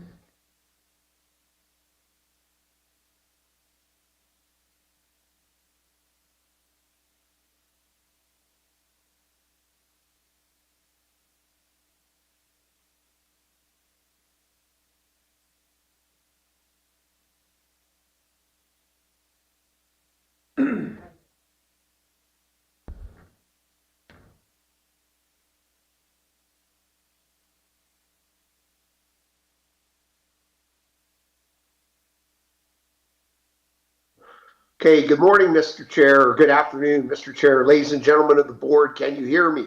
Yes, go ahead. Board DeShield, your Director of Transportation. I hope to be joined soon by Jason Wise, Deputy Director for Land Improvement. But the matter before you is really explained well in the attached cover letter that Mr. Wise provided. We could have done this under summary vacation as a consent item, except there is a utility involved. So the owner, which has exclusive access off Rockport Street, requested that the board vacate it. This allows them to gate it. However, existing utilities retain their rights and would have access. And that's really the only reason we have to have the public hearing before you. There is no public land access involved or other owners. So with that, I will take questions.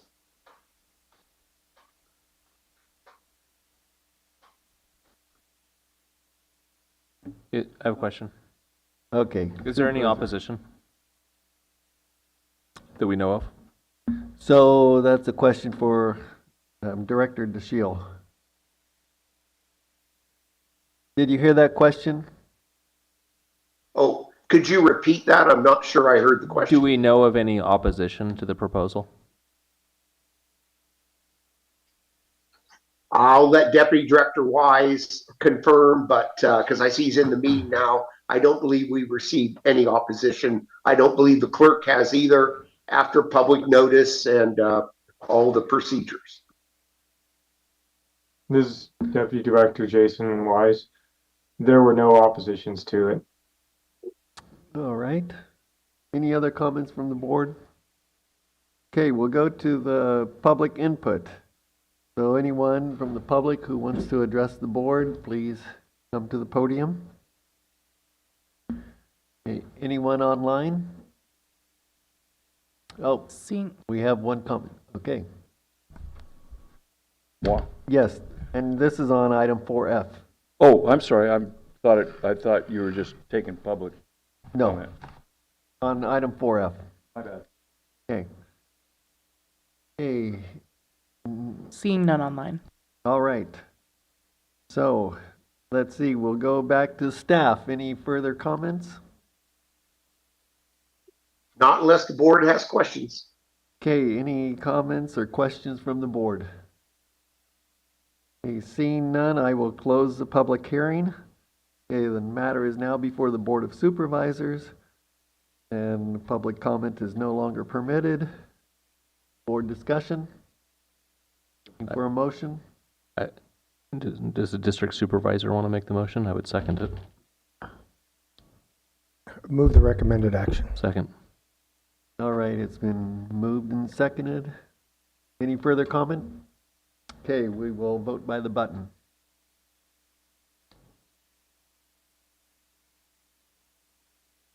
The motion carries unanimously. All right, we'll move on to item 4G.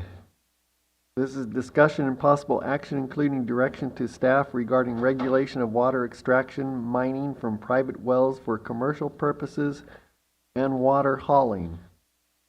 Okay, so this is coming from Planning and Building Services, so we'll look to Director Krog to introduce the item.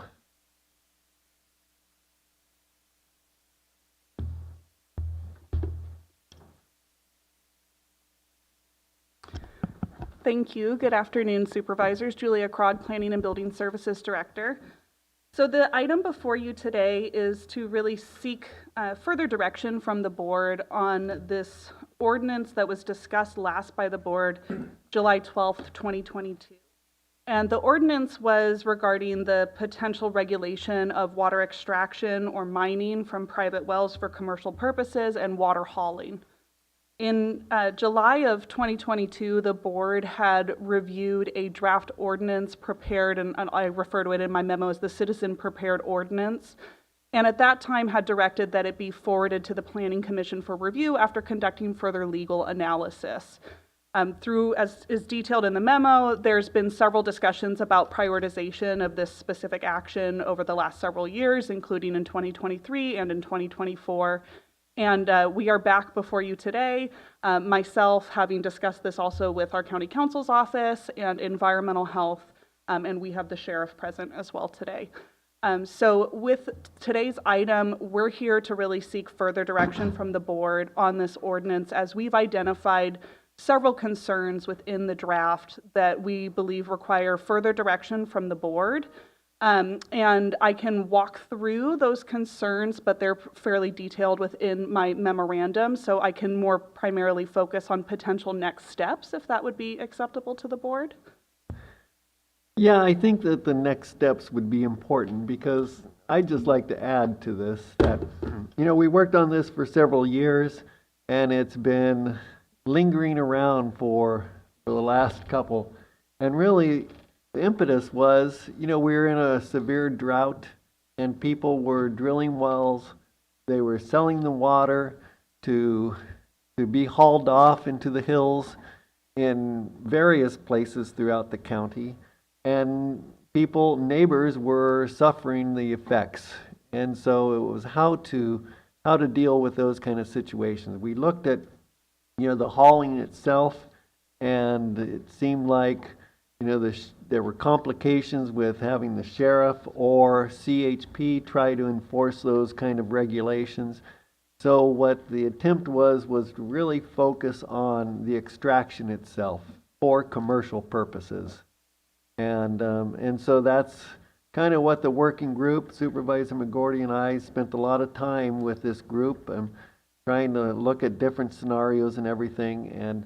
And certainly there are some complications or hang-ups that, with the capacity of the county and where we are. But at the same time, the next drought, we are going to have people saying, what are you doing about this guy who just drilled a well and is selling the water up into the hills, right? And it's affecting my water. And so I would think that if we can for the next step, if we can hone down into what the critical issues are, kind of get rid of the water hauling and those kind of things, and look at the extraction and what the requirements are, who's going to do it, those kind of things, maybe we can reformat a new ad hoc committee and look at some of these issues with the group, with planning and building, with environmental health, to really figure out how to move it forward. Those are just my comments. Supervisor Williams. Yeah, I hear that, and I understand the basis, but I would move we direct staff to cease working on this project due to insufficient resources. Okay, Supervisor Norvell. Thank you. A question on your comment a second ago about this gentleman drilling a well and hauling the water up to the mountains. Is that comment go in line with, I guess, how this originally started, hauling water to illegal grows? Is that? Yeah, that was certainly part of it. Okay. So my concerns with this is it basically is summarized in attachment C, is creating a policy without the inability to basically affect it or police it. I think if we're concerned about somebody illegally bootlegging water and delivering it to illegal cannabis grows, I'm not seeing anything in here that's going to stop that. I mean, there'll be something that says you can't, and these are the procedures you have to go through. But for me, this is really going to affect the people that are doing things the right way with water. They're going to have to get a permit. They're going to have to log all their hours, submit all that paperwork. And who's ever bootlegging water is not going to get a permit to do that, and they're certainly not going to document their trips and where they deliver the water to. So coming into this, that's how I would have said it, but I'm in agreement with Supervisor Williams that I think if we can this and an issue comes up where somebody's saying, hey, my neighbor is hauling water out of his well or their well and delivering it to an illegal cannabis grow, I think then that's when we address the illegal cannabis grow and get after that. And that would be my direction. And if staff were to come back and say, hey, we've got these complaints, we don't have the resources to go after the illegal grow, then that's when staff comes back to us and says, hey, we need your approval for some more resources to handle these issues. Instead of spending the time and the effort to build this policy or to even change this policy, when it's clear from Mrs. Krog in attachment C and Ms. Dooley that we just don't have the resources to do anything about this other than, I'm sure, and I'd love to hear from the sheriff, we don't have the resources to do anything about this other than if it gets brought up, then we can go address the illegal grows. So that's where I'm at. Just, if I could chime in on the illegal grows, this drilling a well for commercial purposes is really the intent of this. And so whether it goes to an illegal grow or not, if that water is being exported from that property, it's affecting the neighbors, then that's the problem. I don't think we actually intentionally avoided telling the sheriff to go find this illegal grow because that's a whole another ball of wax, right? Or whatever you want to call it. The idea was if a neighbor says, hey, my neighbor over there is drilling a well, selling the water because I see water trucks coming in and out all day long, then that's the problem that's more easily solved than trying to figure out where it's actually going and whether they're permitted or not. Supervisor Klein.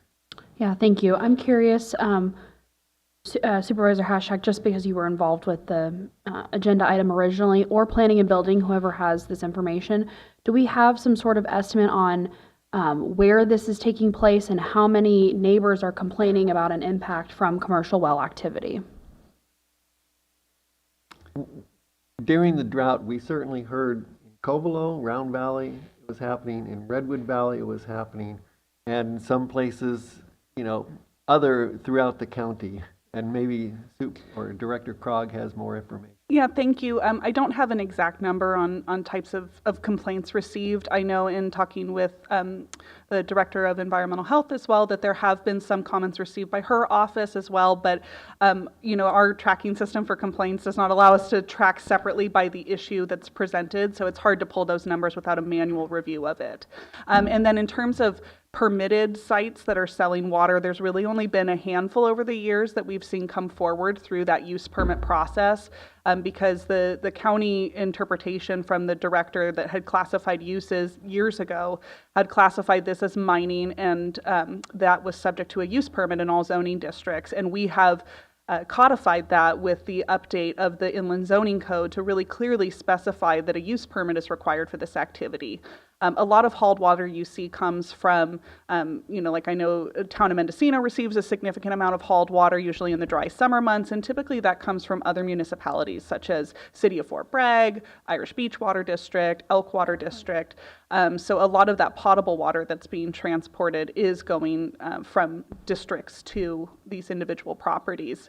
I do know that there have been issues in the past with, we've heard anecdotal reports of people throwing hoses into water courses and pulling water into water trucks. And I'm not sure if any of the other departments present might have more information on any instances that they've particularly dealt with. But I don't have an exact number for you. And perhaps environmental health can weigh in on some of the complaints that they've heard, but is this 5 instances, 15, 50? I just feel like there's no real basis to see what level of an issue that this really is. If we're going to dedicate all these county resources, I want to know there's a real problem that we need to address. Yeah, and I'll just say that I think when going through such as like discretionary permits or hearing commentary from folks, there's been anecdotal sort of information expressed of saying, well, this land use activity came in next to me and my well went dry as a result. But it's hard without any specific data to correlate that is the fact that land use coming in next door resulted in the well going dry. Supervisor Williams. Yeah, was it from Norvell? Was that a second expressed more verbosely? It was. Okay. I think even if this were a good idea, there's no way for the county to enforce it. I mean, you're talking about outlaws with outlaw activity requesting that they get a permit. It's just like, I don't see that you have the resources. If we were to go forward with this, the next discussion would be how to staff it. And the county's kind of broke. If we have any money, it should go towards potholes. So it's almost irrelevant whether there's a problem with 5 sites in the county. We don't have the funds to address it. We don't have the staffing to address it. This county has a history of creating ordinances that it can't enforce. Like every board comes along with a couple more ads, right? Part of creating an ordinance has to be the reality of, will it fix the problem and can you afford to implement it? This one, I'm not sure if it'll solve the problem, and we certainly can't afford to implement it. Supervisor Norvell. Well, one of the things that this group, the ad hoc and the group, contemplated was how it was going to be paid for. And the proposal was, hey, if you wanted to do commercial activity of selling water, then you'd have to pay for the evaluation. And that's what happens all the time in environmental health. If you have a well that you're going to use for commercial purposes, right, that you, going to get a response here, that you have to do a, well evaluation to make sure that it's not damaging the neighbors. So I don't think it would be a real expense to the county. It would be kind of paid for by those people doing the commercial endeavor. And if we don't have, if we don't have any ordinance to confront this problem, then where are we when the person says my well went dry because the neighbor just drilled the well and selling the water? Marlene Dooley, Director of Environmental Health. To the earlier question about complaints, I would say that environmental health, they've been largely anecdotal from the areas that Supervisor Haschak has mentioned. We have started tracking through the Department of Water Resources, people reporting dry wells, but they have not necessarily correlated with the complaints or calls that we've gotten. And I would say that the tenor of most of those calls has to do with cannabis in the area for many years. at Environmental Health, when we issue a commercial well construction permit, we are not giving them the right to start a water hauling business. We aren't doing a hydrologic study. We are building the well so that it could potentially be used in that way, those construction standards. The extraction is then permitted, if they are going to pursue permitting, with planning and building through a use permit. And that is typically done with a hydrologic study, which is a very large scale well pumping test that monitors the wells in the area while seeing what the aquifer in that well can produce. That is not something that Environmental Health can review or approve. So it is a challenge right now to establish some kind of a pass-through system that would require the applicant to fund that review through the county, whether that be through EH or planning and building. Okay, thank you. Right. Seeing no further comments from the board? I have one, John. Okay. A lot of water hauling for drinking water that happens in this county is, let's say, undocumented. You have water trucks, maybe they meet code, maybe they don't, and they're hauling from, who knows where. You're going to hurt my district, people who are not pot farms trying to run, outlaw activities that just need water during drought season with this requirement. And whether or not that's right is irrelevant. There aren't a lot of legal sites to haul water, and I don't think it's lucrative enough that you're going to have people jump through all these hoops to be a legal business to extract water and sell it commercially. The bottom line is I have people in my district who won't have water if this becomes law in the county. So that's part of my opposition. What happens in Covelo, I have empathy for it, but you can't be affecting the rest of the county with those rules. I understand this, in theory, might solve a problem with 5 illegal grows, but it's creating problems elsewhere for legitimate business and for people who need water. Well, so just giving you the background, I don't mean to be difficult. I don't want people going dry who are, just the kids want to brush their teeth and they don't have any water.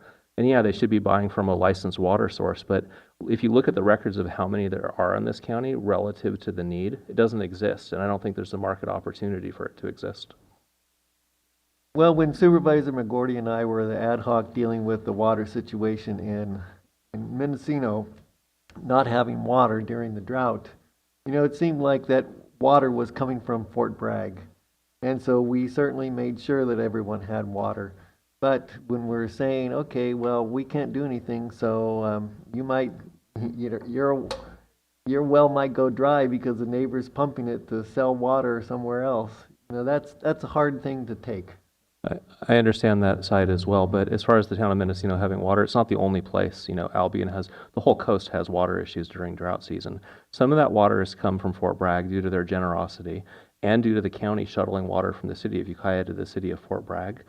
I don't think we can afford that. We can't afford the diesel line item to do that again. We were getting reimbursement from the state. That may not happen. There's a lot of other water delivery that I would call undocumented, that's serving a purpose. I don't think we want to inadvertently go after it right now unless we have another solution in mind. I also see you have John Anderson in the audience. I imagine he has a concern about this. I think there's other legitimate businesses that are going to be affected. And I know that's not the goal. You're after solving a problem in the hills of Covelo, but I think it's going to affect these other people who, are providing to our economy and not creating a problem. So as we construct law in this county, we have to think of the failure cases, the edge cases of who we unintentionally impact, and I see that there are several. Okay. Seeing no further comment, we'll go to public comment.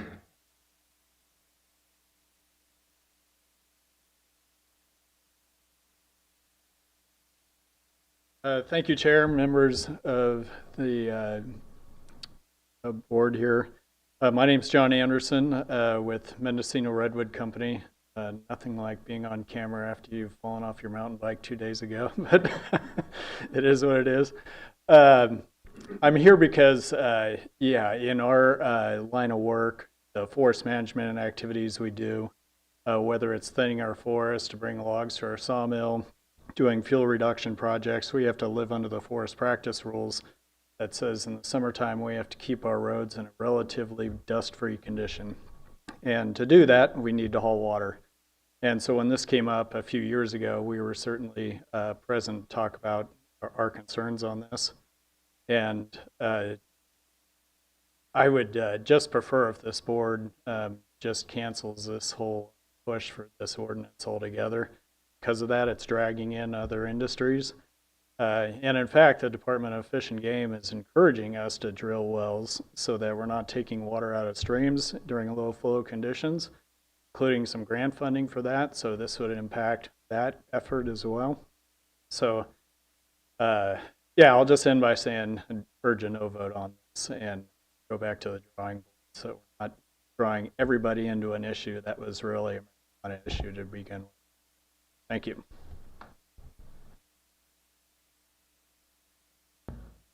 Any other comments from the public?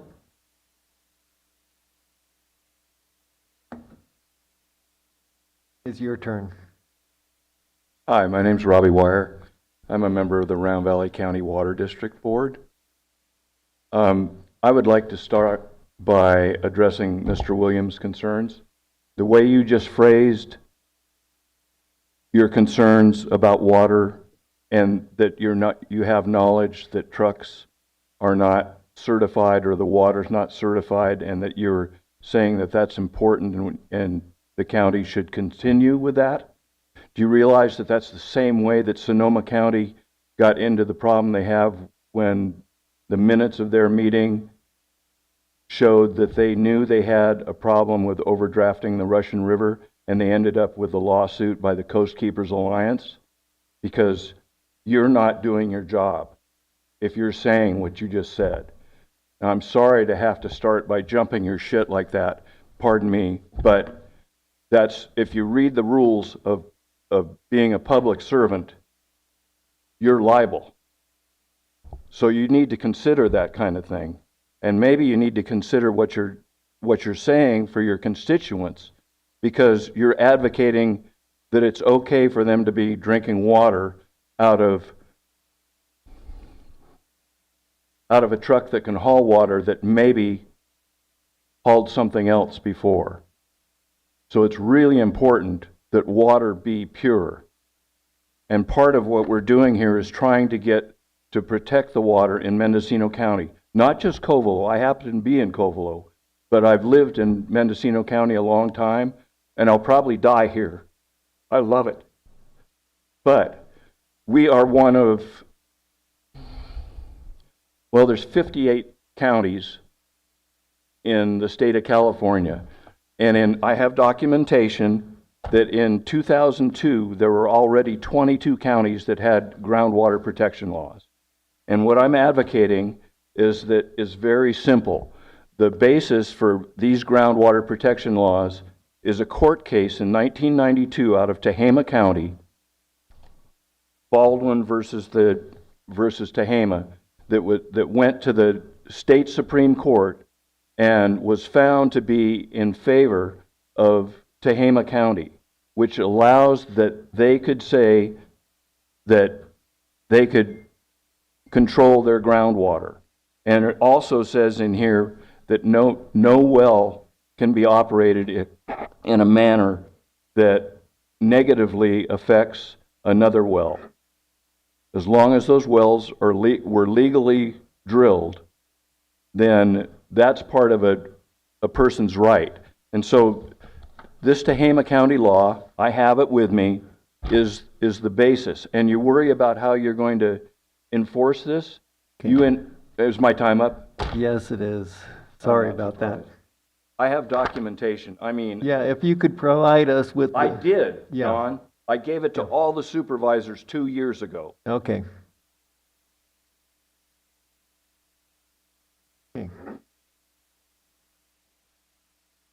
My name is Rich Estabrook from Casper. I was on the Citizens Advisory Committee that helped write this. I came in late, so I don't have a lot of the background that Robbie and others had on that. But it's always my impression that cannabis might have been causing some of the complaints, but it wasn't really the focus of this. It was for water hauling to allow people, like the gentleman just spoke, to get water legally and responsibly. I also thought drought is going to be getting worse. We know that. And this should be a forward-thinking document. That's what I always thought, a forward-thinking document. So when this happens again, and it will happen again, we're ready for it. We have the system in place to not only provide water in a responsible way to people that need it, but to protect people. And again, once drought hits, more and more water hauling is going to be necessary. And the wells from domestic houses are going to be much more sensitive to those drawdowns from the big wells, the water extraction wells. So that's where I'm coming from. Is yeah, we've had we've been lucky enough to have a lot of wet weather lately, last couple of years, but that's not going to last, and we need to be prepared for it. I think when it does happen, and that was my main concern. So I'll leave it at that. Thank you. Thank you. Any further comment? Okay, Jim Shields. Oh. Okay, Sheriff Kendall. All right, so yeah. Good afternoon, members of the board. Matt Kendall, Sheriff. One of the things that we were really kind of in this big war on in 2020 and 2021 was the water hauling. Now, I'm not sure how much of that came from wildcatted wells, to be honest with you. And Director Dooley, I'm certain that we have rules in place that says you can't wildcat in a well and you cannot do these things. But Supervisor Williams and I were in a meeting with Department of Fish and Wildlife, and we were showing them all the straws coming out of the Eel River in 2020, I believe. And one of the other things, there was a water truck parked dead center in the middle of the Eel River on Google Earth, and it was drafting water out. So some of those water trucks and whatnot, and the anecdotes that people were taking them from ag wells, and we do have some that we have extractions from ag wells in the Round Valley. We have extraction from ag wells in the Laytonville area and things like that. These are old established ag wells, okay? And you can see where the road's beat up from the water trucks coming in and out. But we had a lot of other sources where water was coming from in that moment. And I don't know, do we have rules in place about wildcatted wells? I understand that some of the wells on the tribe, we have nothing to say over. I understand that. But we did have some issues where the neighbors were being affected kind of out on the eastern side of the valley. And then we had some issues with, I'm trying to remember what the heavy metal was that was in the water at the time. I don't know if it was arsenic or what. Yeah. And so there are concerns on this, but not all of it is because of wildcatted wells. I can tell you that there's a lot of stream diversions and things like that that go on out in the brush also that are also feeding these trucks. And I think that the trucks were more of a visual of people believing this water was coming from all in one location, when in fact it wasn't true. Now, do I think that we need to continue looking at this? Yeah, absolutely. I don't know how we would be able to enforce it, but, I don't know that that's a decision for today. But, just on the couple of hours that Supervisor Williams and I spent on Google Earth and working with the Department of Fish and Wildlife, we found several other locations coming directly out of the Eel River where water trucks were filling. So it's kind of a big, complex problem, and I agree. Eventually, we will be back in a drought. I think that we've got to think about it for the future, but do we have the same paradigm, the same issues that we had 3 and 4 years ago? That's the real question. Anyway, I know that we've probably got to do something about this. I don't know how we get it done, with the exception of coming into it with eyes wide open and figuring out where the problem is and how to deal with that specific problem. Thank you. Okay, thank you. All right, seeing no further comments in the chambers, we'll go to Jim Shields.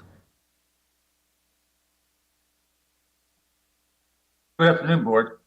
As most of you are probably aware, for nearly a 1-year period from September 2001 through July of 2022, I served along with another 6 appointees on a committee that worked under the auspices of the Board of Supervisors Ad Hoc Drought Committee, and we were advised by Supervisors Haschek and McGordy at the time.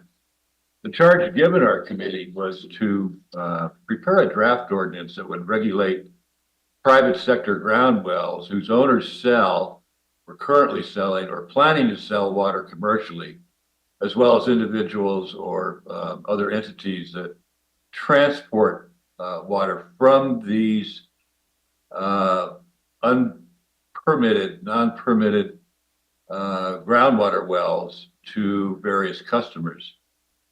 You know, it should be noted, maybe people are forgetting this, that the impetus for developing this ordinance occurred basically during the years 2020 and 21, when the water situation in all of Mendocino County was exacerbated by a 5-year drought. Now, just to address a little bit of the background here, at the board meeting on July 12th, 2022, the board voted 4-1 to approve the draft ordinance submitted by our committee, and it was to be forwarded to the Planning Commission for further review. That never occurred. At some point in time, the draft ordinance was redirected to the county council's office, where it sat for, well, until basically now. I want to point out that the real problem here is that you have people either drilling new wells and or they were drilling their existing wells deeper, and this was adversely affecting and impacting neighboring wells. This was a huge problem, as Supervisor Hatchick is aware, down in the Willits area. In any event, all of the costs would be borne by the well owner. That's number one. And number two, I think the best way to resolve this whole issue would be for the supervisors to do the following. One, be continue this item to a future meeting. Number two, in the interim, reconvene our committee with Supervisor Hatchick and perhaps a second supervisor in advisory capacities, and the various county agencies that have weighed in with comments so far on the ordinance would make themselves available to meet with our committee. Thank you. Thank you. Jamie Neary.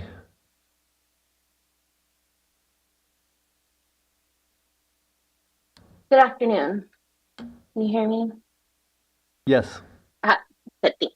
My name is Jamie Neary, and I am here on behalf of Russian Riverkeeper today. Today, I'd primarily like to expand on some of the concerns outlined by staff from the July 12, 2022 draft ordinance, with the hope that these important issues will be further considered and addressed as part of this drafting process, and that this board will include our concerns when providing staff with further direction. We are sympathetic to budget concerns and limited resources, but as you're aware, and some other comments today have mentioned, Mendocino County has increasingly been feeling the impacts of climate change and extreme drought. And we have, in our most recent one, witnessed firsthand the negative impact of that on our limited water supplies, from residential wells going dry to streams drying out. Everyone and everything was impacted by reduced water availability. And this is not an issue that is going to go away. And it's important that these issues begin to receive the necessary attention now before it's too late and the impacts become more and more difficult to reverse. For this reason, we strongly encourage the county to take the time necessary to fully address the concerns raised by staff around adverse impacts to domestic wells, neighbors, and to also consider cumulative impacts of multiple water hauling situations or other wells in areas that impact residential well users, local springs, waterways, and trust resources. These are impacts that are happening today and are going to continue to be exacerbated as we all increasingly are asked to do more with less water supply, and as we continue to have to respond to different extremes. One of the most important issues, or one of the most important steps really, in beginning to identify a long-term solution for these issues is the need for actual groundwater use information. This means that there needs to be metering, monitoring, reporting of our groundwater supply so the county knows what groundwater is available, how much is being used, when it is being used, and so that they can make informed decisions around water management. be it for water hauling policies, making sure that residential users are not receiving undue burden because of their neighbors, and just generally proactively addressing the risk of unregulated groundwater pumping. Without knowing the answers to these questions, the county is really unable to achieve its stated goals. Thank you for your time and consideration of these issues today. Okay, thank you. Adam Gaska.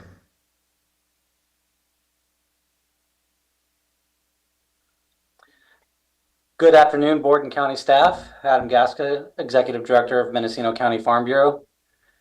Thank you for the opportunity to be a part of this ongoing conversation regarding possible regulation of water extraction from private wells for commercial purposes and water hauling.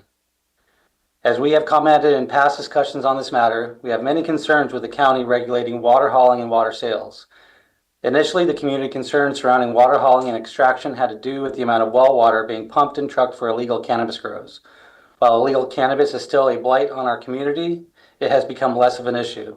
The magnitude of water sales and trucks degrading roads, public and private, has decreased significantly following the crash of the cannabis market. It is a problem that by and large has solved itself. As for groundwater extraction, we agree with Environmental Health Director Marlena Dooley that the county lacks a water agency replete with qualified staff to adequately administer a program to regulate groundwater extraction.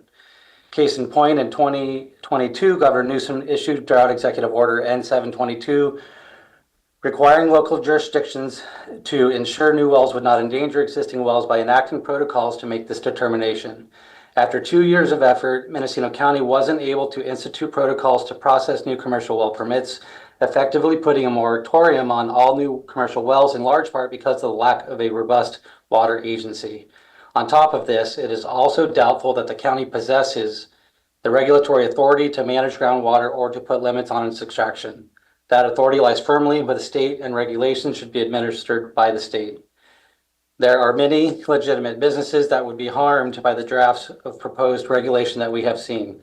The county does not have the staff or funding to carry out such a regulatory program, which would either come at the expense of cuts to other county programs or necessitate the need to assess fees or taxes that private businesses can't afford. We respectfully request that the county abandon its efforts to regulate water hauling and groundwater extraction. Thank you. All right. Any further comments online? Seeing none. Okay, so we're back to the board. Supervisor Mulheron. I could go two ways. I wonder if I wonder if the board would support directing staff with planning and building and environmental health and the sheriff's office to work with the executive office and the grants division to find a grant for not less than $50,000 to cover the costs of what staff has proposed to us today. I think it would take some community meetings. My concern is that we sit here today where we've had plenty of water, and so the concerns are not elevated in a way that they were in 2020 and 2022.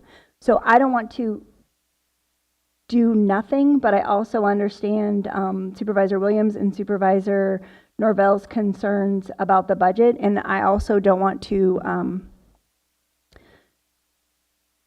at this point, pull our planning and building staff from anything specifically. We weren't given necessarily a chart of what they were asking us we wanted to switch out with.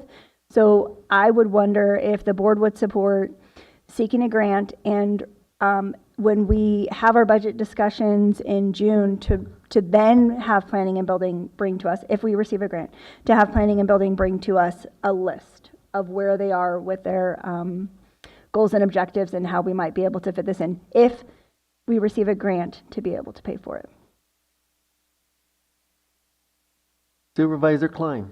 Yeah, I appreciate my colleague's suggestion. I think that my preference at this point would be to advocate for the establishment of our water agency, which has been discussed on and off by this board for several years. The county needs to have the establishment of the framework necessary to have leadership and set policy on water. And I'm concerned that this is jumping the gun. Well, I think that Supervisor Williams. What was the approximate, this is for staff, I'm just looking for a rough estimate, the cost of water hauling from Ukiah to Fort Bragg last drought? I think we spent about $200,000. Somehow I thought it was more. If I may, through the chair, Sarah Pierce, acting Auditor-Controller, Treasurer Tax Collector. At that time, I was in disaster recovery. The grant we got from DWR was close to $350,000. Okay. So the concern is when we have the next drought, we're likely to need that amount of water again. It could be more severe, but that's a good guess, right? A repeat of last time. If I'm all for safer, legal water. I don't know if I want the county to regulate it. I think the state already does regulate it. But imagine if we were to shut down what was in all the water haulers that are not licensed, really crack down on it, and we don't have the state funds. What are you going to do with houses that are empty and farms that are empty? Is the county general fund going to kick in to cover that expense? Because so my point is, I think the order of operations here is first you develop new water systems that are clean, that are legal, that are energy efficient, that are in the right place, and you transition to those. I think simply having the county outlaw existing activity without an alternative in place isn't going to curb the activity, because if people need water, they're going to find a way to move it. And so we've added bureaucracy, we've added permit costs, but we haven't really provided a solution. What would it take to look for a grant that would actually provide solutions of more water storage for drought seasons throughout the county?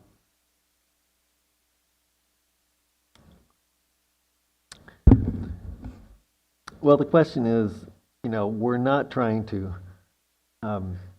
ban hauling of water or, drilling of wells.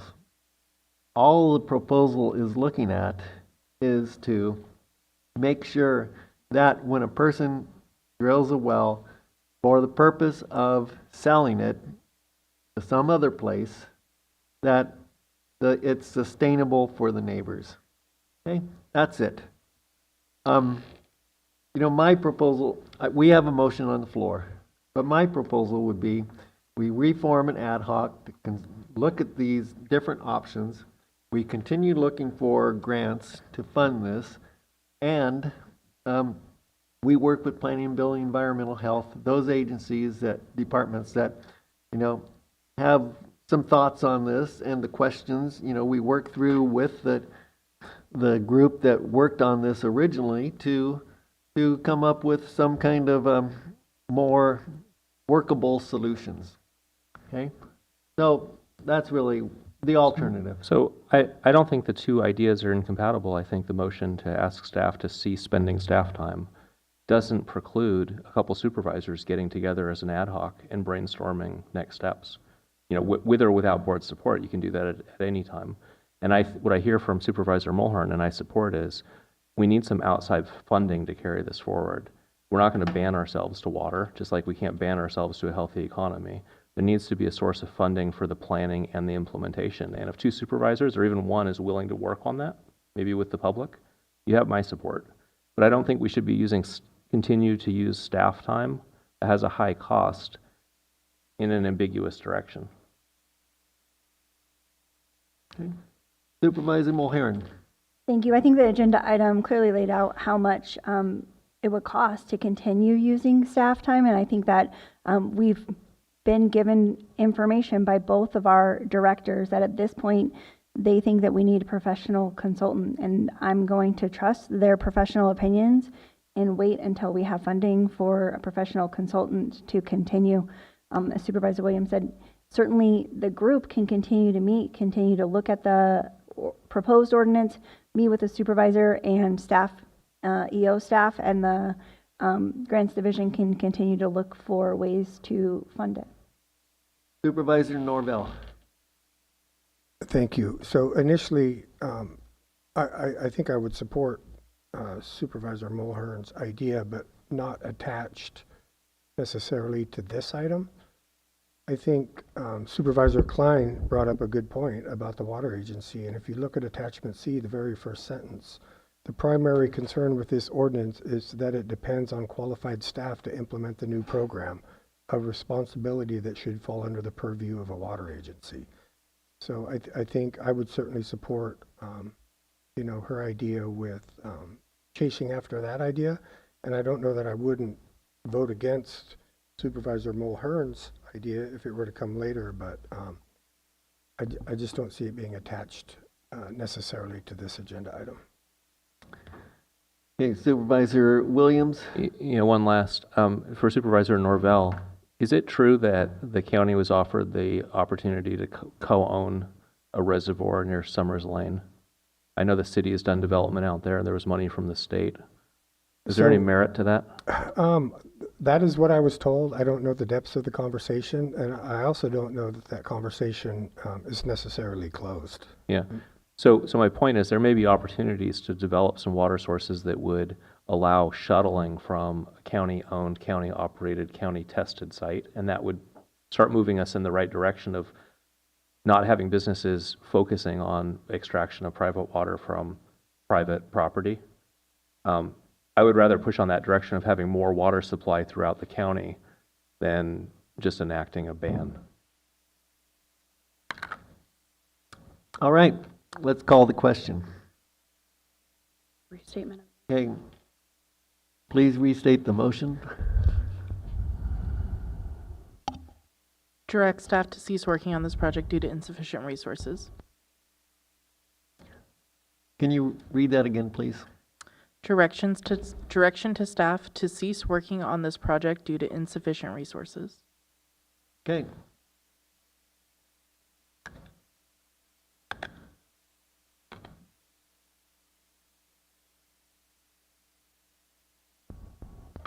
The motion carries with Supervisor Hashak dissenting. Okay, moving on to item 4H, Chief Executive Officer's report. Thank you, Chair. February is American Heart Month.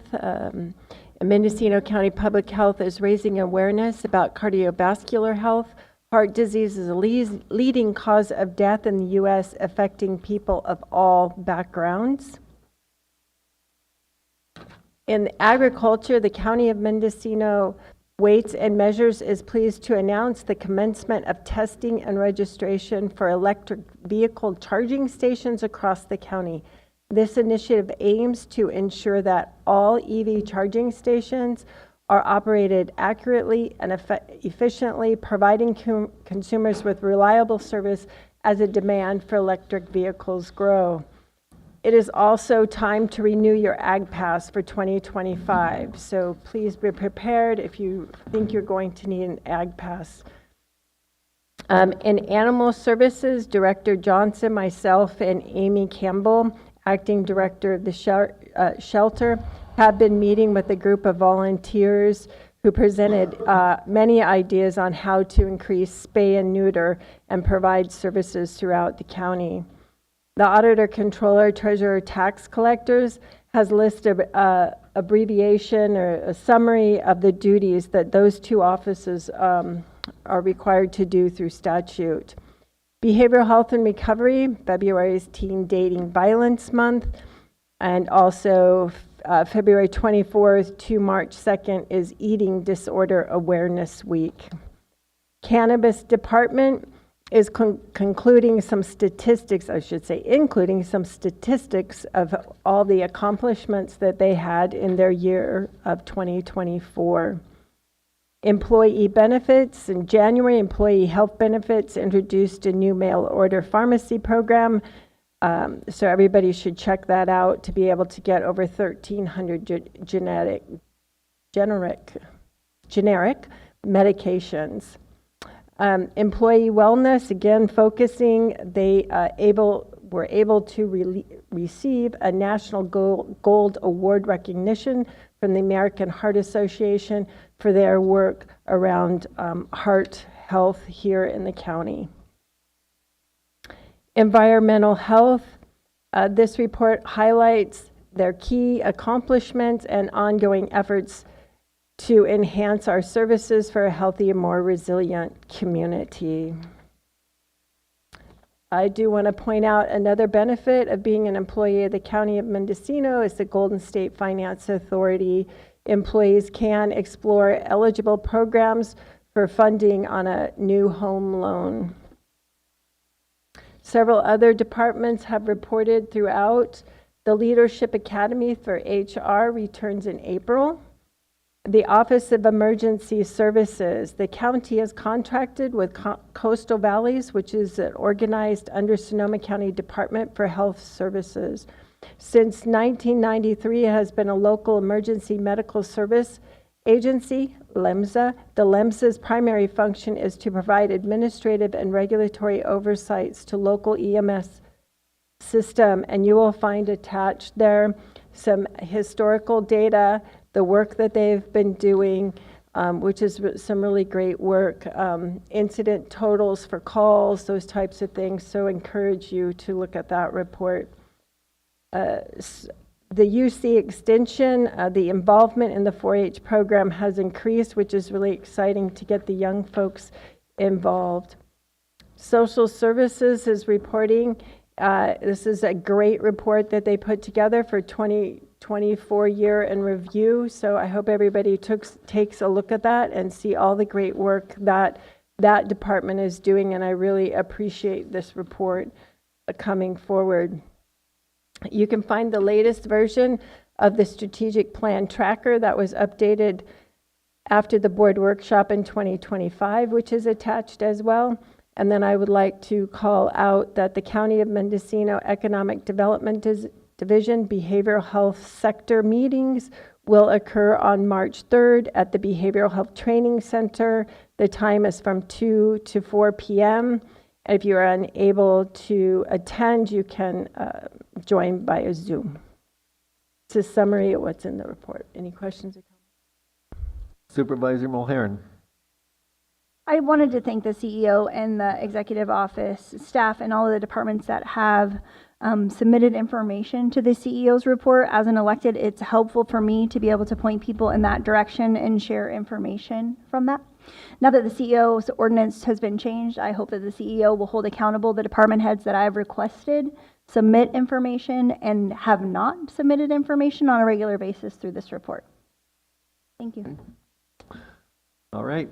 Very good. Moving on to item 4I. It's been withdrawn, which is the legislative platform. Okay. Moving on to 4J, Supervisor Reports, and then we will go to 3J. So, Supervisor Mulhern.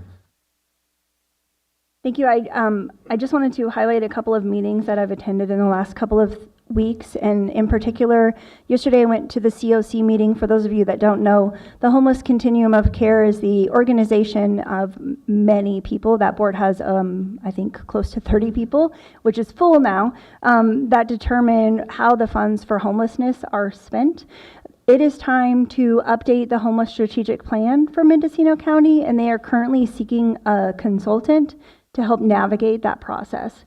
So if any members of the public or any board members have suggestions on a consultant that could help them have community meetings, work with the board, work with the service providers to come up with an updated homeless strategic plan, I think that's really important for our community.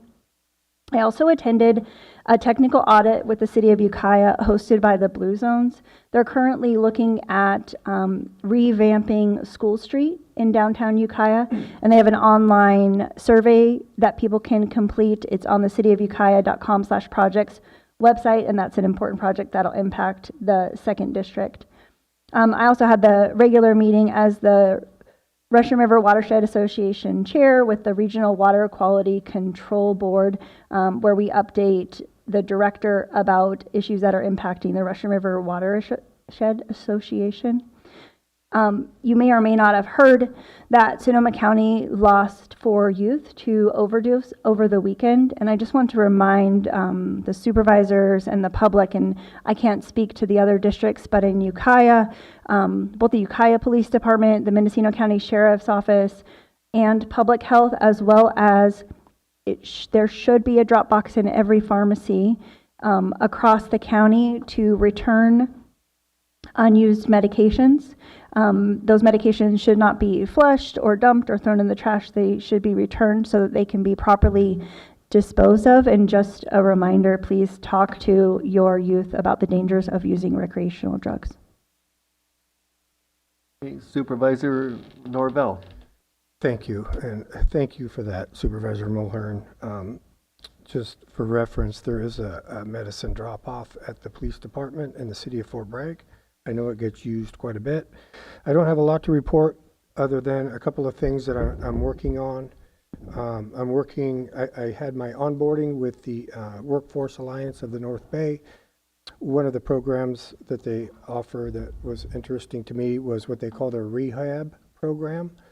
And they've agreed to meet with the City of Fort Bragg's crew team. And what they can offer is after somebody's gone through treatment and come out and is in a manageable part of their life, the Alliance can help facilitate either training or just getting them back into the workforce. So I'm pretty excited about that as a next step. Hopefully by the time CORE gets its feet underneath them, the city and the Alliance will have established a working process that CORE could get involved in with as well. And then lastly, I'm working with my recent appointment to the Fish and Game Commission. His hope is to bring an agenda item to the commission in April asking Fish and Game to proactively participate with the county, specifically CORE, to be involved with homeless encampment cleanups, not necessarily the cleanup aspect, but more of the degradation to our waterways, and get them to be more involved with what falls under their purview. That's it for me. Very good, thank you. Supervisor Williams. Sure, two items. One is I've been flooded with calls about the senior meals, the Meals on Wheels. And first I didn't know why, and then I saw a flyer that's going around that has my phone number and Supervisor Norvell's. And I think it would be good for us to do some outreach that we're not decision makers in this. This is federal.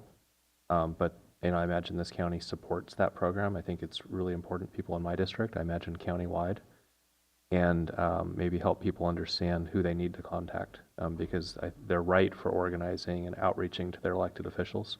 Unfortunately, the county doesn't have much say in this. It's not a program that we fund. And then the other, I hear more about roads from constituents than any other topic. Started working with Supervisor Klein and DOT. We will bring an agenda item forward. I'm happy to say working with Supervisor Klein has been really great so far. I think we're coming up with some good ideas. So far. But even with those ideas, we're going to need to have a larger discussion about roads, and this is under the long-term deferred maintenance and how to catch up. And I think the public has expectations that we're going to do more than fill a few potholes. They're expecting repaving. And when you look at those numbers, it's just such a discrepancy between what we have and what's needed. Not to do it right, but just to do kind of an average statewide paving job. So we'll bring that agenda item. We can't get into it now, but I'd like all of us to be thinking about roads and talking to constituents and trying to brainstorm so that when we meet, maybe we have some more ideas on the table. Supervisor Klein. Yeah, I was in Sacramento last week at New Supervisors Institute, which is a module for all the new supervisors across the state of California. It's to provide a baseline of information and ensure that all the county supervisors are equipped with information about how their counties work, how the state government works, federal government, et cetera. But the most valuable part is hearing what's happening in other counties and what the focus is for other supervisors. And the one thing that I wanted to point out that I heard from other supervisors is we polled everyone in the room, and virtually every county was represented there. And every single one, when talking about transportation, the only thing that they had to say was we needed to fix our road maintenance, our road infrastructure, and the system of which we fund road repairs. And it's the thing I hear about every single day from constituents, constantly talking about the quality of our roads, and that's why I'm working with Supervisor Williams on the agenda item, and then just hope that we can find a path forward. And I appreciate his comments earlier in the meeting about while we were discussing an unrelated agenda item, he said, our constituents are wanting us to work on other things. And so I want this board to remember the discussion we had at the board workshop about, where we wanted to go this year. And I hope that we can all work together to proactively fix some of the issues like road maintenance. All right, thank you for that report. So, let's see. I want to appreciate the Brook Trails Township and Mendocino County Fire Safe Council and Sherwood Fire Wise Community because they've been working on this nuisance abatement of vegetation problems.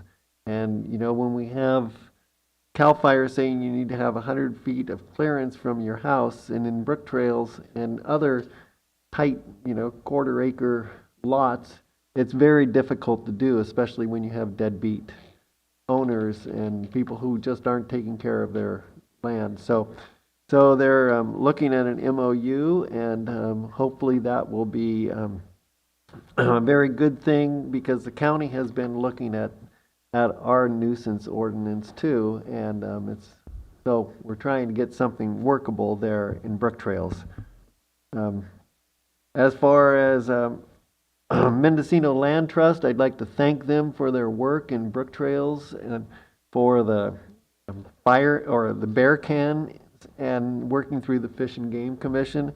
We also talked about expanding it over to Fort Bragg because there's areas there that have bear problems, and so looking at that. But the big news was that Mendocino Land Trust has secured the Folsom Ranch, which is a 7,037 acre ranch, pristine, that has the Tomkai Creek and Eel River running through it, and that's east of Willits, and so that's great news, and congratulations on that. They're doing great work. I was in the MSARA meeting, and which is the Mendocino County Employees Retirement Association. We interviewed for the Emerging Markets Manager, and so that was an interesting process to hear what people are thinking about the world situation and economics and all of that, which in this day and age is very dynamic, to say the least. I did a tour with the Rotary and the Willits City Council, and Mendocino leadership were invited to the California Conservation Corps campus that's being built in Willits. It's a few months away from inhabiting people, but it's a beautiful building. It's the crown jewel of the CCC in the state of California, and very, very good energy and excitement around that process. If anyone has a chance to tour that, it's just an incredible, an asset to the city of Willits and the county of Mendocino, because it will be able to house up to, I think, 120 CCC members. So, and then the senior center, those questions, we addressed it a little bit earlier, but the county of Mendocino has sent off a letter in support of the reauthorization of the Older Americans Act, which funds a lot of those programs that people are very concerned about. They should be concerned, and they need to contact their legislators, Congressman Huffman and our senators, because this issue, if the funding's not there, people are going to really suffer from it. And it also goes for a lot of the veteran services. I've heard a lot of phone calls about veteran services and what might happen to those. And so those are two things that I think people need to be really active on, communicating with our lawmakers. And then the roads that, I talked earlier about MCOG doing a survey about a road tax. And so we will see when that comes out. I don't know if it's anytime soon, but it's in the offing. And then I've also got a CalCog meeting this coming up week over in Sacramento, and that's where we talk about how to get more funding for roads and transportation projects overall. So So I'll be there, and so that's my report.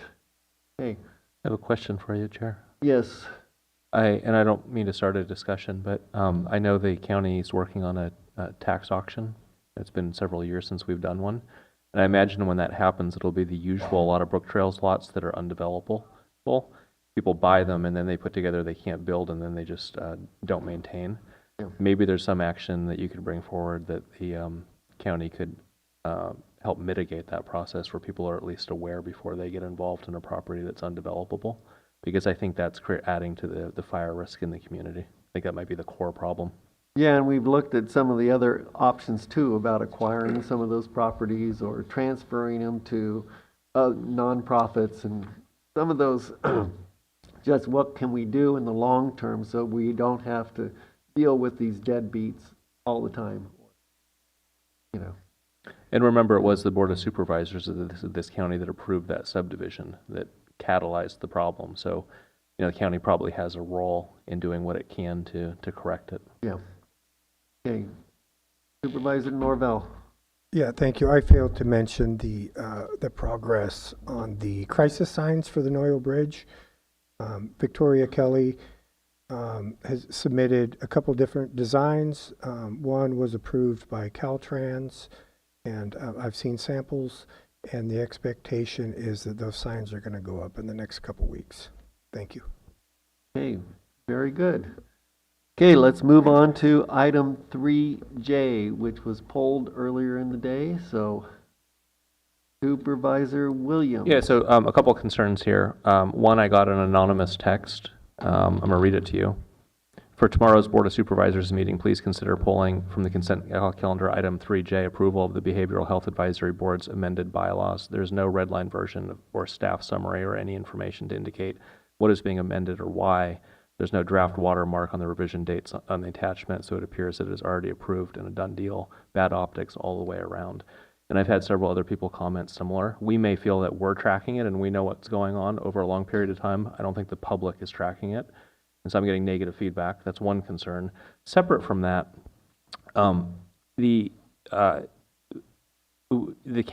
historically, we've considered state or federal money to have less concern. It's not local money, right?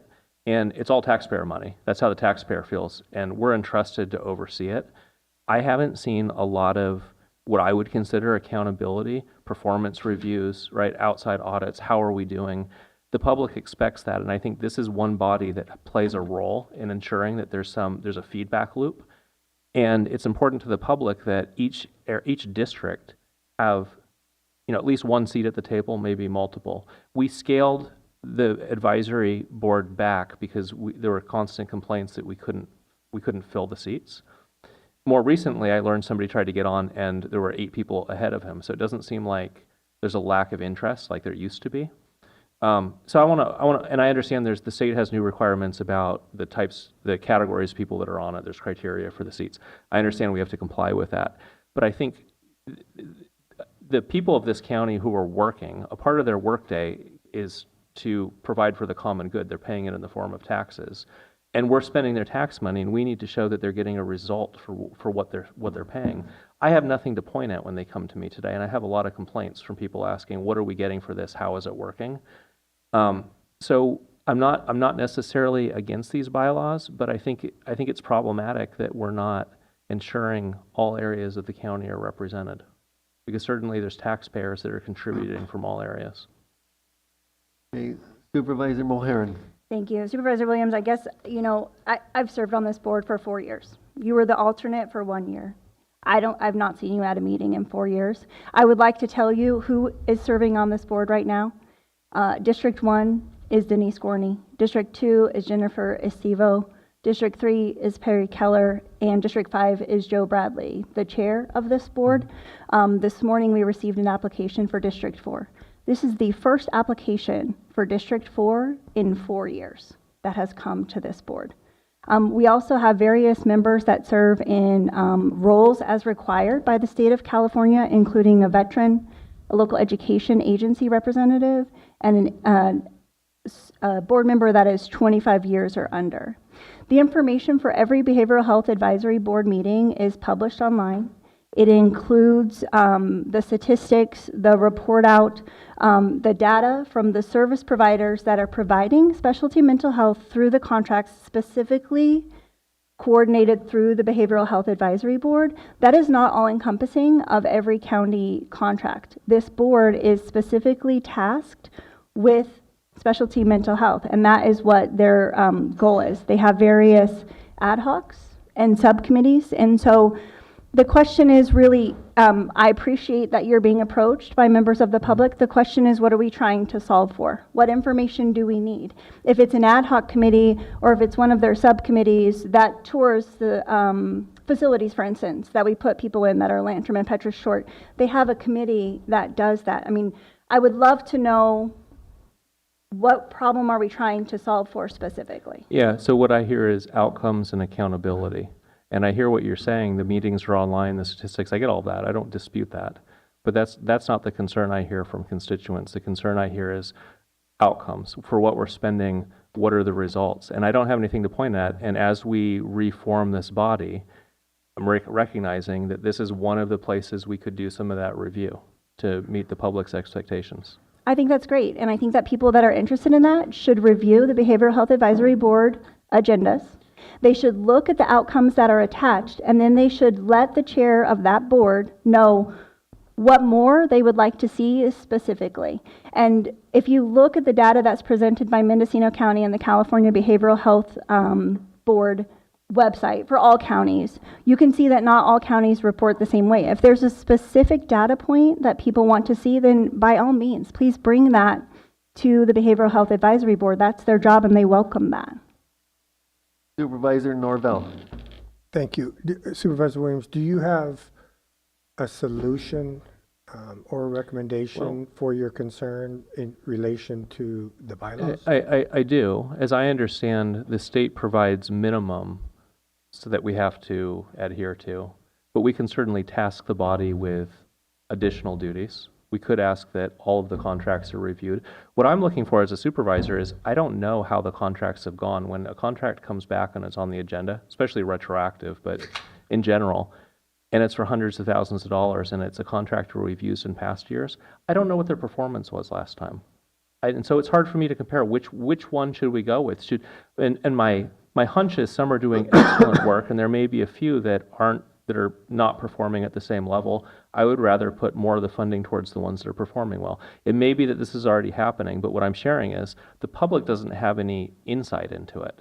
They see we're spending this money, and when they ask me, I have no idea on these contracts, and I can send them to to BHAB meeting and look at the agenda. It doesn't answer the question that's being posed.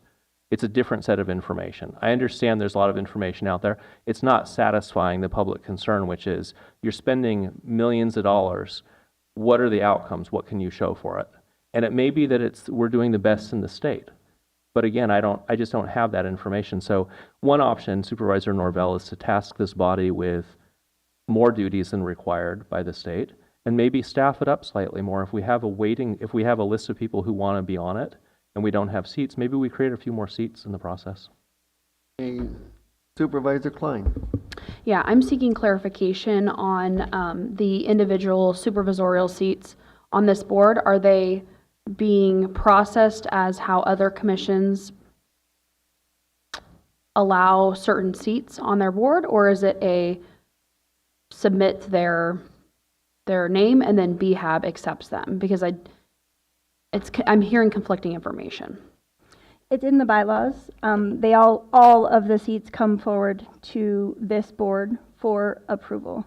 I think one of the challenges is with this board in particular is that some of the seats are represented by people with specialty mental health needs or family members, and so some are not identified specifically. But the process is the same. They go to BHAB first. The chair recommends them to this board. So why did the BHAB board, request to move from a change in individual supervisorial seats to a goal of having each district represented? When the state changed the way that the Behavioral Health Advisory Board makeup is, I think that was in December of 2023. It took us a long time to get to the point where the bylaws were updated, and that's when that changed. And And I think that part of the discussion was that we as a board requested that be put in there, to make sure that there was balance. To maintain some level? Balance, right. Why would we move away from, let's use Fish and Game Commission, for example. I have to approve the person who represents the first district on that commission. I use that person as my point of contact to hear what's going on. Why did we change from that model? My understanding is that that was the model previously. We didn't change, the supervisors from the district appoint who their person is. So District 1 representative is carryover from Supervisor McGordy at this point. And it's specifically set up so that their terms cycle out at different times so that you don't lose institutional knowledge. I think it's 2 years, maybe, or 3 years that various ones cycle out. Okay. I do know that Dr. Miller and Chair Joe Bradley are on Zoom, if you would like to ask them any questions. Okay, Supervisor Norvell.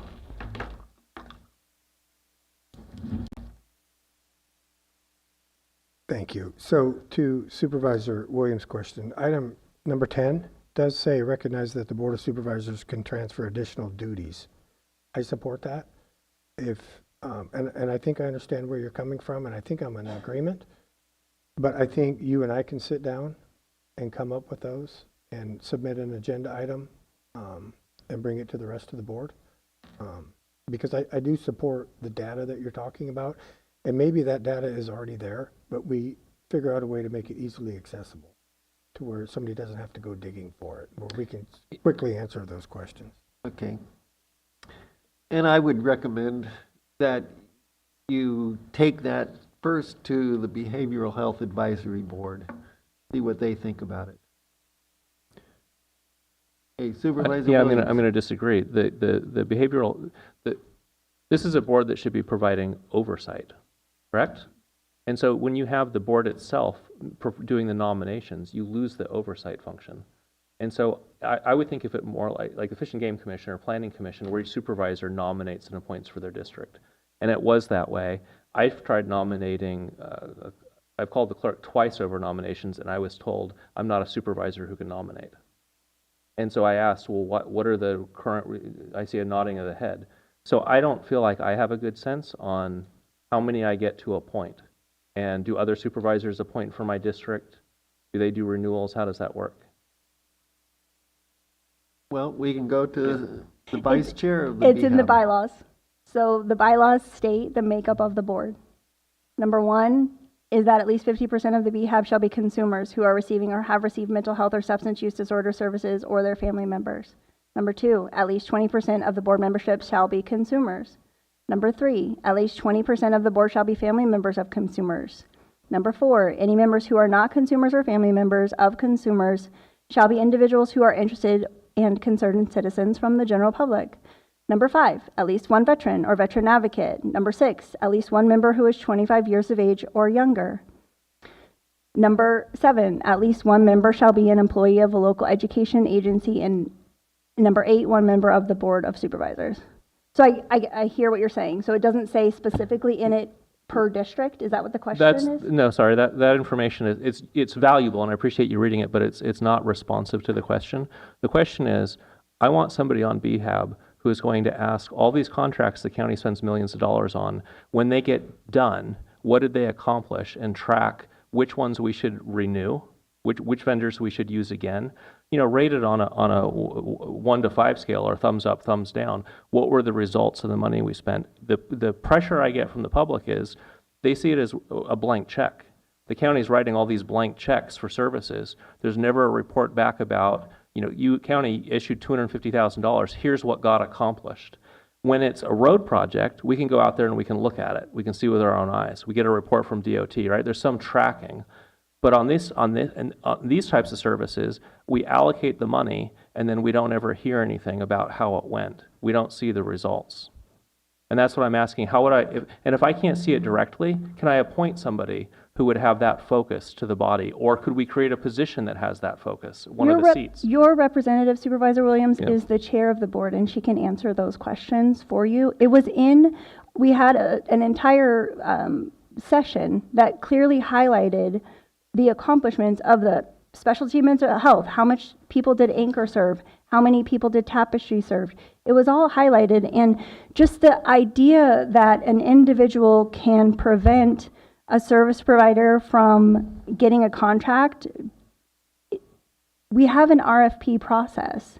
The county's funds all go through this RFP process that is open and transparent. Again, if there's a specific question, then I think definitely that should be asked of the Behavioral Health Advisory Board. If you would like me to, I don't know how to get you the information that's included in the agenda packet. I mean, I spent several years including that. And I include it to the public. I guess it's a communication thing because I think the information is there. I don't know what your expectation is of how you receive it. Supervisor Williams. Yeah, soon we're going to have to agree to disagree because the discussion can't keep going, but, and I appreciate the chair's flexibility. The information that you're suggesting is not the information I'm looking for. It's not a communication problem. It's not how to get it to me. I'm looking at the contracts, say, over the last 5 years that we've approved. What were the outcomes of those contracts? What the performance? And I see this is what we spent, this is how many clients, but I'm never getting the performance data. And so when the public puts pressure on me, you're about to approve these agreements, some of which are retroactive. Why do you think these are a good idea? I have absolutely no idea. I feel like I'm rubber stamping these. I don't know what their track record has been for the county. Versus a road project, I can ask Howard, do you want to use this contractor? And how did it go last time? And you can say, well, they did this project, they did this other project, here's how it went. I can go out and look at it myself, see how it's held up. I have nothing like that for these contracts. So if I can't get that information myself, I would sure like to have somebody on the advisory board on BHAB who's tasked with that role, because I think it's really important that we're looking out for the public's money.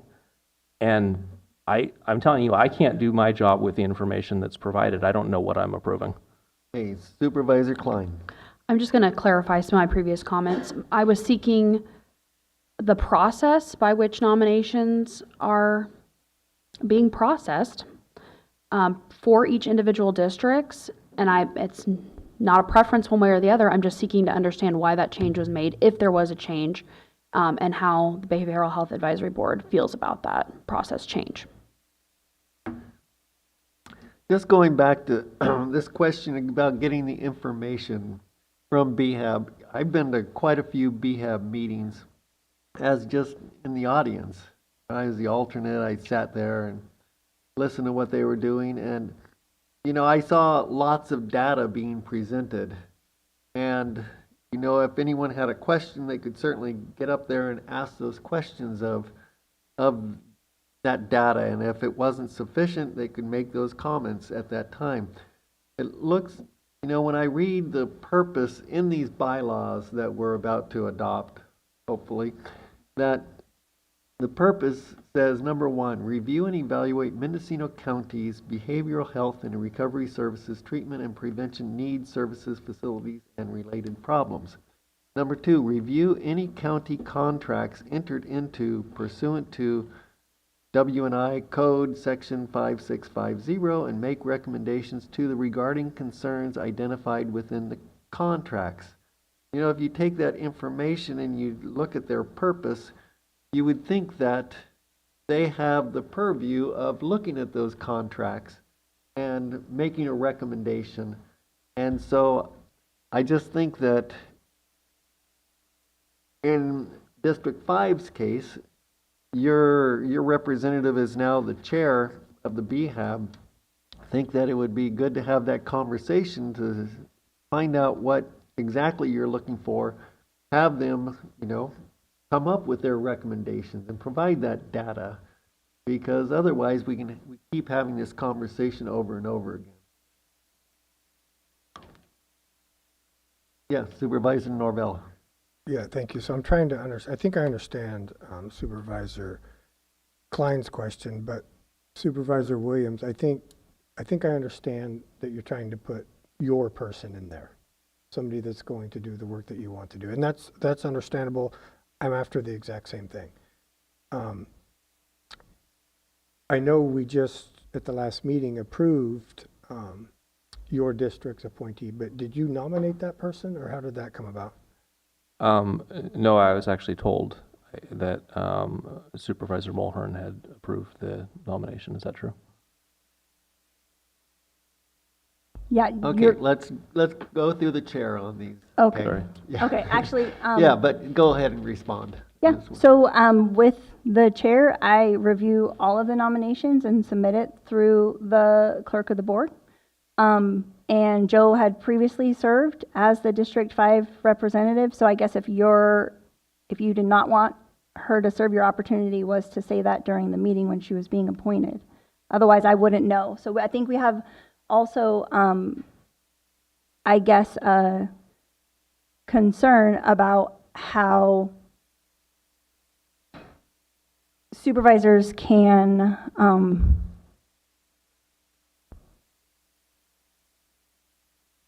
communicate about this board if there are two of us that are serving on it and Supervisor Williams and Supervisor Norvell want to work on an agenda item.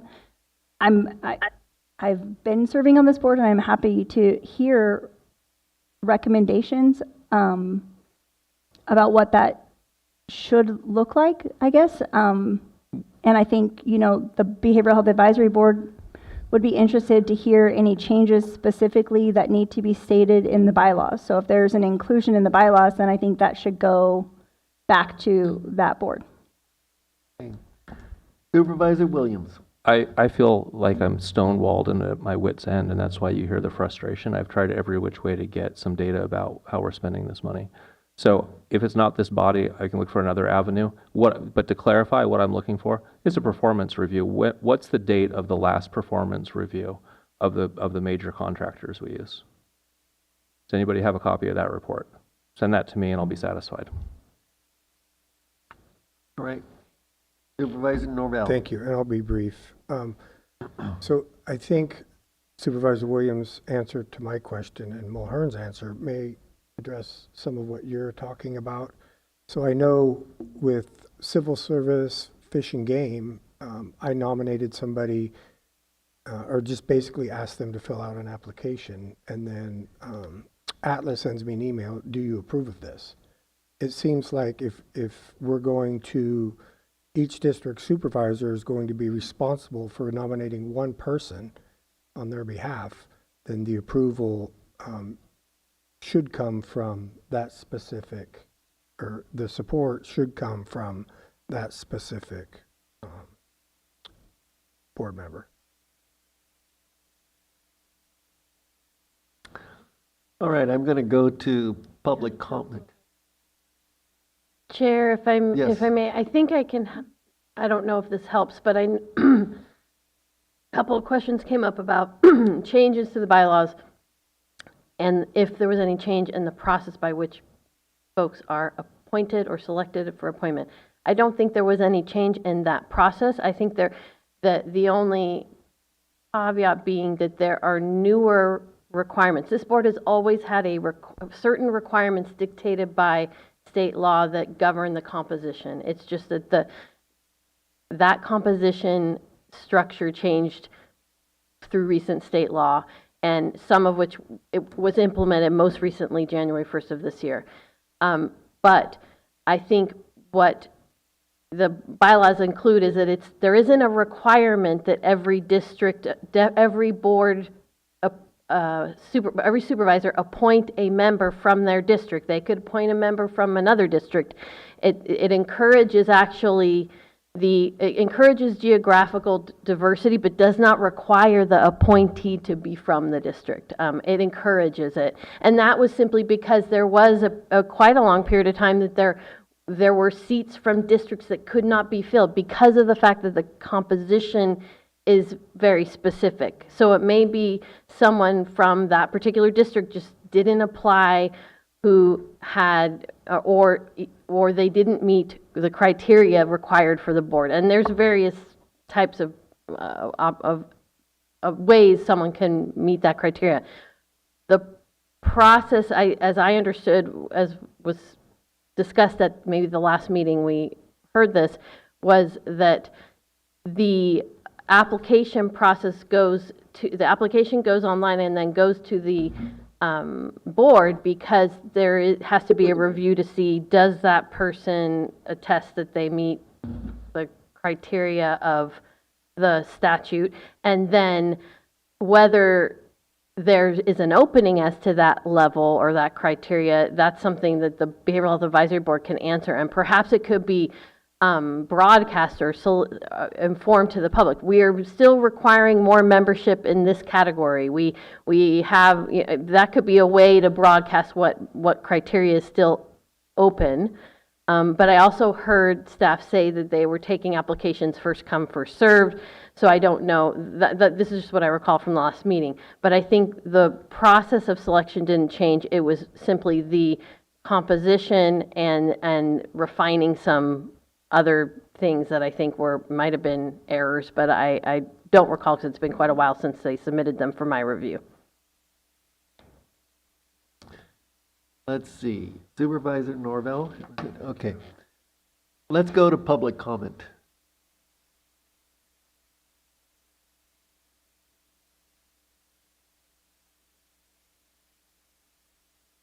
See no public comment in the chambers. There's one online. I'm here. Okay. Joe, please. I didn't have any idea I was there online. Anyway, this is Joe Bradley. I am of the 5th District, appointed by Mr. Williams, and I am also chair of Behavioral Health Board.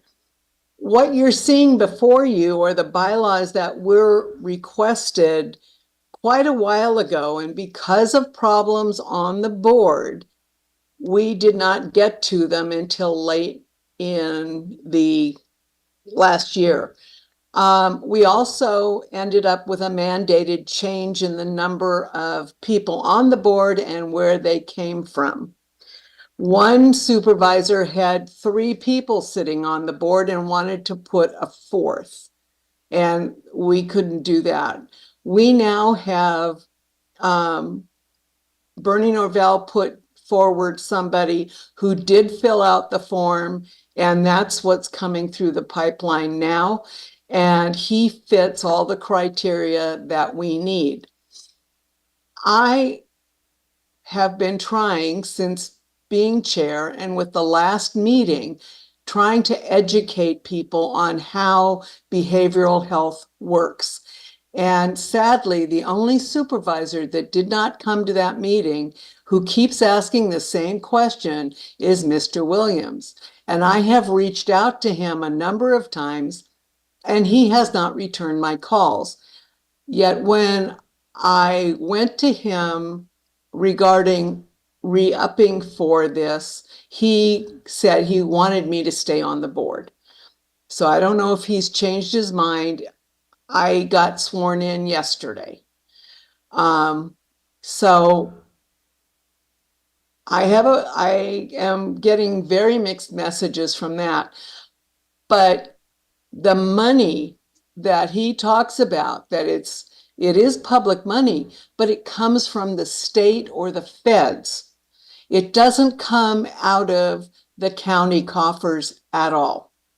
Everything comes through behavioral health, similar to like if you go to the doctor and the doctor then bills your insurance company, the insurance company pays your bill. And we contract with different places to do that. And we don't know we're spending the money until after the patient has been there.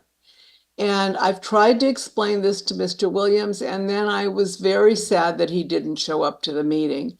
I am more than glad to sit down with him and explain all this, because it is definitely overwhelming, and it took a lot for me to learn it. But it is definitely a problem, and it's hard to understand. And by the time we had it explained at the meeting, which was last month, I actually asked the audience, and the room was full, was their head spinning? Because it is an overwhelming amount of information to take in and Right. understand. Ms. Bradley, Understand. yeah, your Your time is up, but we don't make up the rules. yeah, thank you for those comments. Okay. Any other public comment? And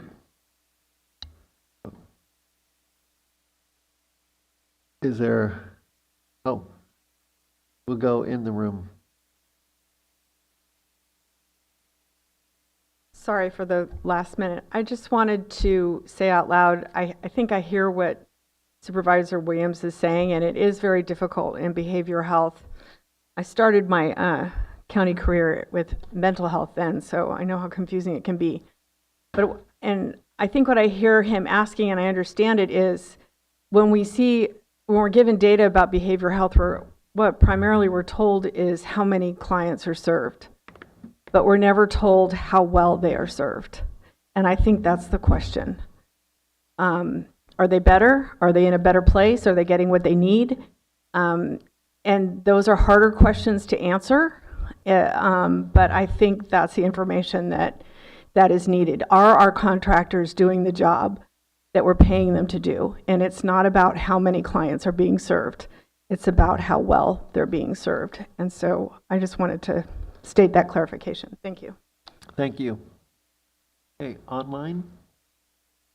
We have Adam Gaska and Anna Stockel. Good afternoon, board and staff. Adam Gaska, Redwood Valley resident. I just want to put a disclaimer that I'm speaking now as a private citizen and my opinions are my own. I wanted to speak to my experience applying for the Behavioral Health Advisory Board, the implementation of the new bylaws and the current board makeup. In August of 2024, I applied for BHAB and was told that they were in the process of updating their bylaws that would be lowering the number of seats available from 15 to 10, and that new nominations wouldn't happen until after that process was finished. I went ahead and submitted an application in order to be in the queue, and 2 months later, more appointments were made to the BHAB by the same supervisor. When I questioned the process, I was told that the new bylaws had been passed, which they weren't, and they still aren't. I was also told that appointments were on a first-come, first-served basis. In December, another nomination to BHAB was made, and in January, a board member's term was renewed. Currently, 4 or 5 of the 10 members of BHAB have been nominated or their seat renewed by a single supervisor. In the past, each supervisor had 3 nominations available. With the new number of seats available, if the opportunity to nominate the Behavioral Health Advisory Board member was equitable, each supervisor would have an opportunity to nominate 2 members. I just personally have some concerns when most of the supervisors are being precluded from the nomination process. Thank you. Okay, thank you.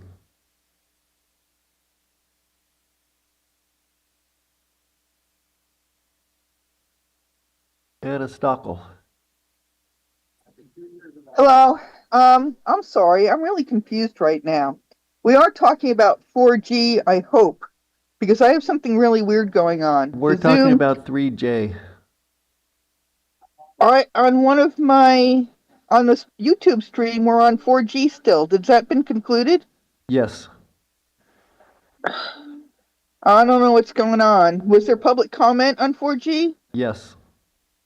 All right, well, it's my bad. I don't know if it's my bad because I'm looking at the YouTube stream that has the live stream that has 4G, and that's what I've had my hand raised for since 4G. But I wasn't called upon until now, so I guess I'll just send my comments in writing. Okay, thank you. Sorry about that.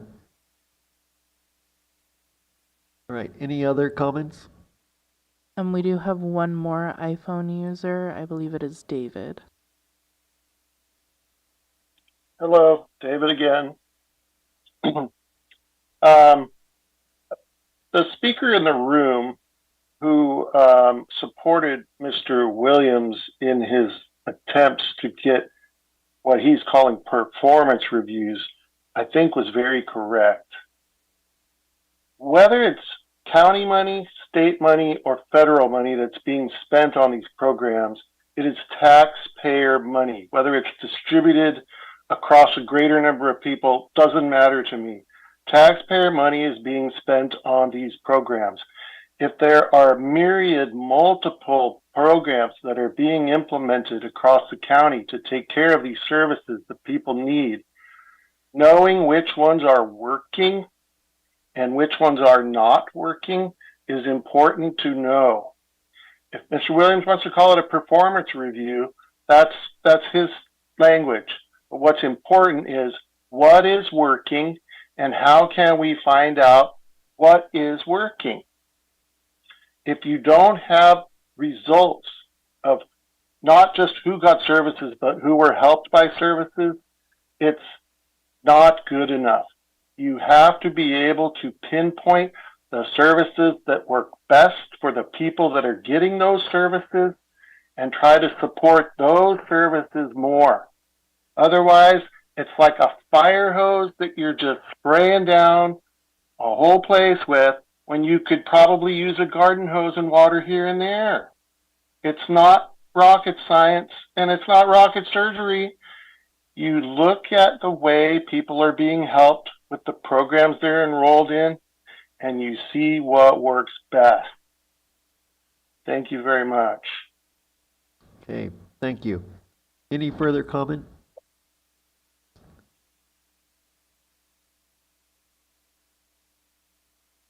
Okay. Well, we have Joe Bradley raising her hand again. Do we want to hear any more from her? I move approval of the bylaws. Okay. There's been a motion to move the bylaws. Okay, I don't hear a second. Well, I may be willing to second, but I'd like to hear first from, Supervisor Williams and Klein. Do you have a specific concern about these bylaws? And if we approve these, is it going to stop you from making a change, or are you talking about implementing some other change that maybe we could come back to in these bylaws? I'm just not, I think I understand both of your concerns. I don't know if not approving these is going to hinder what your concerns are. Supervisor Williams. So it's what Dee said. I appreciate that. How are the programs working? That's all I'm trying to get at.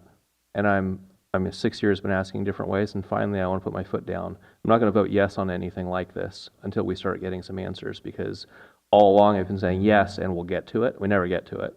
I haven't seen any performance reviews. I haven't seen the date. At this point, I guess I have to do a Public Records Act request to find out when was the last performance review. And I feel that's embarrassing that I have to go to that length. I can get the agendas, I can get the videos of the meetings, I can get all these details, but I can't get the one thing I'm asking for, which is we're spending the public's money. I'm voting on these contracts. I don't know how these contractors have performed in past allocations. That's all I want to know. And if we find out 5 stars, flawless, we're getting really good results, people are being helped, absolutely, let's renew those contracts. But I feel like I can't do my job. It's a legal mandate to know what you're voting on, right? I don't know what a lot of these contracts are. I read the agenda. The idea that I'm going to go to a different meeting and ask somebody and try to research it is inappropriate. It should be on our agenda. All 5 of us should have the same information, not information that we've researched and we've pieced together differently. And the goal is to make sure that we're overseeing the public's tax money and that it's being spent effectively. And I don't think, maybe a couple supervisors are aware of how effective it is. I am not. I imagine the 2 supervisors are not. The contracts that we're approving, the performance, how well do those contractors do? I think that there's a level of discussion happening at BHAB, because I've attended them fairly regularly over the last 2 years. I also think, Supervisor Williams, some of this is information that I don't know if anyone has, and this is taking a guess because I'm not a behavioral health professional, but this is something it's a very sticky thing to try to measure rehabilitating someone with severe mental illness. So I just want to put that out there in defense of what's currently happening in our system, is some of these people will never be rehabilitated. And I don't know legally what level of analysis can even be done to individuals and what kind of confidential patient information can be shared with folks at the county. Norvell. I'm not willing to vote against the behavioral health advisory bylaws for the process of which nominations are being made. Like I said, I was seeking information and clarity because I think there's confusion with the public and even confusion on this board about what sort of nomination process is actually taking place. And I was seeking to understand if Behavioral Health Advisory Board was happy with their process. I have concerns, but like I said, I'm not willing to vote against it at this point. Supervisor Mulhern. Yeah, I just don't want the public or any supervisors to believe that the information is not available. It's on the county behavioral health website, all of the data and reports. It's also on the state behavioral health website, this information about how many people are served and beyond, how many people have continued to use crisis services, how many people don't use crisis services per year, age demographics, and the number of people that needed to be conserved, the number of people that got off of conservatorship and stayed off of it, and the number of people housed during fiscal year. I mean, there's a variety of data points available, and I served on an ad hoc with Supervisor Williams for close to 18 months to try and manipulate the data in a way that satisfied him, and we never got there because I don't know how we can without the actual data points that are missing and whether or not those are legal to give out. And I think that's the question. If we want the behavioral health department to further drill down into the data, we need to ask them specifically what we're looking for, and then we need to qualify whether or not it's legal to give that. And I just don't think that necessarily needs to prohibit the bylaws from moving forward. And it's certainly something that the Behavioral Health Advisory Board can take up as a subcommittee or as an ad hoc.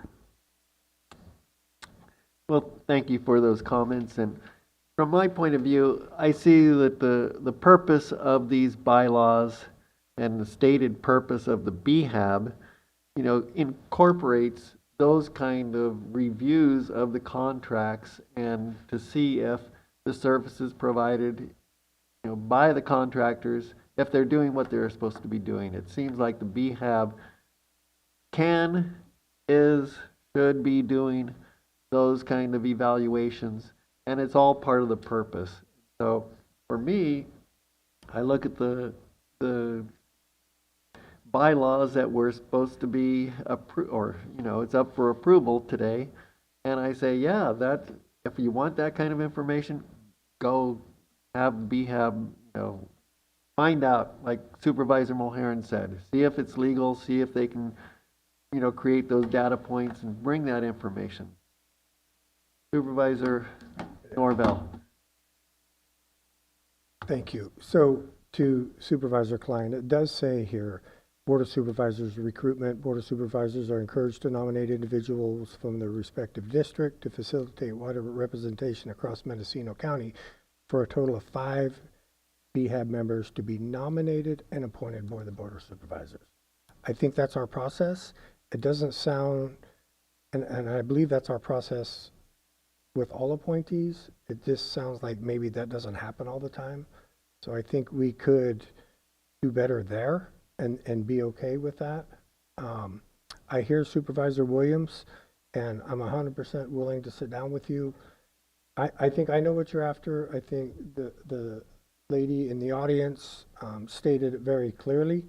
I think to Supervisor Mulhern's comment, I think what we would dive into first is that something that we can actually attain? And maybe it's not, and we're stuck.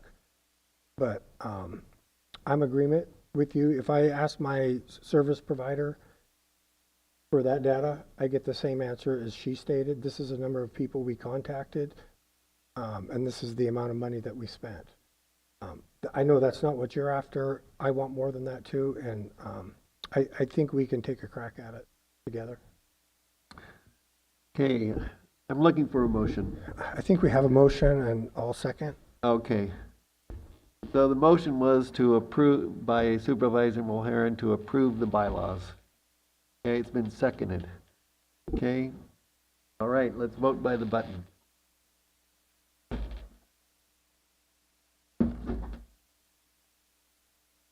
The motion carries with Supervisor Williams dissenting. All right, so at 3:25, we will adjourn the meeting.